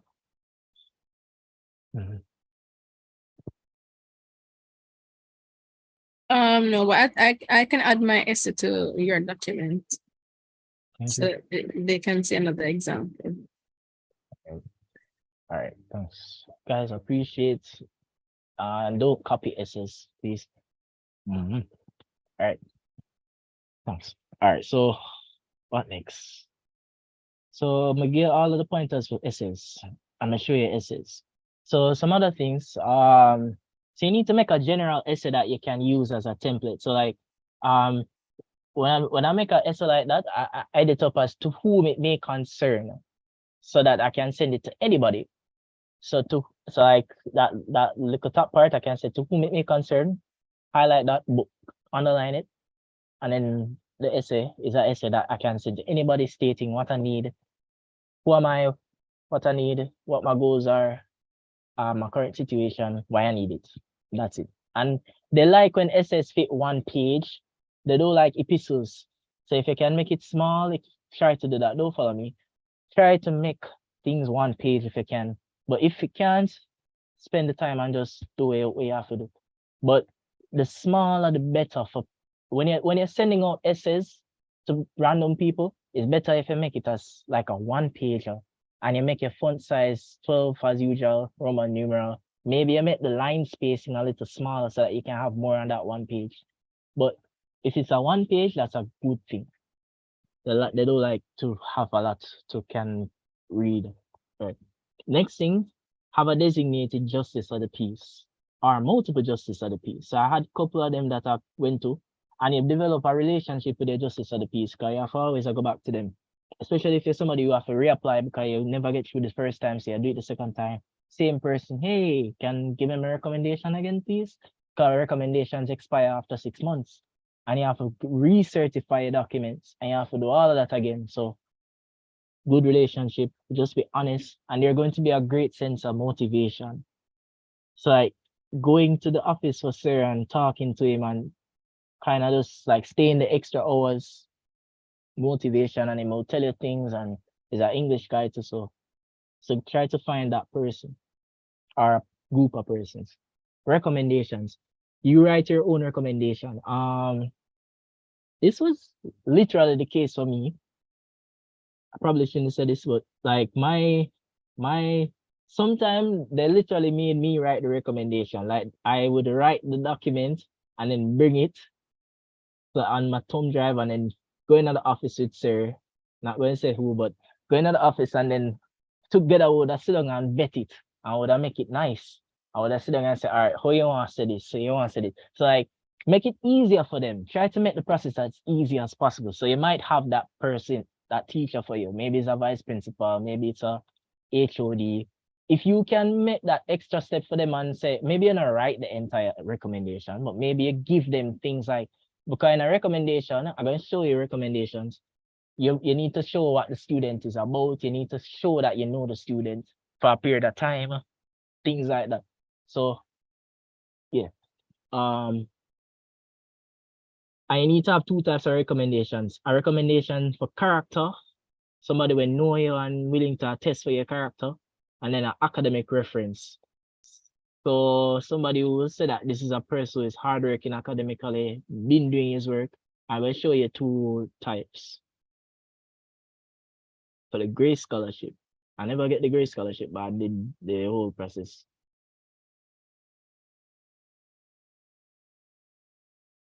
So, let me show you this.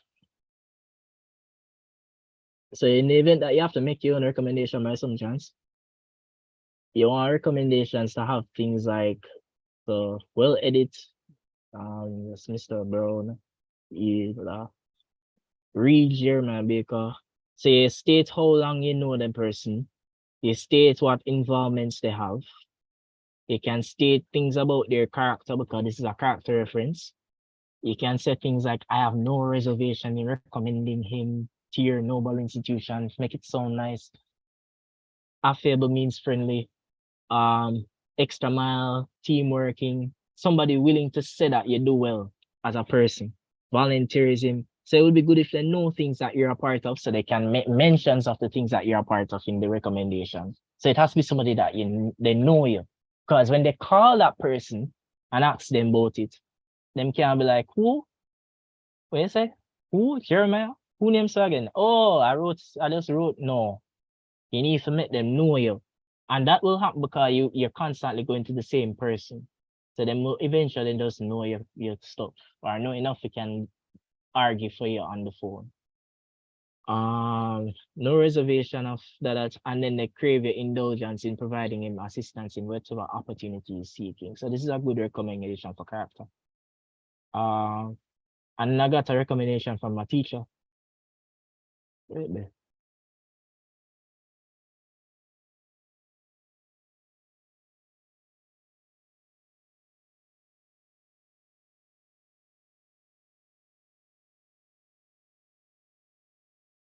Yes. So academic recommendations is not much different from co-curricular. Just make sure it says somebody will teach you. And them are gonna tell you, you can make them settings about like your co-curricular stuff. What are you applying for? How long have you been teaching them? What did you teach them for? You can talk about his work ethic academically. So she said something nice.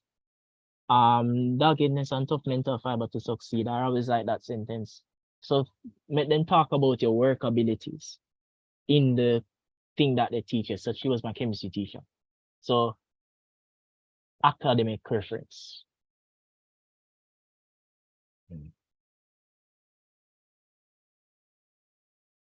We're so good, guys. Drink some water. We're so finished. All right, good. Remember, I said we had a lot of information, so just stick with me. All right, so what next? Yeah, so I already alluded to this. Make sure you go to the places them to get information and make them remember your face and your name. But you have to know things, and if them know you, sometimes I really link to things. But it's better when people know you. Or like one of the best things to hear when you do something, when you go back and then look for you and say, oh, I remember your face, or oh, I know your name. It means say I do something. One of the best things to hear. So but they have to make them to find out what you need to find out. But more important, but also important, make them know your name. Let me turn on some light.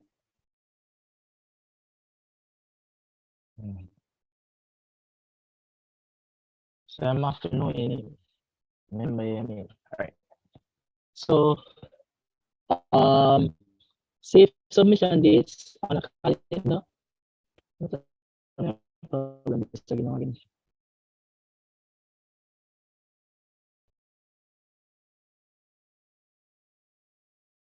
You can hear me, guys? Oh, you can hear me? You're kind of breaking up, but yes, we can hear you.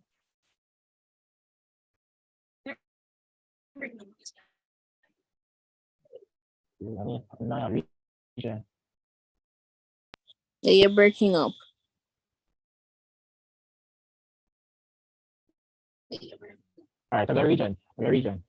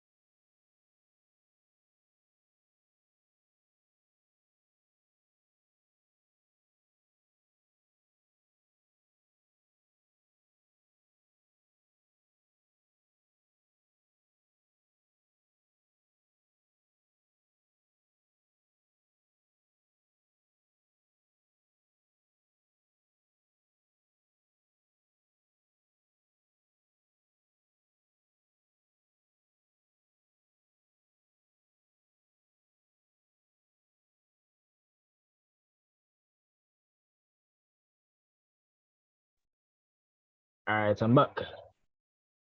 Mhm. You can hear me? Yes, we can. Thank you. I can't stay longer than 9 o'clock, so let's see if we can get through. Uh, the major part next is the interview parts. I wanted to do a mock interview. So if you want to run a mock interview with me today, guys, get prepared for that. But I'll be showing you interview stuff first. All right, so over there now. Recommendations. I even showed you guys recommendations just in case. If you are the one that has to help your teacher in making the recommendation, you know what to do. All right. I won't attach them to the document though.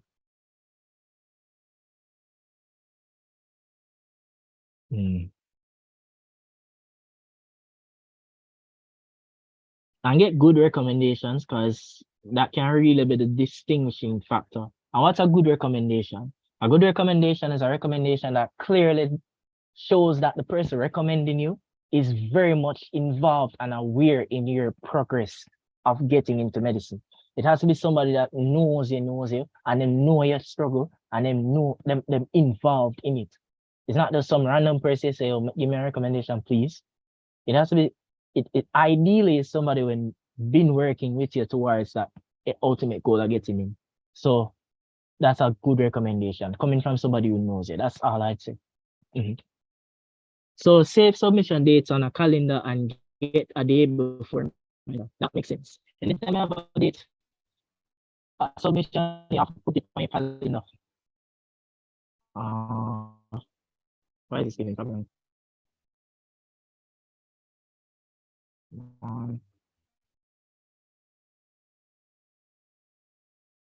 I make sure your calendar remind you. You can hear me? Can You you hear me, break guys? up again. Alright, so let me restart. Restart.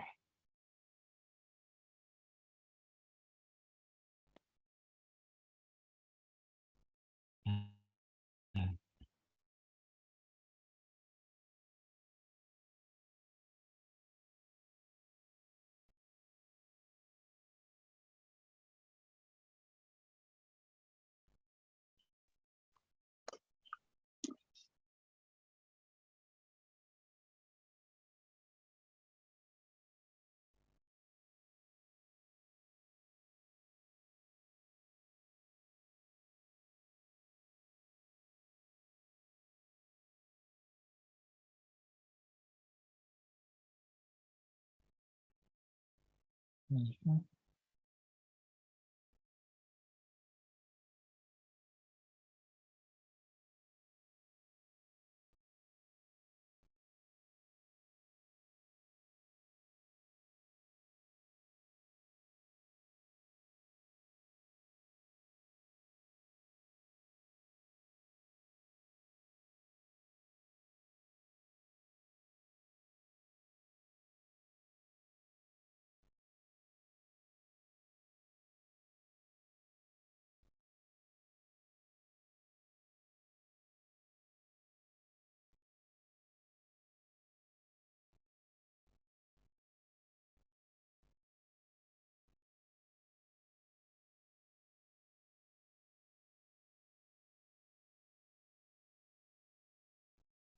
Restart.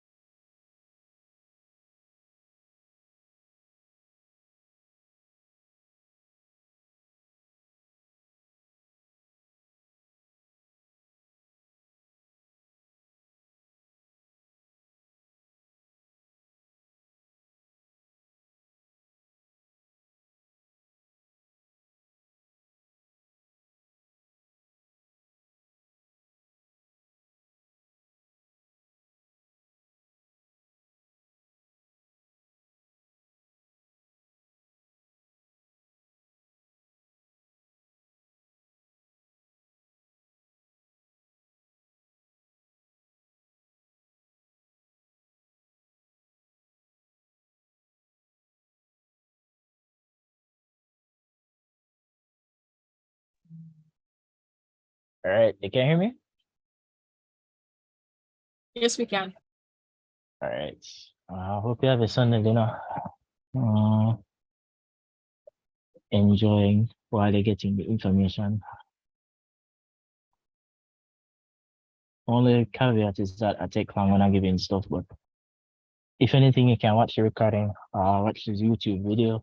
It will always be up. So, all right. So, what we did, so make sure you put all of the submission dates on your calendar. So you have to kind of make your phone used to you. So, you have a calendar on your phone, as in you can sync it with your Google Calendar. Make that be a means of reminding you stuff. Or you can use your alarm on your phone, the alarm clock thingy on your phone, and you just set it on a particular date. But make sure you're getting reminders about your submissions. So get into the habit of putting things on a calendar so you can get reminders. Even for this session, I put it on my calendar so that I do reminded, even though I know I have it today. Right? And then keeping to-dos. So I'm going to share something with you guys, something called Microsoft Launcher. So on my phone, I have this little, my brother showed me.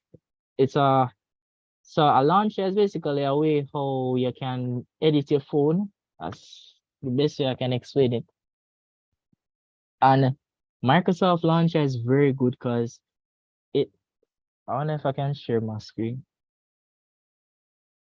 or make it see. You can see me, guys? Probably not. So basically, so this is my normal screen. I should probably take it off of,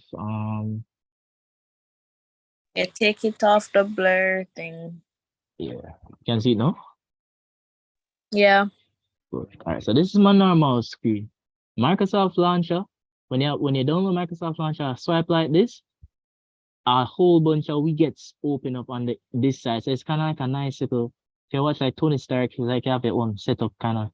And you swipe over here, you can sign into your Microsoft account if you have a Microsoft account. If you're not, it's fine. And up here, so good evening, it tells good evening. You have calendar, you can put to-dos, and I start using this more often. You can even name the to-dos. So let's say I have a to-do listing for scholarships. You can have the listing of to-dos for scholarships, and you can click off. So I can click right here, scholarship session is finished, so I can, or is doing. So you can have these things, and it allows you to make notes and a whole bunch of things, and it can track like your usage of the phone. So Microsoft Launcher is a big, good launcher. But it's not just Microsoft Launcher, you have other launchers out there, so I'll just put a video there. Best Android launchers if you use Android. But Microsoft Launcher has been really good for me. And it allows for certain something there's as well, gestures. You can do certain gestures. So when I two-tap, whenever I do two-tap, it makes the screen shut down, and it's really nice. So Microsoft Launcher. So get all your documents ready and have them copied, certified, and scanned. Copy your birth certificate, certify the copy, and then scan it. And how you're going to scan it is there's this other app called PDF Scan. So PDF Scan is good because I'm not going to show it on the phone, but it's basically you can take a picture of anything and then it allows you to scan that picture. One of the most useful apps I have on my phone. Anything I want to make a document, I just take a picture of it. In PDF Scan, I can make it scanned. And it's very easy, so it's not like rocket science. Wait, it don't name PDF Scan, it name Adobe Scan, sorry. Adobe Scan. Very useful app. So you use that and it's going to save you a lot of time. You just need to take a picture and it scan the picture. All right. How to stand out when you're sending in applications. I'm going to allow so Sunny, I'm going to talk to you guys a bit about doing this document side of things. So interesting. Oh, she had put this. Good. So but what I want to do is that key things to stand out, try to send your document, send in your application on time. let's say you're doing it as a in-person submission.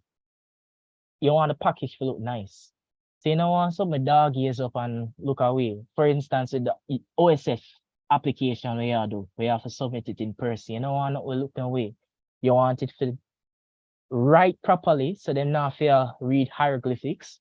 And then you want it to be in a nice envelope that is addressed properly, and the package, make the package nice. Branding, you can think about creating a header. So in some of my scholarship essays, I have a header where the header is just like it's my name, it's say my address if you want to put it, email, and I also have my mantra there with the quote from Everton actually. So you can create headers, and I've seen some really pretty headers from people like some of my classmates, and it really look nice and it make your thing look professional. So create a header, maybe that's what you do to stand out. And then you can tell stories, like when you're making applications, if you can tell a good story and it don't go off topic, it can set your thing apart because they might remember you for the story. And it has to be like a story that's genuine and for you. And you have to be honest. Be honest. Honesty is important. Because I remember I told you how the lady literally dropped on my application and sit down in front of me with my application. If me did tell lie, I hate that. So honesty. And then quality submissions are basically make sure your submission do good. When you have a good submission, that really sets you apart, because sometimes people just people. Sometimes you end up just submit your thing and because it was last minute sometime, and you end up just submit and it not really, you never review it, you never read it over, nothing. Your thing set apart when you make sure you do everything. Just like that red scholarship there earlier, that was a quality submission. Come and make sure review it several times, maybe make the documents and make sure submit it early and on time, well before the end date. So quality submissions make you stand out. I'm gonna go Stania to talk to you guys a bit. Stania? Yeah. Can you hear me? Yes, I can. All right, so I won't keep you guys long. Jeremiah basically discussed in detail the specifics of the important documents that you need for scholarship applications. I'll just be listing the other documents that you would need to complete your scholarship applications. So firstly, we always need to make sure that we have our pieces of identification. So that those would include like your TRN, your passport, and national ID. And national ID is something that's very important. At this point, everyone should have their TRN and the TRN card and your passport sorted out. But your national ID, that's something that's important. And I didn't realize it was important until I wanted to seek help from the local government. So they like to know that you are actually concerned about the well-being of your country, essentially. So that's why they want to know that you intend to be a voter, essentially, right? So that's why it's important to get a national ID. Bank account, right? So some scholarships, they are willing to or some, because if you're reaching out for assistance, sometimes you'll be getting assistance from foundations, from like independent individuals. Sometimes they want to give you money so that you can purchase items for school, etc., etc. So they'll be asking for your banking information. So it's important for you to have a bank account, and you can also acquire a bank statement. And I think that the Office of Student Financing wants a bank statement. I'm not sure, but I've been applying for scholarships and they've asked me for bank statements. And getting a bank statement is nothing too difficult. To just go to the bank, and it's usually a one-day process. But sorting out your banking is very important, especially as a university student in general. Remember that you're going to be living on campus, and so you need to be able to get funds to essentially survive. So it'd be good if you can sort that out. The banks on campus, I don't know if you guys know what the banks on campus include. I think there's NCB there, Scotiabank, and JN. Even there's a credit union there, but so you guys should know that. Passport size photo, that's a given. Right, so the bank statement is a letter from the bank, essentially stating the amount of funds that you have in your account. I know sometimes you may not have that much money in your bank account, but sometimes they want the bank statement regardless of the amount of money in your account. So you just go to the bank, present them with, always walk with your, and you pay for it. Yeah, you have to pay for it. But it's not that much money. It's nothing to break your pocket. But you go down there with your ID. Always walk with your different forms of ID and a little bit of money so you can pay for the bank statement. But it's a 1 day process. Well, it depends on the bank, but it's a 1 day process. So you go there and you sort it out and you get the bank statement same day. Passport size photo. Yes, remember you should be dressed professionally, because this is what you're going to be. And it's recent, should be recent. So that's they know exactly who they're giving the one. Present your best self in this photo. Number 4 says transcript or report card. Depends on what level of education you are at. If you're still in high school, you should get a report card. And if it is that you are in university, no, it's important that you get a transcript. These documents should be very recent. So I think they said no later than 6 months. So if you're at the university, you should know that there's like a 3 or 5 day wait period for I think it's 3 days for the transcript. So some scholarships are closing off by the end of this month. So it makes sense for you to try and sort that out from now. Report card, yes, you go to your school office and request for your report card. By the way, I should mention that for identification for Terran passport, you should get those certified by a GP. And that certification should be no later than 6 months. So try to get those certified. And also I think your principal, those people can certify these documents as well. So that's easy. If you can go to your school like the principal to certify these documents. The escape and CSEC results, yes. Please get those stamped, signed, certified. If you haven't gotten them, please get them. I know that for those of you who are doing unit 2, you won't get yours as yet. But for the ones that you do have, please get them signed, certified.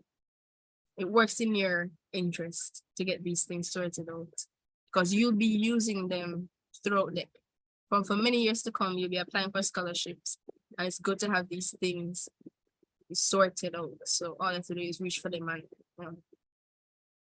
so you don't have to be running up and down all the time. A status letter. I think Jean asked for a status letter, and status letter is essentially just a letter stating that you are a student at the university. I'm sorry, you're a student at the university, and it basically verifies to the entity that you're applying to that you are lying about the fact that you are accepted, and you currently go attend the university or college or whatever the case may be. But for students who have not yet begun university, what you should get is a letter of acceptance. So you got that letter, but at least you for those who have applied for medicine, I don't think you guys would have gotten your acceptances yet, but you should have gotten the one for SciTech. So that's the one that you want to use. And for these, you're going to have to for status letter, you're going to have to request that from boss, and that's gonna cost you, I think this is $500. If you need a statement of accounts, probably can add that as well. Statement of accounts, that's going to cost you, I think, $300. Tuition letter, yes, I forgot to. Okay, well, let me answer these questions.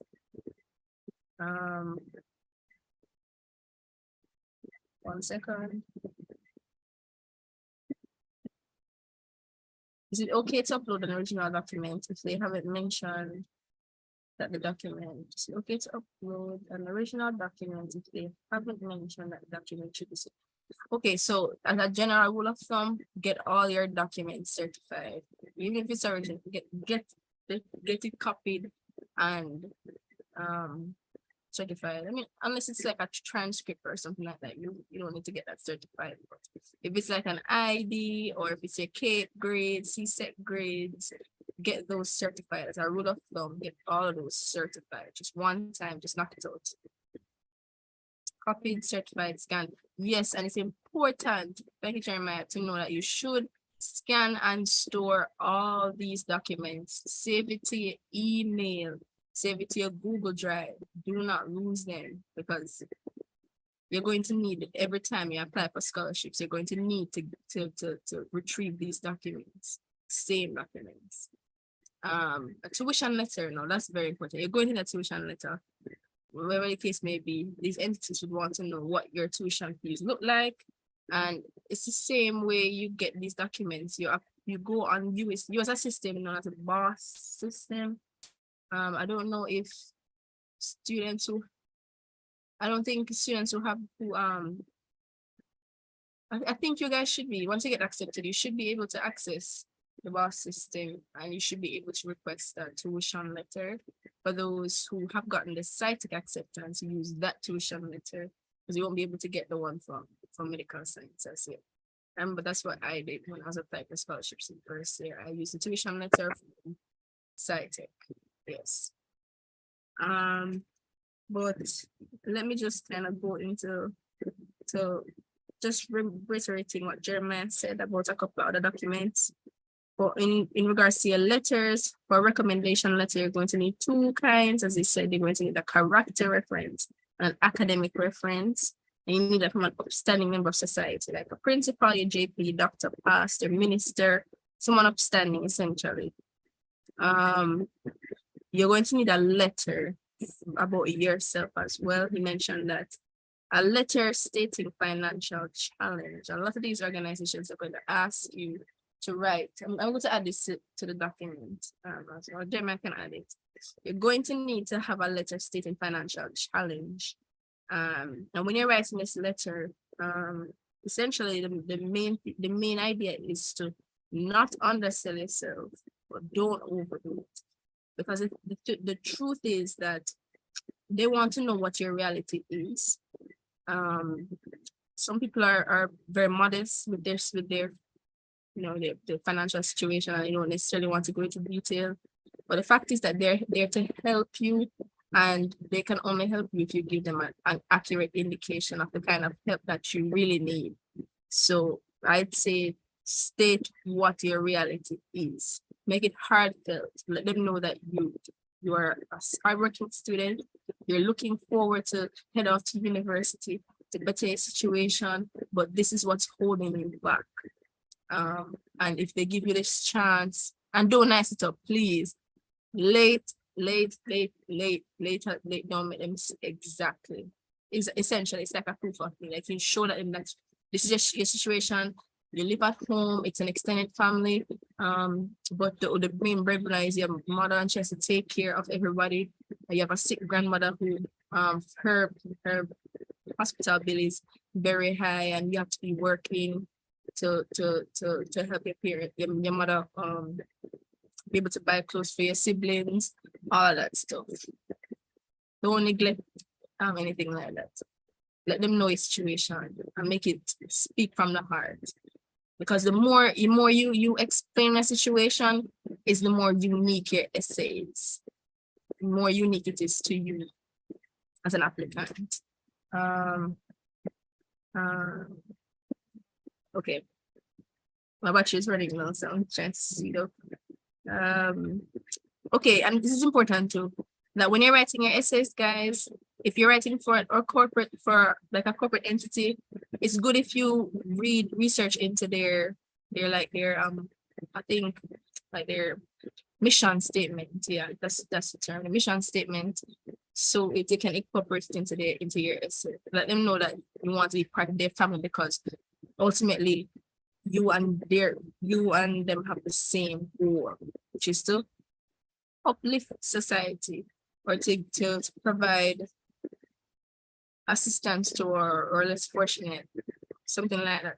Let them know that there's some kind of link between you and their corporation. It's very good, because even if when you submit this application, and you, God's willing, you get the interview.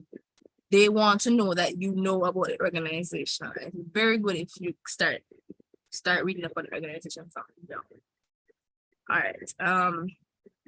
And something important what Jeremiah said in his essay that I really liked is that when you're writing your essay, don't just list your accomplishments. Don't just say, oh, I was head girl, I was head boy at Calabar, I was student person and immaculate conception. No, they want to know, okay, you got the position, but how did it shape you as a human being? What are the characteristics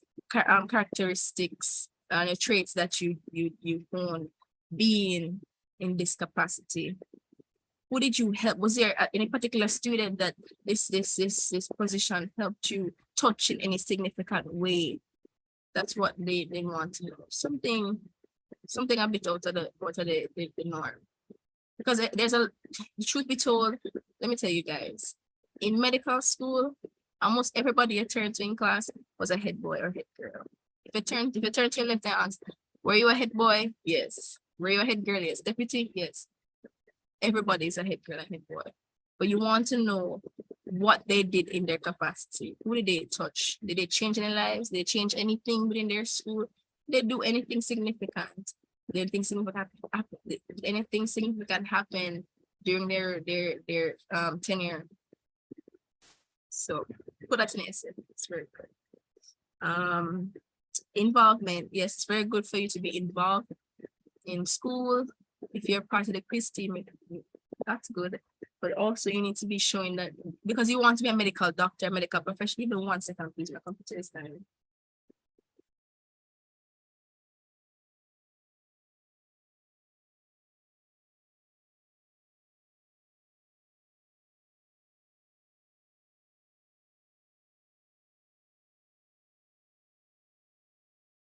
Okay. Right.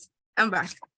So what I was saying was, in terms of involvement, yes, it's very good for you to be very academically inclined, for you to be, right, yeah, for you to be academically inclined and performing very well in school. But the truth is that everybody is smart in medical school. But what have you been doing that made you different?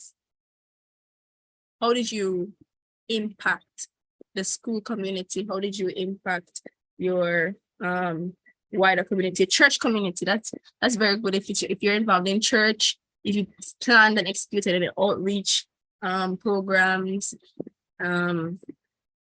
If, for example, for me, let me give an example instead of just stating. For me, when I was in grade 11, I worked for a time at CUMI. CUMI is the Committee for the Upliftment of the Mentally Ill. So I was able to be involved in that aspect of medicine. And so that was my first introduction into the medical field. And I had personal relationships with the less fortunate, and that shaped me in a positive way. So it's going to something like that. If there was an outreach or there was any volunteer work that you did that touched you in a significant way, talk about that.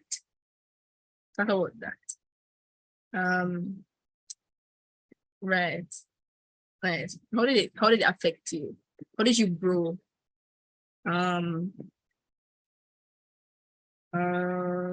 think that should be it. Like Jeremiah said, I think it's a very good idea. On the Office of Student Financing form, there is a page that has an outline of, like, it provides you with a list of your involvement. You just write down your involvement in academics and volunteerism and all that. And you can basically, I think it makes sense for you to use it for different scholarship applications. So it's easier for you. But these are essentially the documents that you guys would need for your applications. And yeah, guys, I wish you all the best. Listen, it's really, it's a long process. But at the end of it all, you're going to be glad that you put in the effort, because this is your dream and this is your goal. And I'm telling you guys, do not give up. I started medical school as a non-sponsored student, which means that my tuition is $4.3 million. And I am now starting third year with Jeremiah, who is a sponsored student. So I'm telling you guys, it's not impossible. Once you put in the work and you sell yourself, because you guys have been putting in the work from day one. Just be determined, right? And it will be fine. Listen, and I'm not saying that you won't face rejection. Rejection is part of life, but just take it to every rejection you get is one step closer to that acceptance. So just roll with the punches. Do your best. Put 110% into every essay that you write, into all the recommendations that you get. When you talk to these entities and you're trying to get help, remember to put in 110%. Because this is your life at the end of the day. This is your goal. Remember that this is you trying to shape yourself into the person that you want to be. All right. And when you think about it like that, and you wake up every day and you tackle one goal at a time, then ultimately you start to reap the rewards of your efforts. All right, Jeremiah, thank you for having me. Thank you guys for staying. I know we got very, very, very late. But you guys are really persistent and I really admire that. And that's the kind of spirit that really takes you far in medicine. So all the best in your academic journeys. And I hope to see you guys next September, next academic year.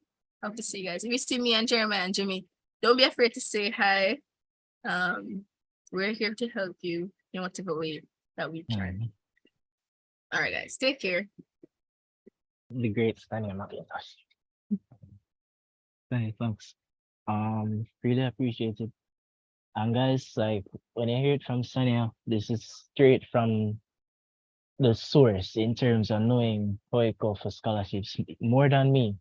So like having to do it, remember earlier when we talked about the scholarship people, them have to always throughout the entire year, you have to think about scholarships, apply for scholarships, rejections, acceptance. It's possible, and Sonia is just living testament to that. I respect it. So thanks, Sonia. So guys, we don't finish. So as you were saying, yes, and Jimmy is as you were saying, thank you, like we finish. I will say, yeah, bedtime. No. We have so the submission application part easy, but we have the hard part now is an interview. I want you guys to be interview ready. Thank you, Sonia. All right, so documents very important. Let me get back into it. So we finish getting the scholarship ready.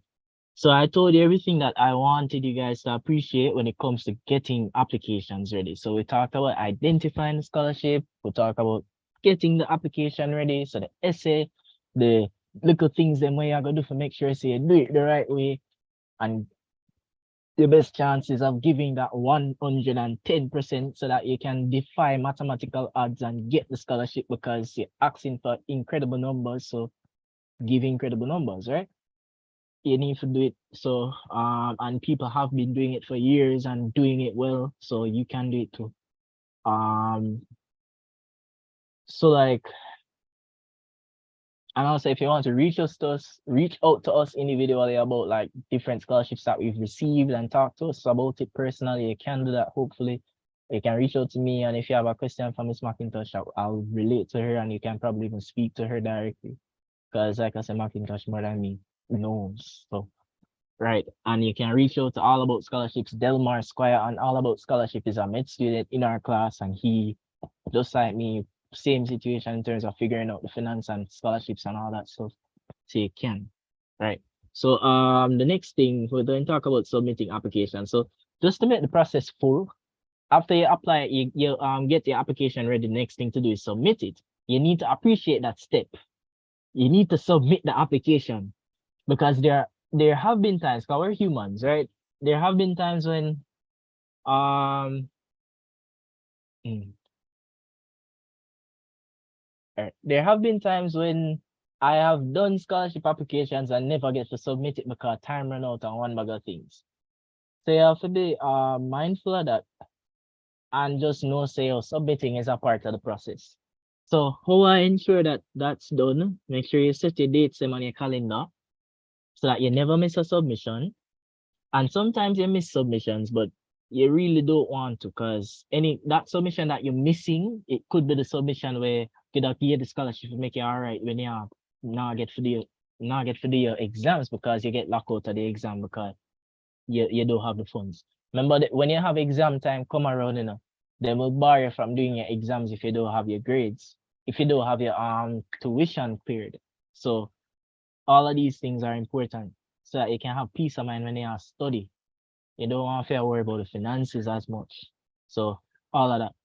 And so you don't miss submissions, you submit, because it depends. Everything is riding on that.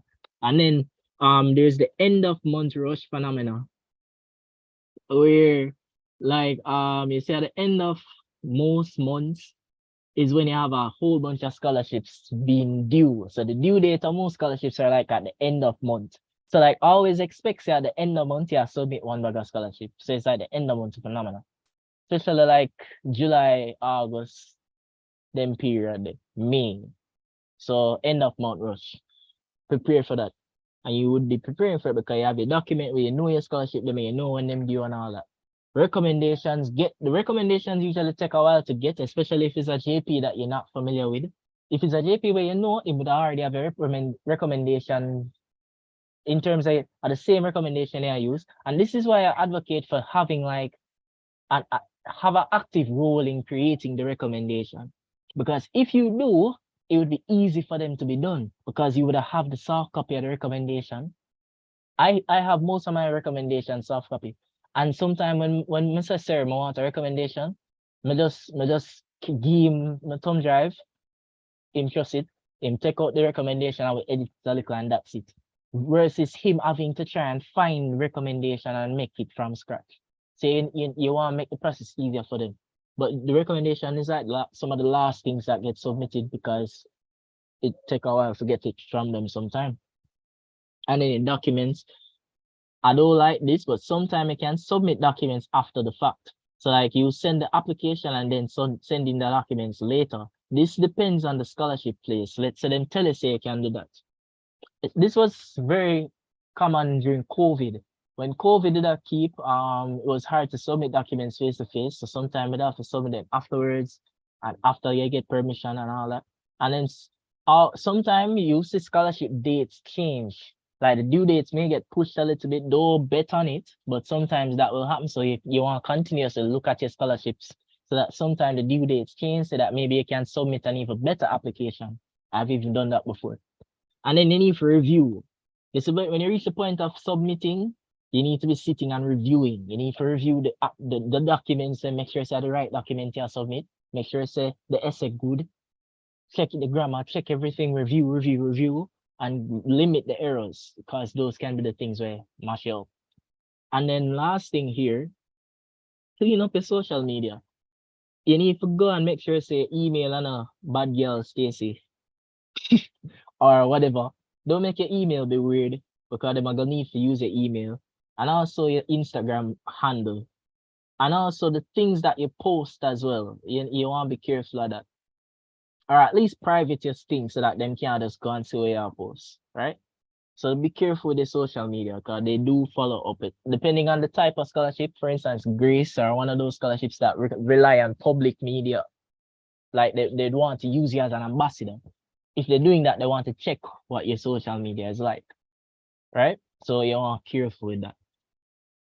All right, so document tips, make sure you categorize all your documents and put them in folders, convert them in a zip file.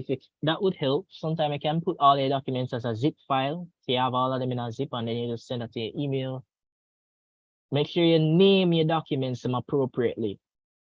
This is very important when you're sending emails for application. Because if you So like when you upload to your email your birth certificate, but it name 015 still because of the numbers it end up save as. That will be a problem and it make it harder for you. So name your documents properly. And then Times Roman and Grammarly document tips. Got this from Scholarship, all about scholarships. All right, so we're good, guys. How was it? On to the last topic of today. Well, second to last, I have to talk about international scholarships. You okay, guys? Who's still with me? Westcart, France, Nikela, Lola, Beviana, Yes, sir. Abby, Ruth. Yes, yes, yes.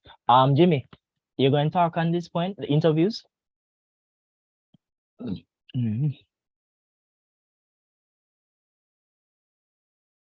Or any point that you can give, appreciate it. Jimmy, you still here?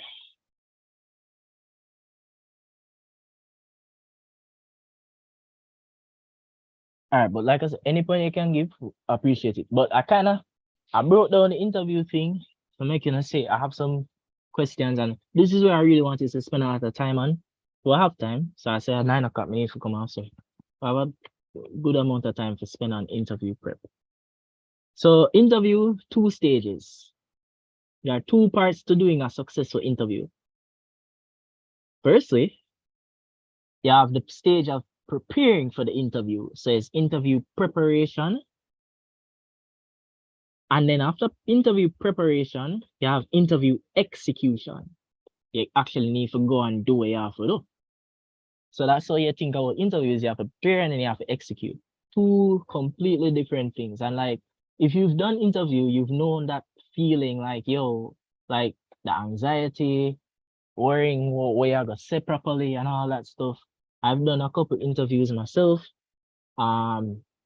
Interviews to get into different things. I did that interview for dentistry once and interview for scholarships, and ultimately an interview that landed me with the scholarship that I'm on now, IGL, Azad Rahman, medicine scholarship. So like I'm going to tell you my process for interviews and how you master it. So after this, it should be okay. So first thing, you need to create a document to prepare for the interview, planning the interview. So I'm going to show you mine. Earlier, Stanley, I told you about the purpose of research. The research is more important when you're doing the interview. What qualities? All right, so I'm going to do this first. And like I said, guys, we're doing a mock interview. So anybody who wants to submit themselves, willing to do 2. But after we're done. So this was me. So around November, it was in my first year. Which was literally like the other day. They email me and say, hey, you've been shortlisted for interview. And my heart start race. And I email them back and say, thank you, looking forward to it, yada, yada, yada. You have to make sure so them emails are professional. So right, I email them back and say, oh, cool.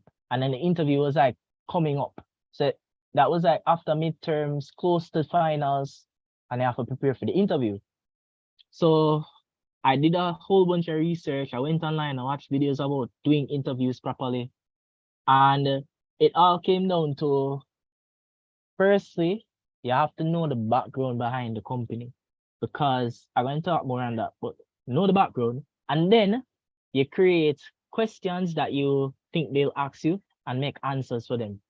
So I have this document here where I did the background for IGL and they're specifically looking at the scholarship thing. And then I made questions and I made answers for the questions that I didn't make these like the night before or a couple days before. Well, not the night before. I was working on it for a good while, and then the night before I just pull in some answers. And they're good answers in terms of thought out, and I asked questions from other people who got scholarships and did interviews. And it's like 9 questions I said to them. Anything else I would have winged or would have answered based on the research that I had been doing from before and trying to just know what I would say. So background first. So you want a general history of the company.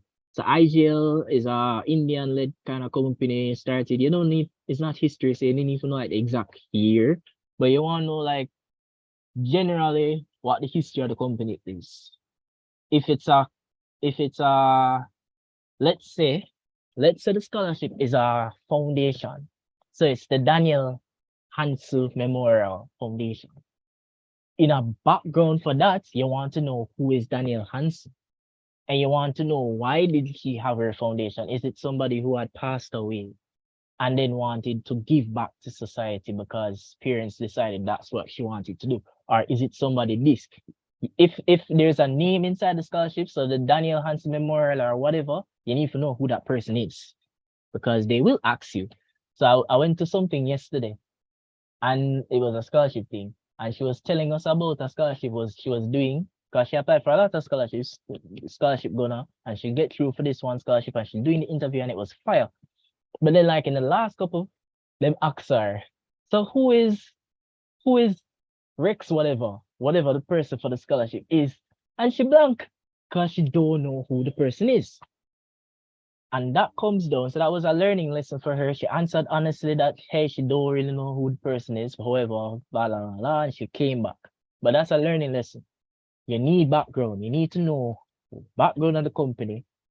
And if it's a person scholarship where it's a foundation or whatever, you need to know the background of the person. Clear? We hearing me?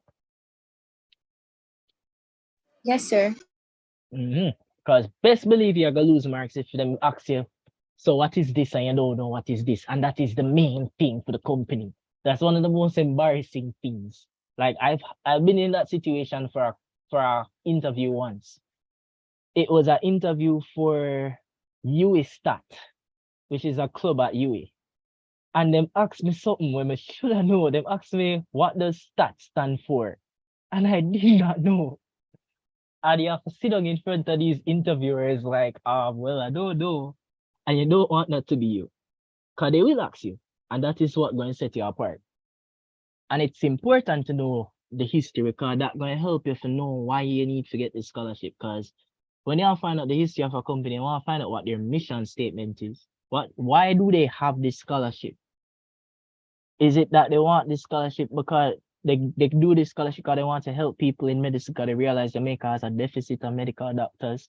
And if you can remember what they're doing it for, and you can even repeat some of those statements in your interview questions, like you can make it seem as if you understand their purpose and it's a part of your goal as well. Them things are gonna make things buzz. So you have to know the mission and you can remember that mission in your head. So you have to actually know the mission so that it's specifically the mission regarding why they have the scholarship so that you can use statements from the mission back into your interview. Fair? And best believe I did that.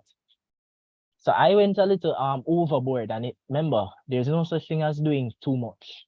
I went and I did research and I went on Facebook and I found out about the IGL scholarship in terms of people who had received it before, articles about the scholarship before, and I read them. And when I was reading through, I found out the names of recipients, and then I found out who the CEO was, Bevan Francis. And here's the benefit of that. You see, when you do the research and you find out who the CEOs are and the managers are and stuff like that, and you know them name, so like you force yourself to know the people them name, like you memorize, say, oh, Bevan Francis CEO, at least know the CEO. Guess what happened? When you're going at the interview, guess who are going to be in at the panel? Mr. Bevan Francis, Mr. XYZ, and all of the people them where you sit down and study them name. And you know that the effect that had for me was that when I was so I did this interview, I ended up doing it on Zoom. And when I joined the meeting, because they gave me a time and said join at that time. And I go in early. So them see me from early. And when I look through the participants, I see the exact same names of the people when me did us read about in the interviews, in the research that I was doing. So that kind of made me more confident because I knew these people and it felt more familiar. So that's the power of research. You know these people. And it's easier than say you never know who Bevan Francis is. So it's just this big, powerful person who is controlling your future sitting in front of you. No, this is Bevan Francis. He's the CEO of IGL. Am I making sense? Yes, sir. So you have to, that would be the ideal situation. If you didn't know the people that will end up at interview you, like when that happened, say, oh, yeah, man, things are work. Me not gonna share up this. Cause I'm going at the interview and I see the same names. And I knew them individually. I knew who Bevan Francis was. I knew who, I don't remember the names them now, but I knew who this person was. I knew who this person was. And it wasn't like I didn't have to do some deep FBI research to find out. All I had to do was read any article about it on internet and I'd find out every information I'd need, literally. And some people you might not know, that's fine. You just know so them are involved in this overall mission that you figured out so much about. So knowledge is power. And another thing I did, I took quotes from so I got this from an article that I read about it. It was a 2015 recipient, a Wilmerian, Shamira Road, good person, based on what I read. And basically what Bevan was saying is that and you do that, you call him by the first name to make yourself more comfortable. Because when you're in the interview, you're going to feel afraid, especially if it's like this big scholarship. But yeah, so he was like, don't do that in front of them, but just like to make yourself be more familiar. So he was telling, basically his point was that medicine is a profession that is a selfless labor of love. And he was basically showing that he understood that medicine was a sacrifice for passion. And he wanted to show that IGL supported that. And he wanted to also reinforce that youths should continue to go for that dream. So that's the purpose of this scholarship. He wants to help them to continue to go for that selfless dream of being a doctor. Without, and I love this sentence, without the distraction or concern of finance. So he understood that in medicine, people most of the time have to be focused on how they're going to pay them bills, how they're going to pay for the tuition. And he understood that. So he's somebody who knows about the problem. And he realized, I can help by giving a scholarship that can remove that distraction. And that's something that personally resonated for me because I knew that's why I was trying to find scholarships. So this was something that we both of us aligned on. So our missions aligned. Help me to not have no other distraction but make schoolwork. That's what I want. And then I learned more. I learned that IGL he have a nursing scholarship. So I think I did mention this. So at some point when we made a talk about the scholarship or whatever, I mentioned that I even know that IGL has a nursing scholarship and has been supporting medical people since about 2007, the history and all of that stuff. You can bring up things and it all depends on how well you've researched. You don't have to push yourself too hard if there's not a lot of information there, but it can set you apart if you know something when other people not gonna know. And I was not going to fall short on knowing things because I mean you're literally trying to be a doctor, you know, to memorize things. So why you not going to memorize this very important fact, right? So I memorized as much as I could. And the company has been investing in healthcare for a while now, 2000 whatever. And I learned names of some of the recipients, like the popular ones, like Shamira, I knew her name. So if I had to call her name in something, I knew I had it in my head. And I had other names as well. And this quote as well, to whom much is given, much is expected. So if you get a lot, you have to give a lot. And that personally, I love the fact that you see with scholarships, you see when things get hard in med school, you can always think back, say, yo, these people expect great things from me and they've invested in me. So it's a good motivation. So to whom much is given, much is expected. So this was my background summarized. I did a lot of research, but this is what I chose to put on my document. All right, questions. So one of the first questions I'm gonna ask you, and I got this question as well. Tell us about yourself. And then the typical person going to forget everything about himself in that one question. And be like, I am a boy. But what you need to do is sit down and think about the things that you want to tell them about yourself that makes you a good candidate for their scholarship. And be honest. So first, I told them about certain characteristics of myself. Or I knew that was one of the things I wanted to say. I never memorized this for the Tina guys. You see, the thing is, when you make the effort to actually sit down and make answers like how I did, it's not that you need to. It's not that you need to actually memorize everything and say I got. So me I said this, then I said this, me I said this. It has to be natural.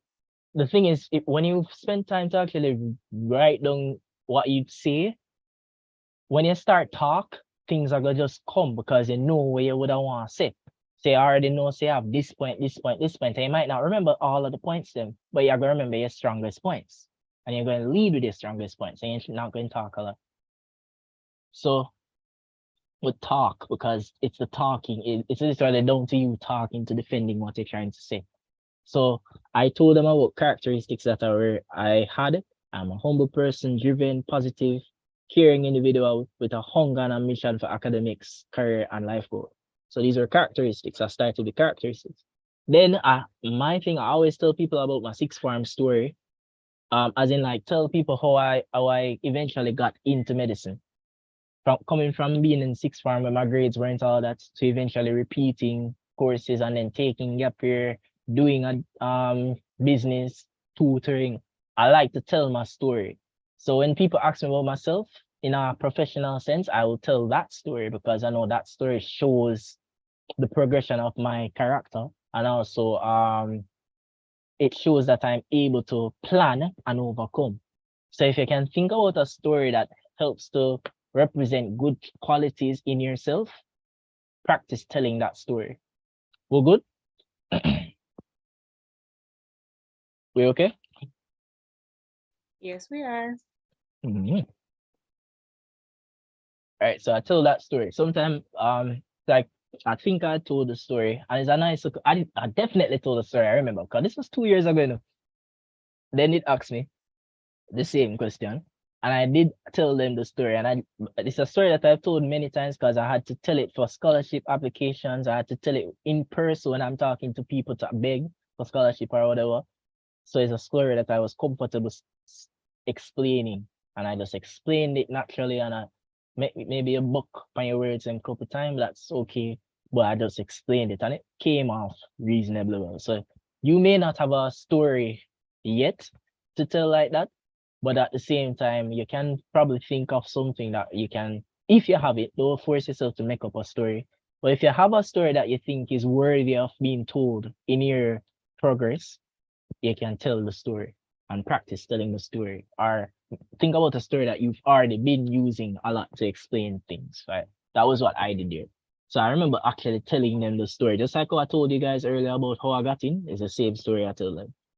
And then I tell them my interest. So interest is another thing about yourself, where you're interested in. I'm interested in volunteering. I'm interested in medicine. I'm interested in business, self-development, mentorship, academics, YouTubing about medicine and anime, but I never tell them that. You tell them interest. If somebody asks you about yourself, you want to mention your interests, you want to tell them characteristics that you think you have, maybe you tell a story. And then you can tell them some of your skills or your strengths and weaknesses. So my skills, I told them tutoring, leadership, things like that. And some of the things that I do. So business-wise, I tutor. At the time I had helped in some business with my mom, things like that. So kind of just make you when you explain these type of things like your skills, try to make yourself seem like a real person. So you have to explain your skill, like, oh, so if you tell them, say, I play hockey, you gotta tell them, oh, you represent your school, or maybe you're just a member of the school hockey team. You have to make it sound like a real thing, not just something you say. So you have to make it sound personal to you. And then just hope say not talking too much. So I generally didn't worry too much about how long I was talking. And I realized I wasn't talking like excessively because I knew exactly what I wanted to say for certain things. But I wasn't trying to talk. It's better I talk more than I talk less kind of thing. Because everything is dependent on what you say. So I just trying to get everything out that kind of way. But don't say any foolishness. Big pressure. That's why I have to plan. So they did ask me that question, I remember. And then they asked, so why do you deserve this scholarship? So I remember I showed you guys how I answered that earlier. So this was my answer. I told them, yes, Abby.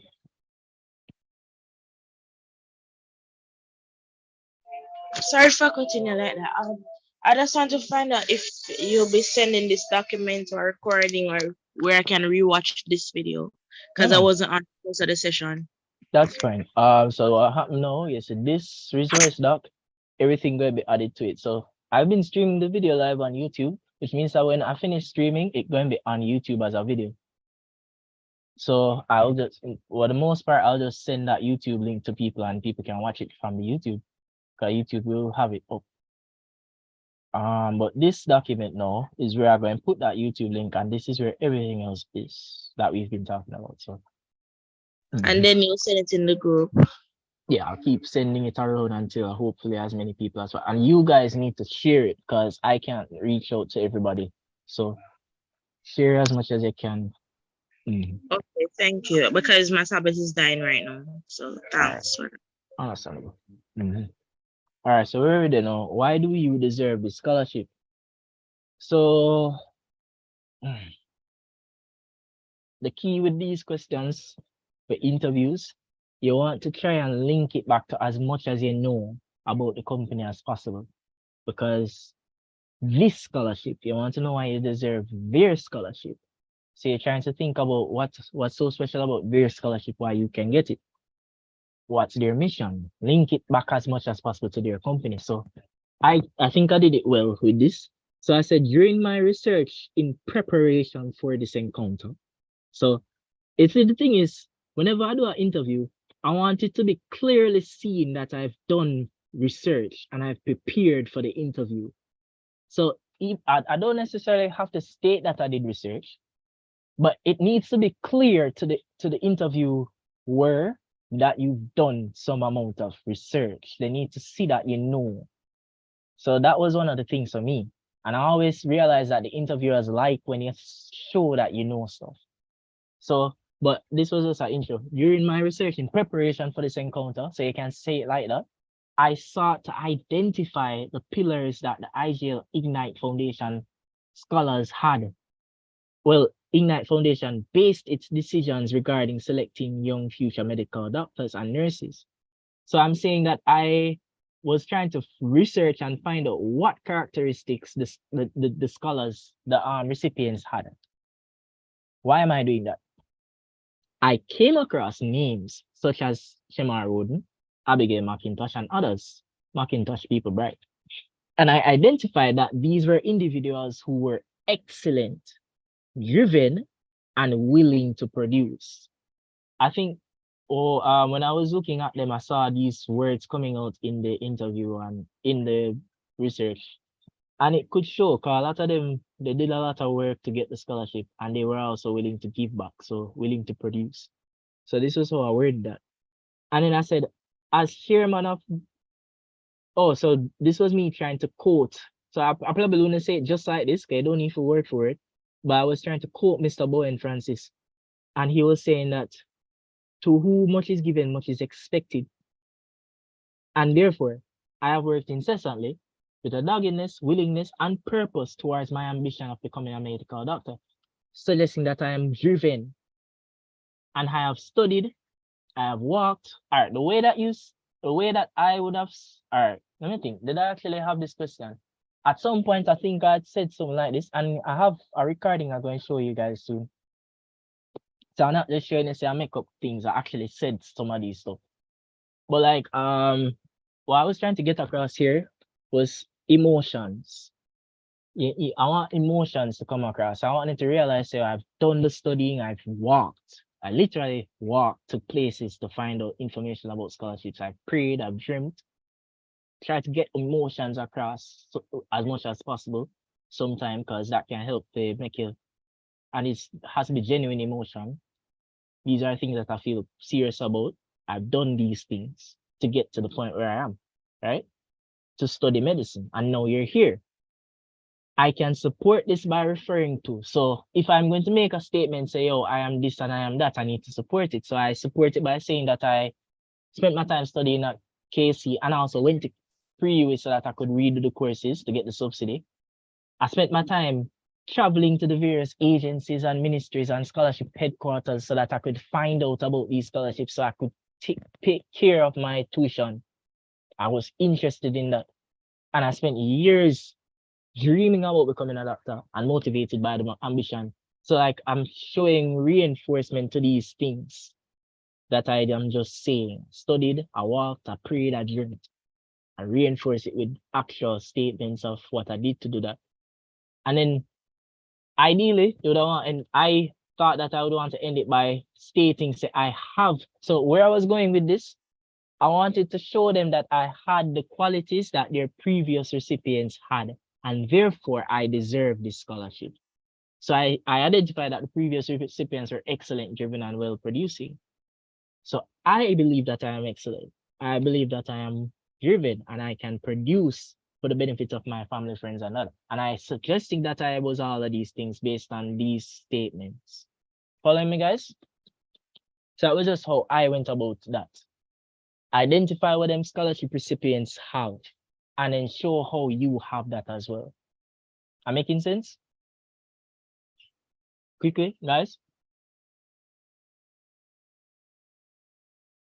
Yes, sir. So that was how I approached it, based on the research that I did. So I hope that helped. All right. And then end it off by saying I believe that I humbly believe, because I had no idea for humble, that I'd be a word recipient of the IGL Azad Rahman. Or I believe that I can be the 2021 recipient of the IGL Azad Rahman scholarship. And it's kind of a buzz when, if the scholarship have a weird name, it's a buzz if you remember the name off your head. Because a lot of people are going to come in at them interview and buck shuffle with the name. They're going to probably have people about IGL as IGL and then don't know if to say it. You see, if you've done the preparation for the interview, no matter what scholarship it is, you know the name and you know it off at the top of your head because this is your scholarship. You want it. You're this close. So you're doing the work for it. So IGL Azad Rahman Scholarship Medicine 2021. I was the recipient, but I call it into name before it come. All right. What are your strengths and weaknesses? All right. This is an important question, and I was asked this question. Strengths. They don't ask you about your strengths. They more so care about your weaknesses. So, strengths like compassion, discipline. Discipline is an important strength. Hardworking, patient, excellent at interacting with others, meticulous. I like to be very detailed about how are the things. And you see, if you're stating strengths, state supporting evidence. So if you say compassionate, I can suggest that with my time volunteering, I was able to hone on my compassion. Or if you're disciplined, I can say that as a student who was a part of the quiz team, I had to hone my discipline to ensure that I was memorizing the content and being able to perform at meetings or whatever. If you can bring supporting evidence to any claim that you make, that's a plus. So that's like a habit that you have to kind of build. You don't always need to do it, but it would help if you can bring supporting evidence. All right? Meticulous. When I do things, I try to be detailed about it. So yeah, whether it's studying, whether it's doing projects, yeah. Weaknesses. You have to know your weaknesses. Somebody remind me, what do you do when you tell them about a challenge that you face? What's the next thing you do after you tell them a challenge?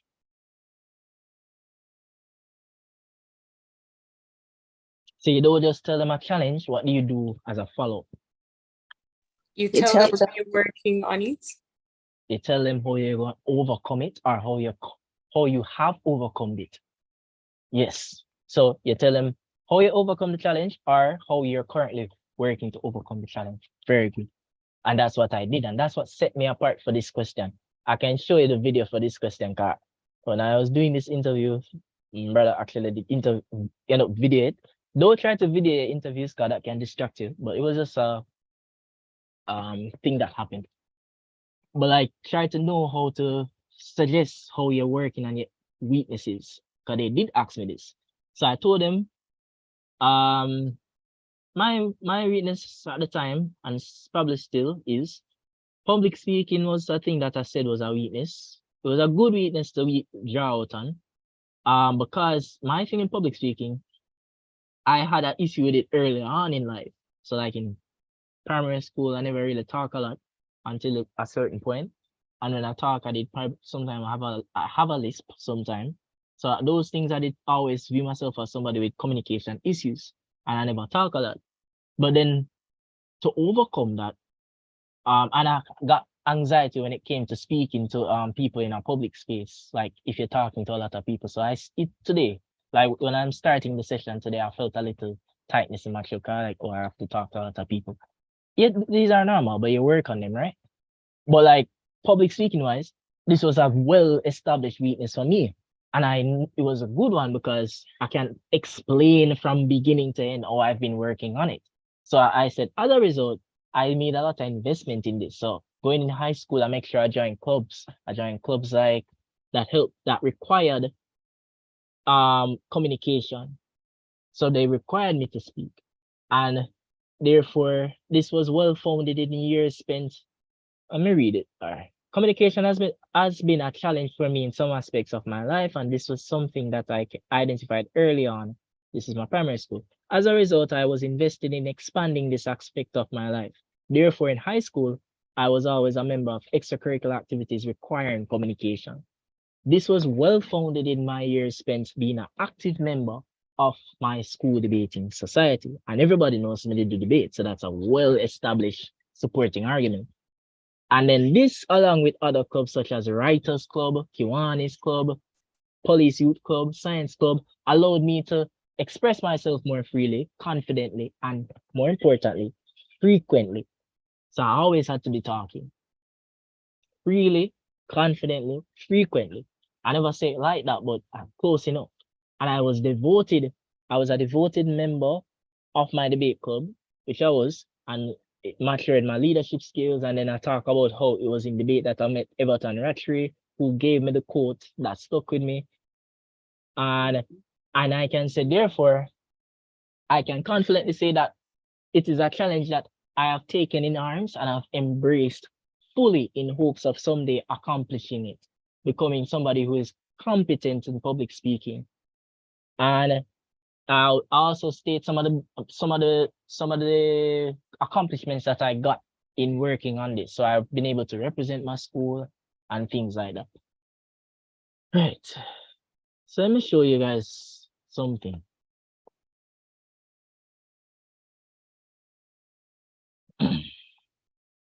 So when you have challenges, tell them exactly how you overcome it. All right, so I was going to save this until the end, but I want to show you the video. So this is the IGL scholarship thingy. This is me. Nice. I want to show you this.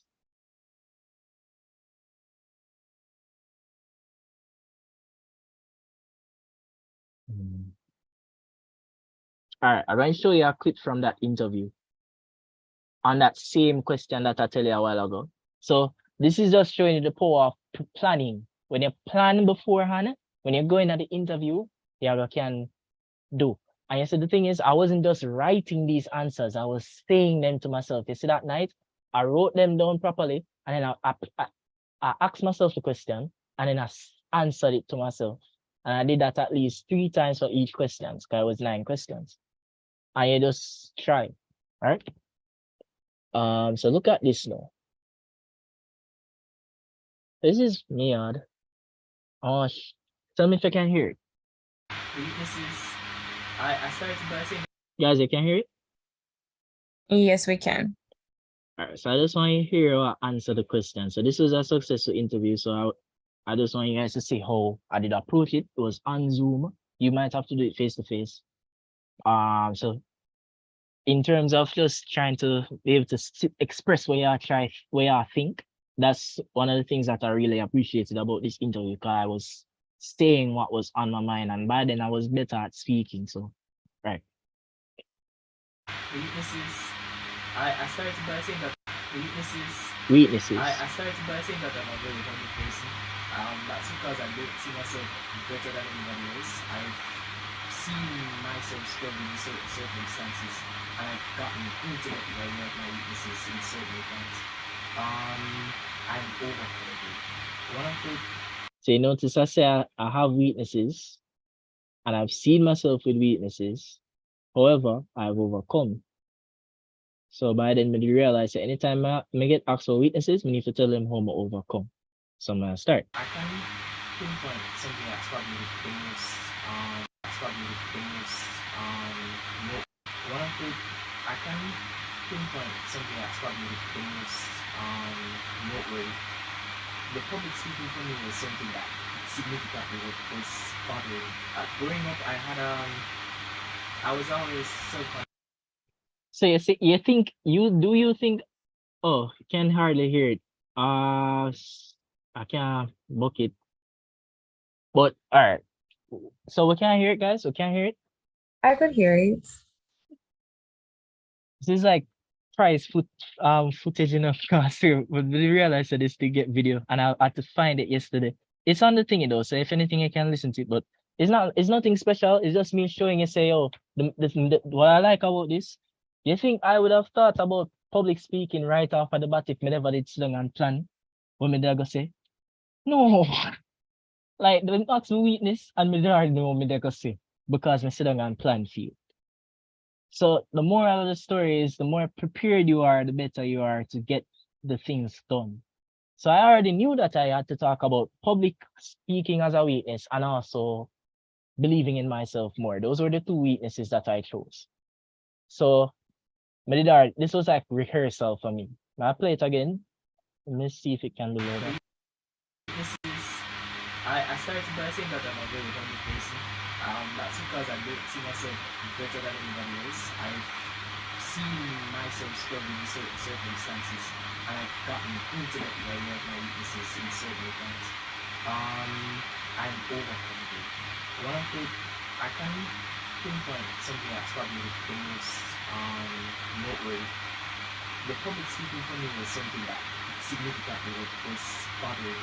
Growing up, I was always self. And you don't have to twang. It's just I just saw how me talk. Oh, I don't know if Windhoek is still for engineering, but I got it from it. So Windhoek is a good scholarship. It's 100,000. I did use. You don't have to twang, guys. You don't have to. It's just so I just saw me talk. As long as you're talking like you have sense, I think that should be sufficient. They prefer standard English, sure. But let's talk like you have sense. And you know what you're saying, and you know what you're about. So that's my thing. And you notice sometimes I talk Creole to kind of get things point across. You have to be just like that in your interview, or try to be like that in your interview, because you can reach them on a human level if you can just, bust that style. But don't push it. Just be yourself. That's what I did. Be myself. So my tongue. Call it tongue. But look at this now. Yeah, this was a face forward one. Don't worry about how me look. Yes. But yeah. Helps to build it back and still help it because Alright. whenever I'm Let me at go KC, back. I go to that. Helps to build it back and still help it because whenever I'm at KC, I go to that room that's 10 o'clock, go there, see what's going on for them on Thursdays, help them and stuff. That was something that You know what I'm doing right now? So I'm talking about the public speaking thing. And I'm telling them, I reached the point, because I already told you what I would have said for public speaking. I reached the point now where I've already told them that public speaking was a weakness that I've seen since primary school. And I told them that I did things to overcome, one of which is debating. So I'm telling them how, so I did debating. And I think I told them already, say, oh, I do debating, and it was a big deal in terms of making me a better speaker. And even now, I still try to give back to that. So 10 Clark, I'm mentioning 10 Clark. 10 Clark is the room where I had debating. So from time to time, I would go back to KC and go to the debate room and talk to people at the debate room. And I can talk to them in person and talk to them in public, and that's public speaking. And basically use that to help them overcome for them hurdles as well. So it shows that I like to give back. And it was something that I genuinely did. This is a KC tie. And yeah. So I was just trying to let them know that this is something that I'm actually doing. So I was giving them supporting evidence of what I'm saying. That was something that motivated me to become better in that regard, and I was able to, at the peak of it, represent my school. All right, let me. Helps to build it back and. No. Sorry. That's Windako.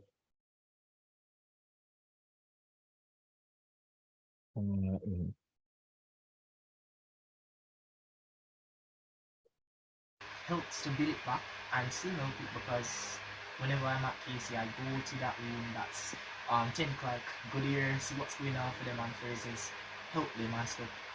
That was something that motivated me to become better in that regard, and I was able to, at the peak of it, represent my school in debating. I'm still now working on that in terms of getting better public speaking guys. Weakness, public speaking, probably I need to be more confident sometime, but that's something I work on as well. I try to put myself out there when I need to and do the work so that I can be confident in my effort. So that's about it. And all of that, yeah, I look at the camera like some mugshot. All of that is because you sit down and do preparations. So when I decided to put these pictures together and videos, is because I want you guys to see that I'm not just telling you stuff, random stuff. It benefited me. Sit down and make the document for you go through the interview questions. Because when you're in the interview, it are gonna make the difference. Okay? Yes, sir. So it's the same things I know per se in the interview. And isn't because I did practice it. Right. So I tell them about the public speaking and I tell them about how I doubt myself. And that's something I work on. Whatever. Right. And then there's this. What plans do you have in place to ensure that your studies are effective while studying medicine? So what are going to do to make sure say you're not wasting money? I'm going to learn from my seniors. I'm going to grow as more organized and focused as the years progress, which is important. So I need to be more organized. I need to be more focused, and that happens with time. And then I want to pay keen attention to the development of my habits. So exercise, sleep management, extracurriculars. So those things are like the regulators to ensure that as I go on, I'm gonna do okay. And why are you pursuing medicine? A very big, important question. Why are you doing medicine? I gave my cliche answer, but I think I went deeper when I did the interview. So I am passionate about this career because it gives me the opportunity to uplift society, uplift myself, and uplift my family, both fine and also fulfill my academic dreams. Growing up, I had this interest. I told them how I had some experience. I went to the hospital with my father, and also I told them about how I had an early interest in medicine and the sciences, and then I mentioned a quote from one of my teachers, how medicine is not just a degree, it's a profession. And I hope to be a part of this noble profession, how I respect medicine and all that stuff. So you kind of just give them your own reason why you want a medicine. And you be as accurate as you can about that. Well, who are your role models? This is actually a very important question. Because they want to see where your mentality is. Who you follow. If your role model is like Skillibane, no, you're not getting them scholarship. So it's actually a very important question. So think about it well and try to give your best role models. So parents, Mr. Brown, who is the JP, I call some personal names. And then I also give them role models from people who I don't know personally, but I have observed their success and just try to learn from it. So like, for instance, I like Muhammad Ali. Muhammad Ali, him do film thing years ago. But I watch videos for him and his work ethic. People like, for instance, Kobe Bryant or others. Like you can use people who you don't know as role models as well, just by what you've seen about them and what you've learned from their wisdom, kind of thing. And then also, where do you see yourself in the next 10 years? You need to have an idea of where you see yourself in the next at least 10 years, because them are gonna ask you just for that purpose. No way you plan to do. So I told them, because at the time I said I wanted to be a cardiac thoracic surgeon. No, I kind of not really sure, but that was it at the time. So I told them, in light of where I am currently, for the next 5 years, at least I will be in school getting that degree in medicine. And then after securing all the skills necessary from the degree, I hope to become a successful I want to also work in various community sectors to help in community service. 'cause I've already stated that I want to do all of that stuff. And then I want to be I want to go and do my postgraduate so that I can actually become a thoracic surgeon. That was the plan. This should carry me for the full 10 years. And I also want to, this was another thing. You see, if the max if we are doing the next couple of years, try to link back something related to the scholarship. So if a Grace scholarship, say you're gonna do something to help back Grace, like you're gonna be a part of them initiatives and all of that stuff. Because they want to hear say you're gonna be a part of them for the next couple of years. So I also told them I want to be able to give back to IGL because they've benefited me. So I want to ensure that they continue to benefit others. And this last question. A lot of people not gonna have this.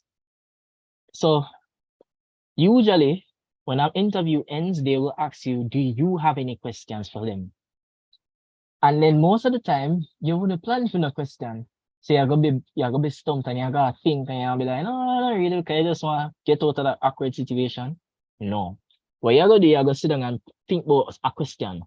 So for instance, you can think about what are some of the expectations that they have for their recipients. Do they want you to be at scholarship events? What they want you to do basically?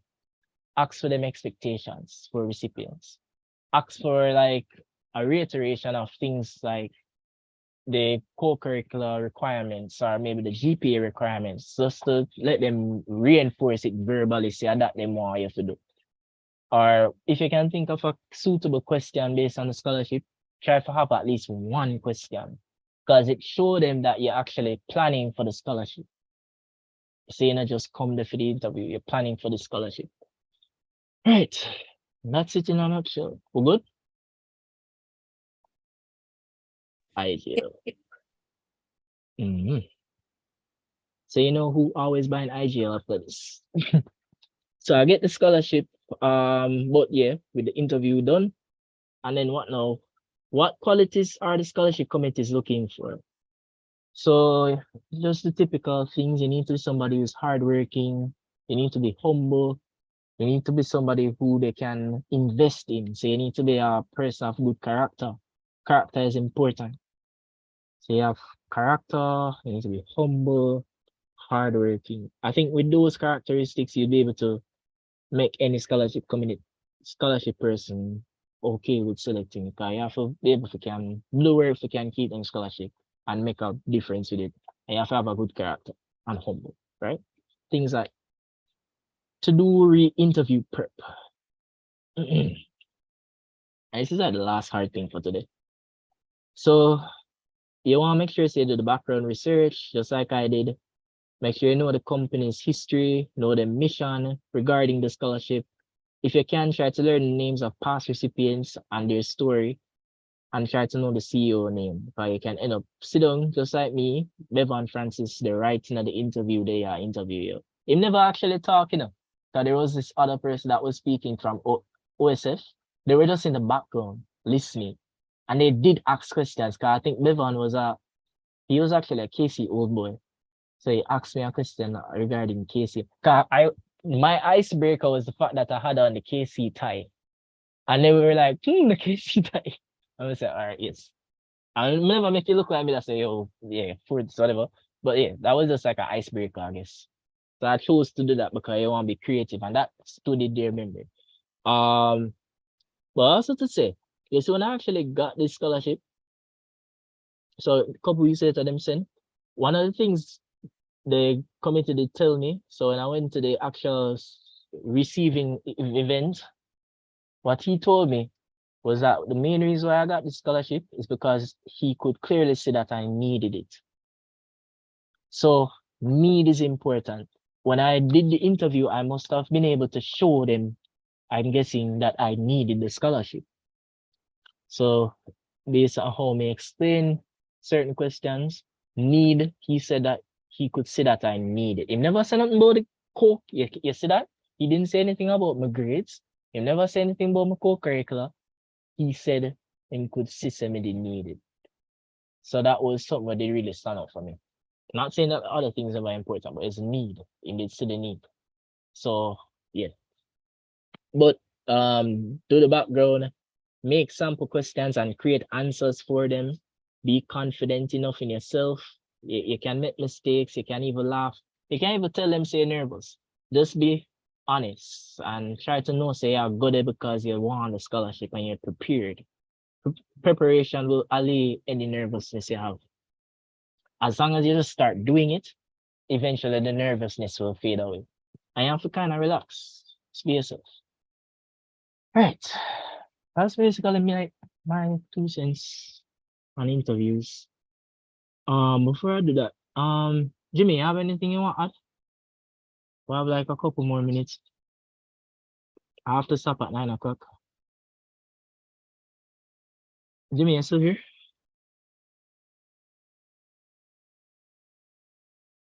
I think you step away. Well, guys, well, that's basically it though for my interview process. What's this?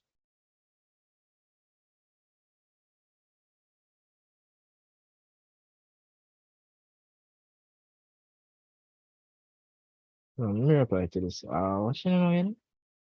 Tony and Ward. Mhm. Good memory. All right, so that's basically my interview process.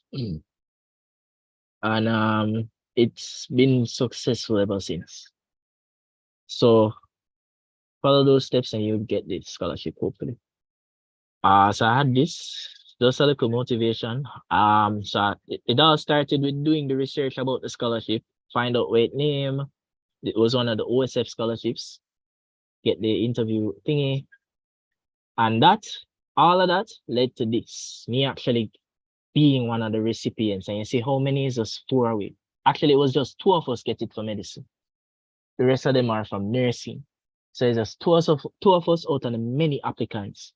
And it just comes down to how much you do, right? And if you go online and type in IGL, you actually see my picture with the other stuff. So it's like it's a big deal when you get a scholarship. So let me just run through these pictures. Just for the sake of motivation, guys. You might not think you can get it, but I never think I'd be able to get it. But you eventually, it worked out. So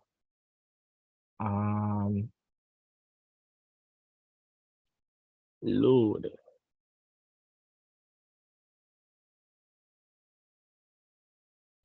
All right, so this is a picture from the thingy. I think this is Bevan Francis, and this is the president of UA, if I remember correctly. Why is his name not coming to my head right now? For some reason, I don't remember. But yeah, scholarship, and this is some other people who were involved.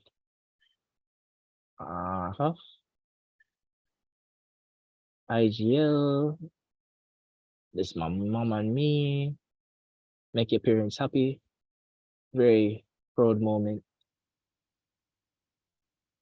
And ultimately this, so this might be you someday.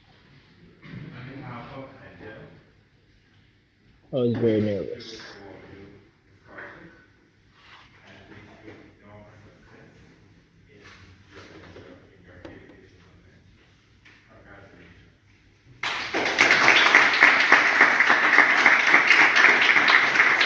That was Bevan Francis. All right. So plan, execute, and your dreams come true. All right. So it comes down now to frequently ask questions. And I wanted to do. All right. So I'm gonna ask, guys. I want to do a mock interview. If somebody willing to say, "Oh, run it with me," I'm going to ask you the same questions that I just went through, and I want to hear your answers. So if you're willing, anybody, it's a yes or no situation. If you want to, if not, it's fine. We can do a mock interview right now. And I'll ask you the exact same questions. I'll hear your responses, and I'll try to give you feedback. So just trying to help as much as I can, because I know that after this week, next week come, and I can be able to help them. So Lola, you look like you're ready. Let's go. Unmute the mic and let's go. Remember, guys, it can only build in, so can only build you. So anybody who wants to do it, we can try, and I'll give you. So what I do, so you're applying for scholarships right now. Let's act as if you're doing the interview for one of those scholarships that you're applying for. And I can ask you these questions and hear what you say. If you want to do it, if not, I understand it's very personal. It's totally fine. So go in once, go in twice. I won't be able to do this any other time. It's fine, still you have my answers, you'll be able to figure it out. All right. All right, guys. Yeah, you can't even get over that. Cause fear now do not feel. Fear now carry you forward, it only carry you back. And it's the best thing. When you're afraid at them time, you need to do things. You're not gonna learn nothing if you just sit there afraid. That's one of the best parts about going forward. You're always afraid, but you need to overcome it. So come on, quick. It's either way I do it or when I do it. You have to be somebody who is brave. And if you don't want to because it's very personal, I understand that as well.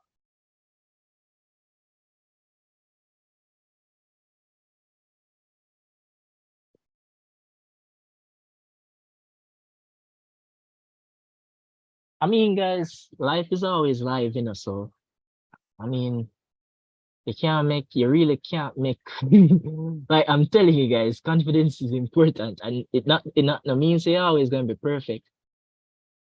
It just means you're gonna always try.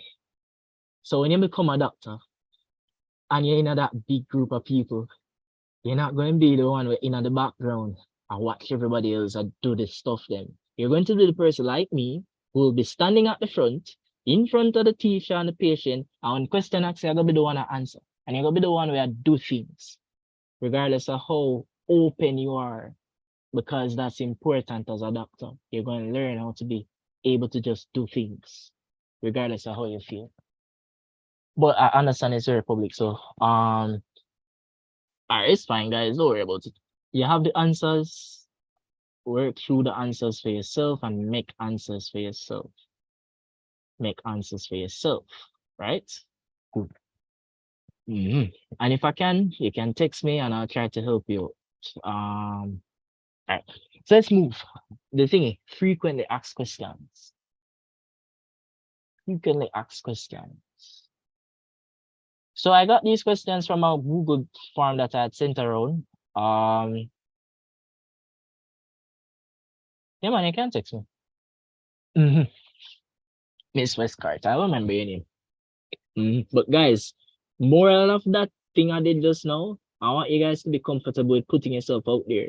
You really need to get comfortable with putting yourself out there because that's what medicine is about. You can't make your certain anxieties, and I know that's normal. Prevent you from doing things that you need to do. So get comfortable with putting yourself out there. Look at me, I'm doing this and I'm showing all of these things. You have to be able to get gradually more comfortable at putting yourself out there. All right, so let's go to the frequently asked questions. I got these from you guys, so I'm going to answer them. What are some of the examples of extracurricular activities and socially oriented projects that scholarship awardees usually engage in? So like, you don't need to overdo it, but just volunteer. So me, if you're applying for something for medicine, you want to show that you do volunteer service for medicine. So that would be the key thing there. Show that you do something volunteer related for medicine. Or if you can show that you do some leadership wise, because leadership is very important as a doctor. So communication, if you can show, say, do something where it involve communication, those skills will set you apart as a doctor, right? So anything like that, volunteer wise, extracurricular wise, they will jump at it. But you don't have to do everything. Focus on the academics.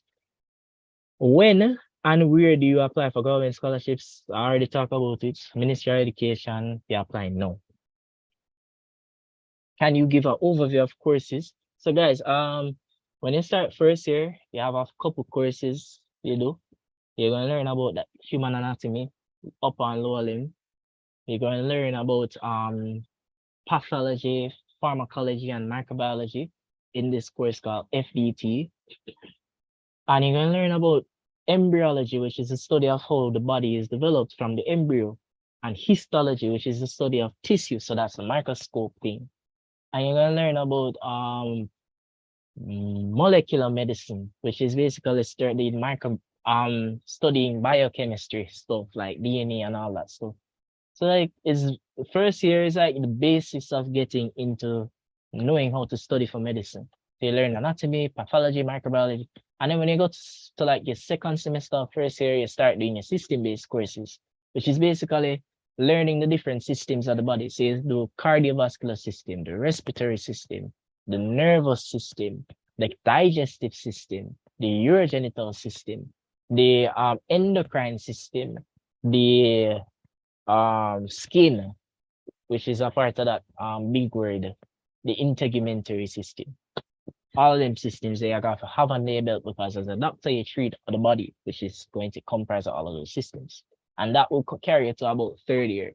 You go through all these systems and then eventually you start doing clinical rotations, which is what I'll be starting in September. So clinical rotations where you have to go and talk to patients and examine them and make diagnoses with the help of your consultant and all that stuff. Right. So general price of book list. I don't really buy a lot of books and I get assistance of books. There are two books that I like. I buy an anatomy book, Netter's Atlas, and I buy the Langsman for embryology.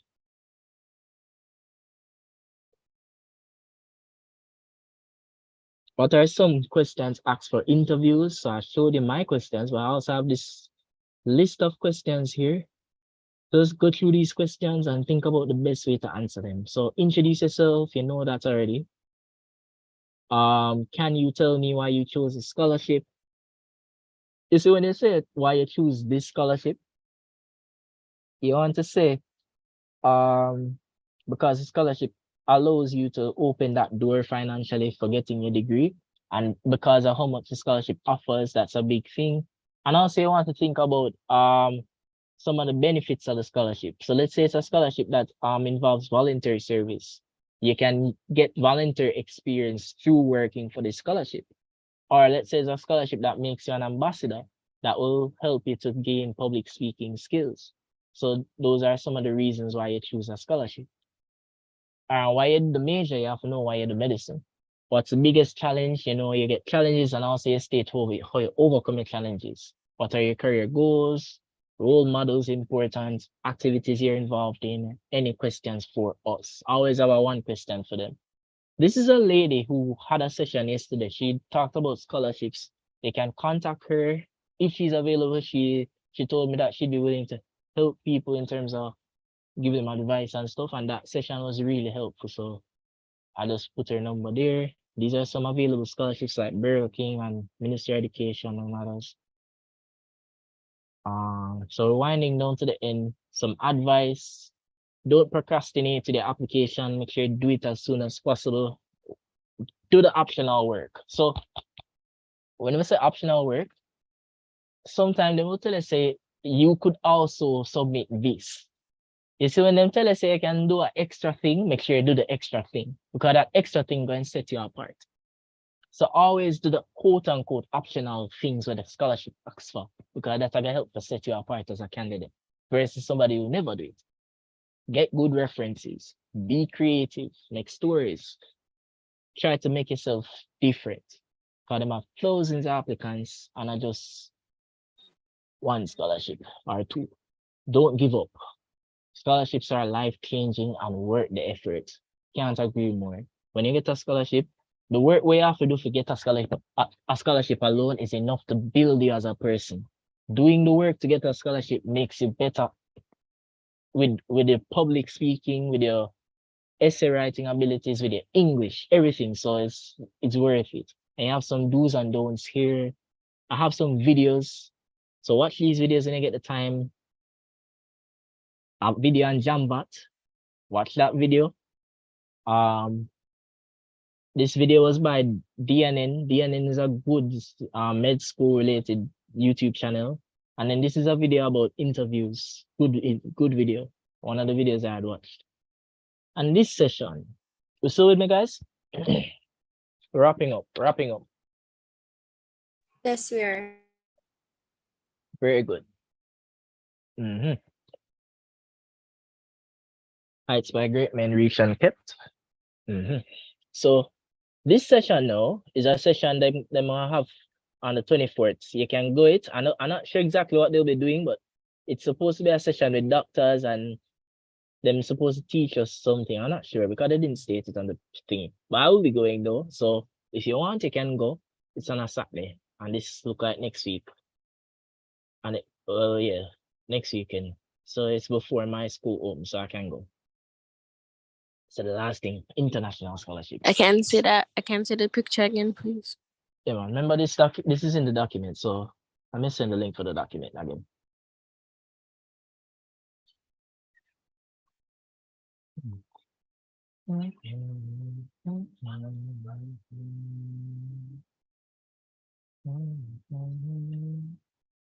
Yes, see it here. So make sure you have this document. That's a key takeaway. But this session is on the 24th, which is next week, Saturday at 6 o'clock. I'll be going there to see what they're going to talk about. That's another thing, guys. You have to be willing to go things. Just like when you go to session today, when you see things advertised, you go. Because you never know where you're going to learn from them. So I always try to just go things. Always go things. No matter how far you reach, you go things and you learn, right? And you write notes and you make sure you say you'll be an active person in the event. And you just come to take up space, right? Right, make sure. Good. And this is the last thing on today's schedule. International scholarships. So I don't have a lot, I just have European stuff. My good friend partner in this, she helped me and she put some links. So what I'd say is just look at these links if you're interested. We have things like Italy, Hungary, anywhere in the EU. So just go through them if you feel like this is your route. And you just do that. And this is the end. All right, so it was a very long day. But I'm hoping at the end of it, I would have talked about everything necessary in terms of scholarship applications for medicine. Everything that I went through, anything that I saw other people went through, everything that you should need to just get that scholarship.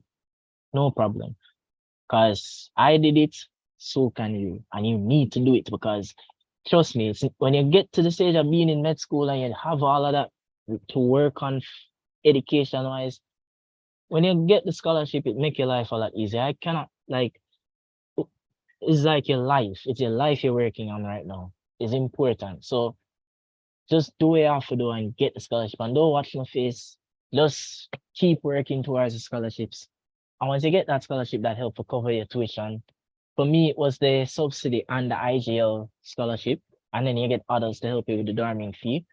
For you, it might be something else. But just try to get the scholarships. And sometimes you have to remember in my story, I had to take gap years and repeats and all of them something just so I could get these scholarships. Because I knew from the get-go, from the very first time I'm talk to Curtis and Curtis told me, say, yo, I can't make money, stop it. I know from them time they say, oh, now I can get this without these assistants. So I make sure I work for these assistants. So if you're in that same boat, maybe you need to be thinking long-term and say, all right, how am I going to put myself in a position to be able to get any of these scholarships? Because if I apply for a scholarship right now, I can get it because of my academic and co-curricular merits. And that's one of the unintentional benefits of scholarships. You see, if you put yourself in a position where you can get scholarships, you would have become a person that can qualify for anything. Because your academics sharp, your co-curricular sharp, you're ready, you're leading in the race of life in terms of all of this. So let's do your best. I think that's it. Any questions, guys? I did it. The scholarship session. Any question, guys? Any question at all? Whether it's regarding a scholarship that you're currently applying for, anything at all that you might want to talk about. I still have a little bit of time because I said at 9 o'clock me for dip, so I still have a little bit of time. Yeah. Okay, sir. So what if I get like a 2 in like one of my subjects? Can I like resit it when I'm doing unit 2 and like it work out, or I have to Good question. do sixth form? So sorry to share and cut you off. Sorry. So here's my opinion on that, because this is why I asked you guys to ask questions, because most of the things that you're going through, I would have had to think about it too. So here's my opinion on that. Let's say that, so you're in unit 2, you're going into unit 2 next year, right? Yes, sir. So when I was in a position where I had the tools for chemistry and physics, one of the things I thought about was, should I be redoing those grades while I'm doing unit 2? Eventually, I agreed against it. Why? Because it would have been a lot of work. And with a lot of work, you're more likely to not do well. So I'm not trying to overkill myself. I'm always trying to find the most feasible way to get the grade, the outcome that I want. And the most feasible way was to just focus on my unit 2 and then redo the things. Honestly, I've known people who had done them over while doing unit 2. I don't know how many of them actually get the ones, but it's possible. And if you're planning to do that, you need to apply for the repeat early. You need to apply for it early. Particularly, you'd have to apply very early so that you can get it. So I don't know when they open it up at Pika. I hear it's up at Pika or whatever that place is that they do it. But you need to apply early so that you can get to repeat in January. Ideally, you don't want to repeat it in January so that your grades can come out early enough so that you can still get the grades in time for the subsidy. That's another thing as well. Yeah. Sir, but like based on what I know, there's no like I don't think that there's a resitting of CAPE in January. Oh, so you can only repeat it. Yeah. So there's a. All right, fair. So you'd get the results back in August. All right. The cycle, you like get with the unit 2 2. grades. So you get them back with unit 2. Fair. The only problem I have with that route is me never want to end up focus, I spread myself too thin and then end up get 2 straight across for like unit 2 and unit 1. I never want that. So that was my worry about it. So I never end up late. So think about it. If you think that you can do it, then do it, because less time. Kind of idea, your time, your trade. You have to trade your time so that you can get these outcomes. I traded 2 years just so I could get the outcome of this, but it's still time. And sometimes you have to invest time because it's the only thing you have. So think about it and yeah, good.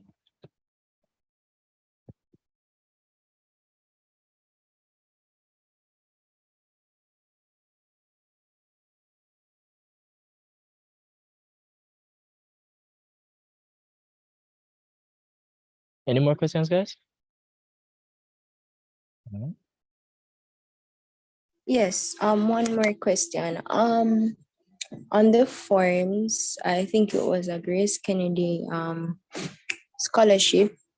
They had a part that asks for you to list the scholarships that you have received. Now, what if you haven't received any scholarship but you are applying for some? Should you put the list of scholarships that you're applying for, or just leave blank? Put all of the ones that you receive. Okay.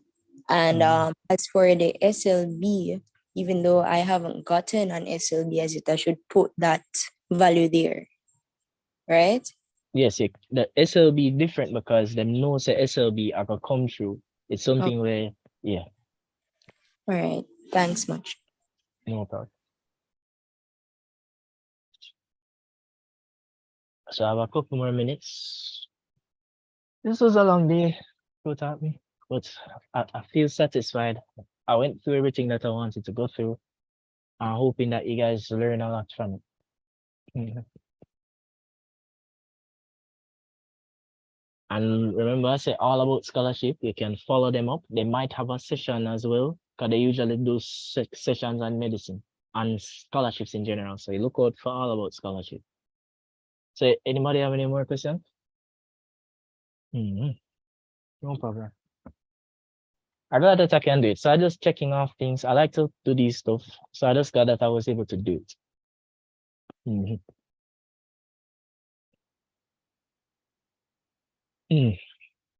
And knowledge is power.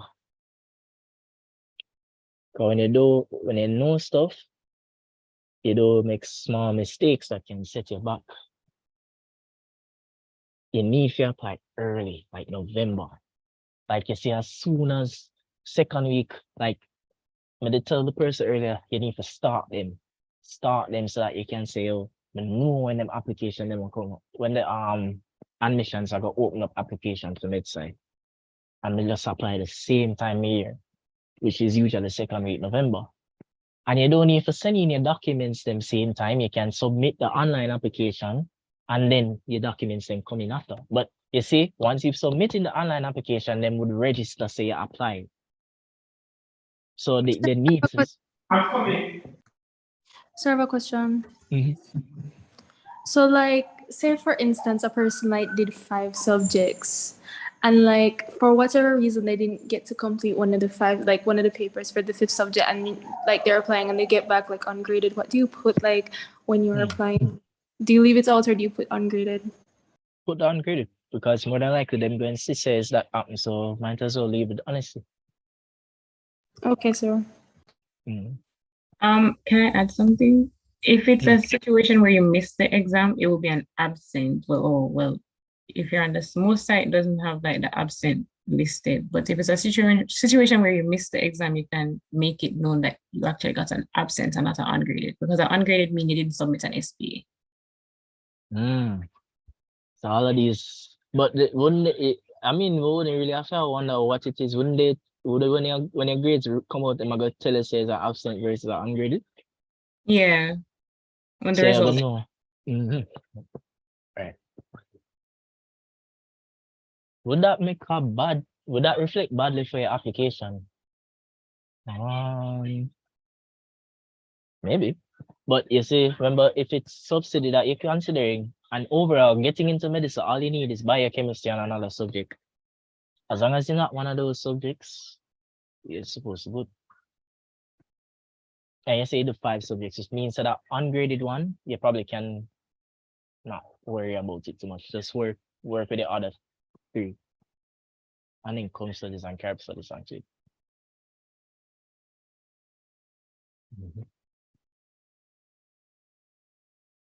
Let me get some food.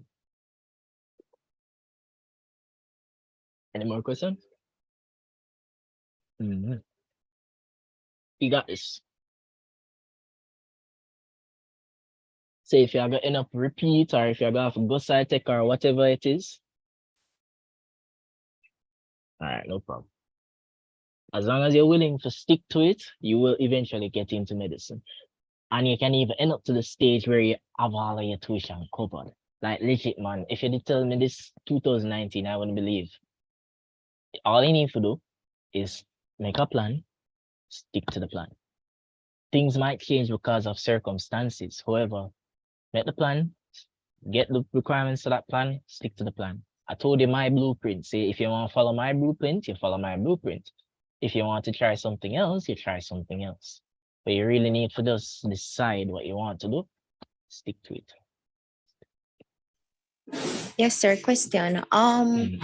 When applying for SLB, so for instance, if your tuition fee is $400,000, is it advisable to apply for that loan, the exact fee or more, or just a little less? What would you advise us to do as released to SLB? Well, all right, fair. SLB advice. Where are you getting this 400,000 figure from? Them change the tuition? No, sir. I was just estimating, sir. I know that SciTech is what 520,000. SciTech. And MedSci is 28,000 US, which is $4 million plus. $4 million a year. Yes, per year. You see, anytime I tell somebody that, them just look at me like, all right. Sir, whenever I tell whenever I tell anybody about it, I just laugh, to be honest. Straight face. To be like, yeah, man, 4.3 million. Yeah, man. That's my tuition per year. So with SLB, only advice now, I fortunately didn't have to take SLB with the situation, but a lot of people might have to rely on SLB. So with SLB, you have to apply early enough. You're more than likely to get through. Apply for the amount that you need. So for medicine, the maximum amount that you can get is 1 million. And keep in mind, long-term wise, you gotta apply for 1 million every year for 5 years. That's 5 million. And you gotta have interest added to it, which is about 10% interest or so. Well, SLB is a student loan bureau, and they give loans, and it's the smallest interest rate that they've said. They said that is the smallest interest rate loan that you can get for live for tuition. Cause other places interest rate higher, whatever. But SLB is a little tricky, but just apply for it and you're guaranteed to get it. Everybody must apply for SLB, because if you apply for a scholarship and you reach the interview for the scholarship and then look for anything and say don't apply for SLB, them are gonna think say not care about your tuition. Or even worse, some other things say just depend upon them. So you need for sure say make these steps and preparations, because you don't guaranteed when them are gonna give.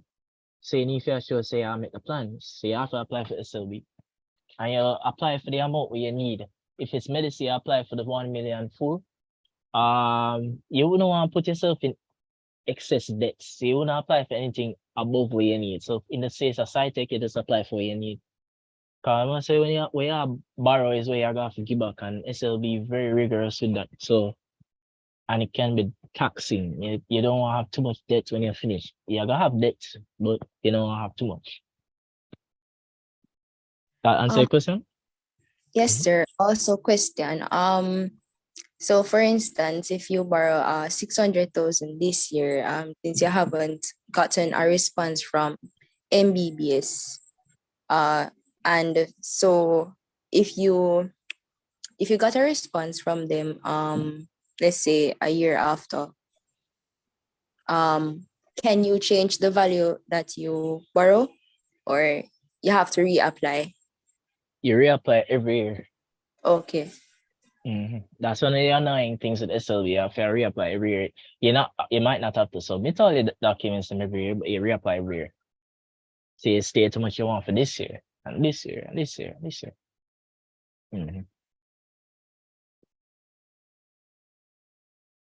And it's a similar scenario with scholarships. Make them know your face. You go there every minute, you talk to them. They're located in New Kingston, right out there near like places like Sutherland and the Burger King and a Burger King. Well, fancy New Kingston, right out there. SLB is there. So at the gas station, right beside the gas station. So you go there and you talk to them representative and you make sure because if you plan to be working with SLB to secure your education for the next couple of years, you need a strong relationship with them. So you go there and you interact with them.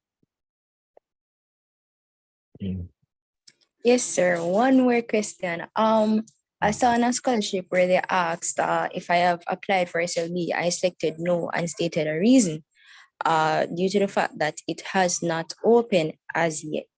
Now SLB new application, when it will be open is June 26th for this new for this new academic year, and the scholarship its deadline is the 30th. Is it advisable to still state that I have not applied as yet due to the fact that the application date is June the 26th? So every scholarship knows this SLB don't open yet, so them understand. What I would say is just I haven't applied for it as yet because application opens XY time.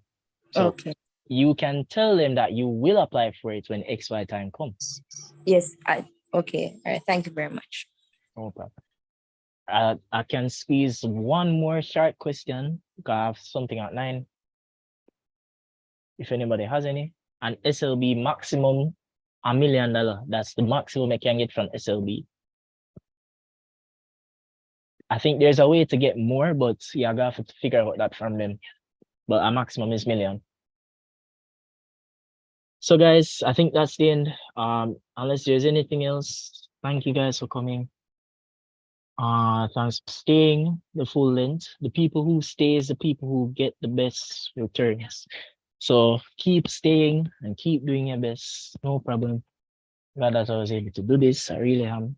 I hope that you share the link for the thingy. So let me just, yes, thank you for that. It starts June 26th as well. Yay. I'm looking forward to it. So there's a lot of work that you have to do. Don't run into medicine because you feel like, oh, it's gonna make your life better. You're coming to stress out yourself. So just make sure you come prepared for that and make sure you actually want that. And hopefully you like medicine like I do, right? Or like I try to do. Medicine is good, trust me. Like when you get in, yeah. All right, so just share that link around. That's the resource document and do your best. All right. I sent my number earlier, so you see my number 3971281. If you want to contact me, reach out to me. I'll respond as soon as possible. 3971281, Jeremiah Baker. All right, guys, take care. I'm gonna send the link around for the YouTube. But if anything, you can go online and try to find the YouTube link or text me so I can send it to you. All right, night. All the best.